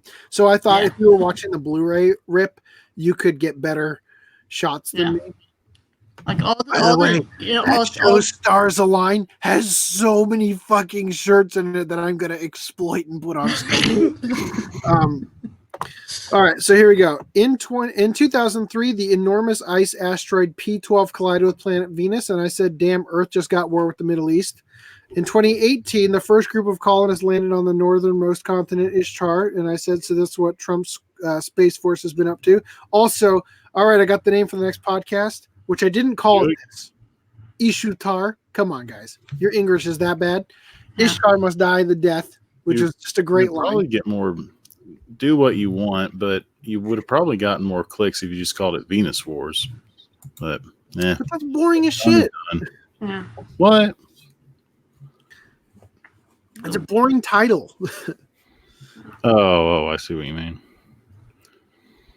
All right. And then this was a great response, by the way, Augie. I said, "I swear to God, Don Jobo, if you spend the whole Watch Club discussion making Three's Company references, I'm going to have the bouncer show you the door." Which I thought was a nicer way of saying Rhys is going to boot you. Okay, the audience didn't see what just happened. Well, as soon as I said that, Rhys kicked Augie from the stream for a moment. No, you put me in the backstage. Yeah, I know. The audience doesn't Same see thing. that, though. Same thing. Honestly, for Susan Summers, they kind of captured the actress pretty decently. However, it's not the name of the character from Three's Company. That's the name I know. of it. The actress's name is Suzanne Summers. Right. And it's spelled this way, Sommers, right? Right. So anyway, here's the thing. I'm glad you laughed. This character is probably the worst part of the movie in terms of so they did this thing with it's an insert for exposition purposes, and it's such a bad one, right? Because she's obnoxious and annoying and unbelievably stupid, like trying to film the tank shooting the fucking missile right past her. And she's like, "I'm gonna be on the front page of every newspaper in the world." Conflict, explosions. I'm there. She's almost as bad as April O'Neil. Oh, it was bad, right? So the other character, Hero, who I don't think I have any pictures of. Oh, this guy. He could have been interesting, but he falls in love with this dumb bitch. He was more of a communist clone. The other guy who spoiler gets killed later on in the movie, I liked him the most, honestly. And then you wanted to note that I liked it. I liked Hero, Suzanne, and Suzanne, and the pink-haired girl. I thought she was interesting, but. So I'll be real. I thought that technically, from a technical standpoint, this movie was a real fun watch. I really liked the background design for the shopping mall a lot. I thought they did a great job with that. A lot of it looks really good. Like it legitimately has great animation, but the story suffers a lot because it's just not interesting. There's not much story to it. Terrorists invade. People give up too easy. Rhys, can we address this so I can turn off the? What are we doing? What's the direction? Rhys. Can we address this so I can turn off the Twitter moment because we've already gotten through it all? What about it? Just to show my birthday? Okay. Rhys said, "I don't recall ever seeing my birthday in a movie or TV show before." Neat. Yeah. Rhys was born in the year 72. Well, the March 7th part. Come on. Okay.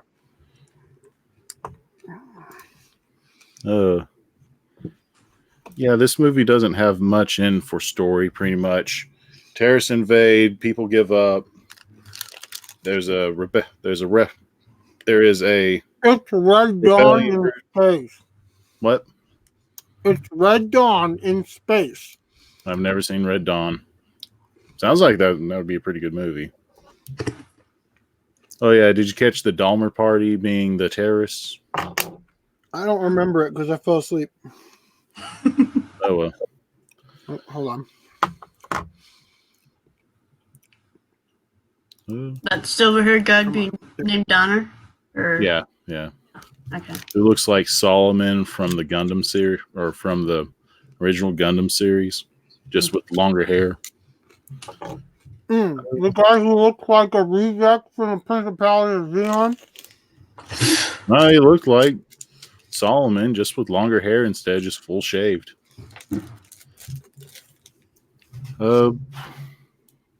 Kind So of the rebels come in and stop the terrorists. That's all there is for the story. I love vehicles in this. How did I miss this comment? Which one? Bukake facial. Nah. Oh. I remember. I'm one of these in this type of Venus War viewings. I remember renting it and watching it at Blockbuster, then actually owning the VHS. I do have the VHS, but it's like hard to get to right now. So I always liked seeing the technicals, the different different how the vehicles moved, the backgrounds, how things exploded, or how the vehicles would move just in general. There's only one complaint I have, and it just comes out of nowhere. I think this is based off of a manga, but there's this one guy in the Rebel Party. He just shows up out of nowhere, and he's there for the guys. And there's all of a sudden the gay guy with the blonde guy, yeah. Oh, motherfucker. Posing and just does nothing. I don't know what that was, but ugh. It felt like this movie would have made today. That would have happened anyway. Like they just threw it in there to have him in there. Just to have feels like there's stuff missing. So, real quick, we didn't do the year in review. Do we do that next podcast? Next podcast. I don't think you're going to be here, though. I will. When is the next podcast? When is your break over? The 13th, but I was hoping we can do this next Tuesday. The 7th? Is that okay? The 7th? Yeah. I mean, I get up at 4 a.m. when we do it on Tuesdays, so I'm a little tired when we do it, but that's all right. Hey, I don't have work. I know the feeling. Okay. So we can do that. That's fine with me, because then we get through the Venus Wars discussion before we go on to it. Can I just real quick, while I have it open, I'd like to address the fact that our next watch club, which is tentatively scheduled for Tuesday, is going to be on The Girl Who Leapt Through Time.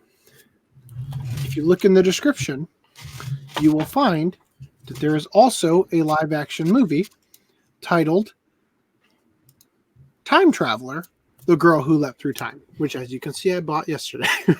Oh, damn, the price went up. Yeah. Boy, am I glad I bought that. I got the the price only that you new pay. copy. That was the price I saw. Okay, well, maybe don't buy it off of Amazon. I think it's on eBay. But here's the thing. If you have Prime, you can stream Prime members for to watch free it with your Prime thing. Watch now, right? Yeah. So I would recommend that. And also, the anime, too, is also on Prime. So if you have Prime, just watch it both that way. Which is what I'm going to do, because I don't think this movie's going to arrive in time. Yeah. Can you go back and scroll down and let's see who the publisher is? Just out of curiosity. Asian Crush. Oh, wow. Okay. Oh, man, my back is killing me right now. Okay. So I tried to go to work yesterday. What happened at work yesterday? Well, I wasn't scheduled for work, but I tried to go anyway. Right. And I didn't get in. I didn't get. So the supervisor for the ICQA position, or at least the guy who's like in charge there, he had planned to do the same thing. And he didn't show up. And I decided not to go in because without him there, he has clout with the 410 manager. I didn't want to. I'm trying to get that full-time job. I didn't want to just come in and start demanding that I be given a shift if I didn't have the guy who had the clout with me. Fair enough. And I'm kind of glad I didn't get let in, like I didn't try or whatever, because I slept on a heating pad that night. And I somehow, how a heating pad has the part with the cord with the buttons on it where you turn it? Yeah. I somehow got that underneath me, between me and the heating pad, and slept on it funny. And I have been in excruciating pain ever since. I hate to hear that, but that's kind of strange. Usually if you sleep on a heating pad, it's supposed to relax. When you sleep on a heating pad, you get relaxed. When you sleep on a heating pad and the remote of the heating pad, it's not very relaxing. Oh, well, that makes more sense now. Anyway, okay, so also versus seed, they make expensive coffee beans out of shit. Oh, duh. Never heard of weasel coffee or elephant coffee? Let's not go there. Oh, okay, yeah, they can enjoy their shit coffee and small titties. Yeah. That is a reference to rich people liking the lady boob lines. From our previous podcast. All right. So in terms of Venusaurs, I think it's worth seeing personally.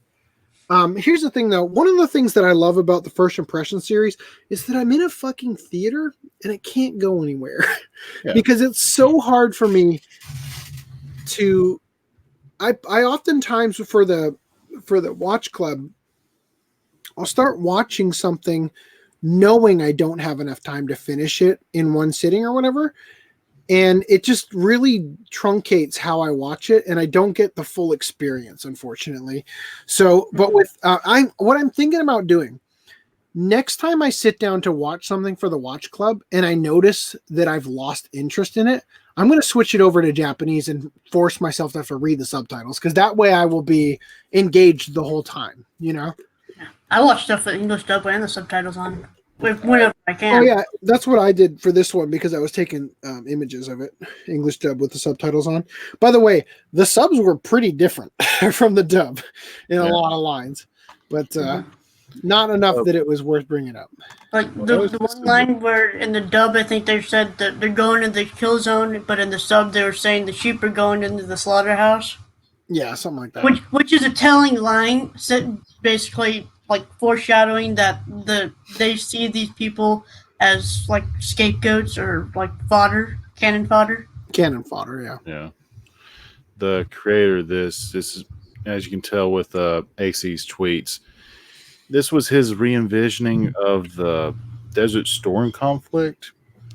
Oh no, you talking about the old title for the thing, Operation Desert Storm, but it was Operation Venus Storm. That's right. I didn't do that. I put that up there. Okay. Yeah. I just thought Ishtar died to the death was funnier. Yeah, I did that because of Augie saying on Venus. Desert Storm. So I watched this on Blu-ray this time, and they still had the film grain smudges on it. I thought that was different. Film grain smudges, or that's just because they didn't remaster it. Which, by the way, I've been considering reaching out to Savakis and talking to him about signing an NDA to be given let's just say, because I was reading what he was talking about not being able to do much for certain shots in certain shows, and just saying, hey, send me one. Send me a shot and I'll see what I can do. And if you guys use it, you can pay me. And if you don't, then it was nice to at least have the opportunity. Go for it. But the problem is, can't talk about it. I run this podcast where we talk about bukkake facials. And I just wonder if how I can negotiate things with Justin Savakis so that he never ever gives me credit for anything. Because you know how Twitter is, because he's always talking about Schmalis or whatever his name is and Brady, right? Yeah. It wouldn't be safe for Discotheque to have people follow links back to certain topics we've discussed. Well, that's when you create a different account and a different name. But I just got to put my preferred pronouns in the profile so that I can fly under the radar a little longer. Yeah. I would like to see Venus Wars in a theater setting. I would too. I have seen it in my personal theater screen before, so I've had that opportunity. So someday I'd like to have my own personal theater in my I want my theater like with maybe a screen half the size of a real theater and have my collection around it. And have it like perfectly pitch black in there with actual reclining seats and be able to experience stuff that way. That's my dream. You want to build Murray House from Zombieland. Kind of, but more like imagine the library from Beauty and the Beast with a giant fucking TV in the middle. That's what I want. The most expensive part to that would be the sound system and the projector, depending on what you want. The sound system, if you do used, is a lot cheaper, obviously. The chairs, I need the house first. I know. Before any of this happens. I'm going to run and refill this with a soda real quick. I'll be right back. All right. He lives in the land where he calls it a soda instead of a Coke. I recommend Venus Wars. You watch it for the action, not much for the story, sadly. Yeah. I didn't really think much of this movie, to be honest. Yeah. I know you said it was one of your favorite. Well, you liked it a lot. It's still my favorite. Oh, well. I did notice when Right Stuff made that tweet that it was in stock. Somebody had asked, "Is this the new remaster that came out last year?" And this release, Blu-ray release, came out like back in 2015 or something. Yeah, it's not the recent 5K stuff, which I would gladly buy Yeah. if it's over here, not import. Yeah. Oh, I wouldn't be surprised if it got a 4K release or something. however, I'll say this much: I bet this movie was far more entertaining than Redline. Really? Yeah, and I didn't have to spend an hour learning the characters. I thought they were both kind of underwhelming. I loved Redline. I didn't care for Venus Wars. Yeah, well. Your third opinion. So that's the thing is that Venus Wars had an aesthetic to it that I would have loved to have seen in a much better show. You know, like you ever seen an anime that had a great gripping story but shit graphics and be like, why couldn't that have gotten the touch of the old 80s OVA? Yeah, you know? Yeah. That's what I felt like because it could have been great in something else. And it's just unfortunate that things don't always work out that way. Like imagine Salaryman Kintaro with the OVA artwork. That would have been awesome. Ooh. Speaking of that, we got GTO readily available from Discotech. Is there a Blu-ray of that yet? Not yet. According to them, granted, they're doing standard to Blu-ray now. So this was like back when only good stuff gets Blu-ray. We didn't want standard. Jokes on them there.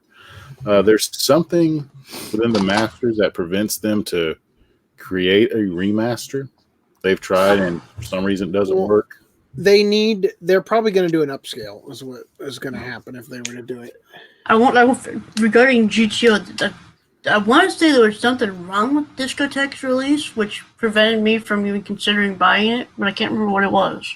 I mean, I have it. I have it on the original release. Well, yeah, the Tokyo Pop. There's a live action movie. There's an awesome live action movie. Then there's an OVA regarding his school days. Mm-hmm. Then you have, I think, I might be getting this mixed up with something else. I forgot about these. I think there's a live action TV drama. I think so, yeah. I know City Hunter definitely has one, but City Hunter's like 3. Yeah.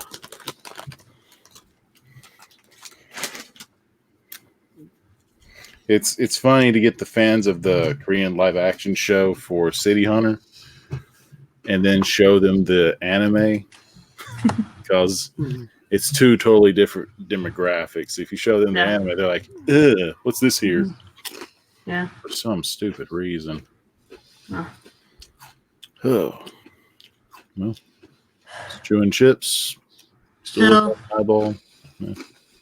So the girl who left the Kyrie's next podcast, any idea what Hold up. podcast Hold after up. Did you think I was going to let us get through this podcast without your typo? Who's mine? Rhys. Rhys's. Without the what? Hold on. I have to change your nickname in the conversation so I don't dox you. Oh, don't do that. Come on. Change, It was an accident. I already change told my Archie name about it. too. Yeah. No, it was between me and AC. Okay. The thing I was telling you about. I posted a bunch of hold on, I had to refresh it.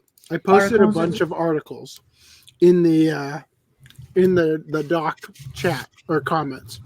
And I asked Rhys if he would be so kind as to add the one about the jizz mask and all the other articles too. But he said to me, damn it. Hold on, I gotta do it the other way so that it doesn't show your name. I got it. I just gotta do it the other way. He said hilariously. Come on. As soon as I I think it's funnier every time. Hey, what are you doing?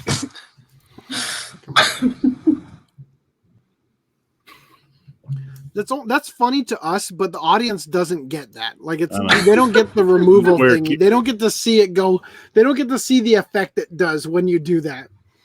They like just see me disappear. They don't see the grayed out version. So okay. Okay, I got it. So Rhys, I asked Rhys to do this, and he said to me, "Gonna be out of the house till later this afternoon. Can't add any articles that are in the comments." I got that jizz mask on though. To which he changed it to 1. Kill me, please. So I said, you need to be careful with those jizz masks. It might be just an urban legend, but I've heard getting jizz in your eye can cause blindness. You'll shoot your eye out, kid. No, your eye. The jizz mask on his eye. Because he's an eyeball. And also, I'm almost legally blind anyway, so fuck you. Well, I'm sorry about that. All right. No, but seriously, Rhys, I could not do this show without you because you are always on top of making the next doc. You share it on the Discord. You get the information out. You've asked people in the anime groups to come join us. You add the comments in for me and all that stuff. You're always on top of it. And I really, truly could not have made this show as good as it has been without your help. So truly, I do appreciate it. Now, Ace, right behind. Okay. I'll indulge you this once. Where your Gal Gaigar is. It has a face on it now. What is that? Wait, no. Where the bright light is below Suzuka. Gal Geiger is right there. Okay, so what's that? Below Suzuka? Yeah. That's Lupin. Oh, okay. Ugh.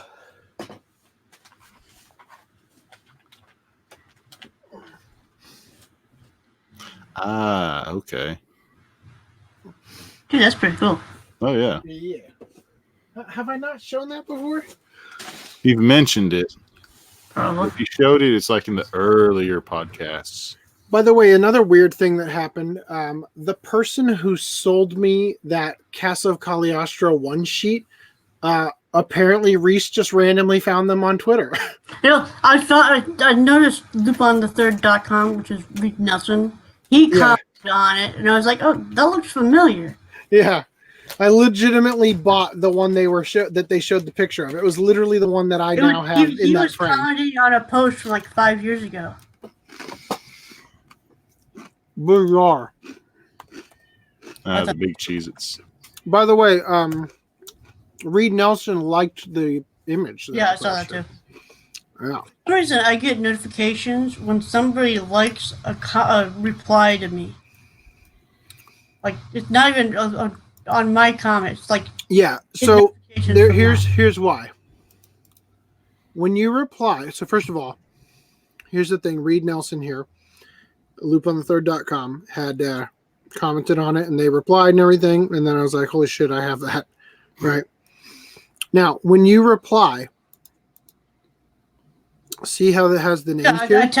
My tag, but if you select this and uncheck people, then you only reply to the one person. But nobody fucking does that. So then you get replied in it, and then when somebody likes it, you were tagged in that post as you were here. Okay. Right? So they like it. Just because I'm tagged, it's like it's my own. Okay, that's why. Yeah, that's why. Gotcha. So gotcha. My apologies to you, my friend, but I thought it wouldn't be a big deal. Anyway. All right. So I'm sorry, guys. I am totally exhausted as I've been up since 4 a.m. Yeah. And also went to bed quite late last night because I was compiling all these articles. But I'm not going to make it till midnight, at least not on the podcast, because I can't keep standing up forever. Wait. We got to say Happy New Year to the East Coast in 1 minute. No. Happy New Year, East Coast. Happy New Year. Happy New Year on the midnight hour. And FDD&M wasn't able to be. Oh. May you rest in peace. I saw Danny said, according to the wiki, Yoshi featuring Kiss, performed only rock and roll all night. That's not fun. Boo! I didn't want to jinx it by saying it. Even though there's no reason for them to play this, I secretly wanted Yoshiki and Kiss to play Get Wild and Tough.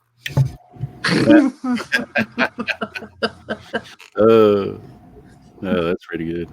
Anyway, guys, thank you once again for joining us in my drunk ramblings and my constant eating. I probably downed about 1,000 calories on this podcast today. So thank you for joining us. Have a great night. What's up? What's your New Year's resolution? What's your New Year's resolution? Pay off my credit card debt. Pay off your credit card debt. Which is proving to be quite difficult, as every step forward is like 30 steps back in that regard. But if I can get that off, I get the full-time position, we can finally relax in my household to the point where I can bring in the money, have some left over at the end of every month, start collecting again a little bit, and maybe hire a editor. So anyway, that's mine. Do you guys have anything you want to share? Anybody in the chat? I'm hoping to cross my fingers on this to finally be done with the Bandai Entertainment catalog. Are you planning to quit your like fourth job or whatever it is now that you paid off your student loans? Yeah, that's a good question. Another one is to try to get into grad school. Okay. Well, good question. I might need to keep the side job in order to study for. Okay. I will just say, if you have plans like that, don't quit the other job. Right. Because right now you've got that momentum. And as soon as you stop doing that job, your momentum is going to go to shit. When I was working 102 hours a week and then they forced me to take that Tuesday off, it ruined my work ethic at the job. It was really hard to get back into it because I was doing fine.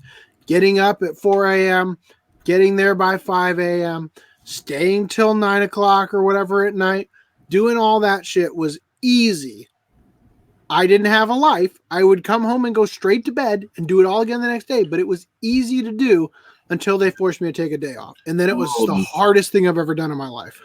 Yeah, I'm a little naughty on that. As soon as I would get there at 5, used to 5, leave at 3 or 4, depending on what's happening. Then go to second job from 4. Used to be 9. Now it's 8. Which is, I can do a little bit. I'll have to rush to get to a restaurant. I would like take time to try to watch stuff or have a little bit of time to live before I went to bed. What about you, Rhys?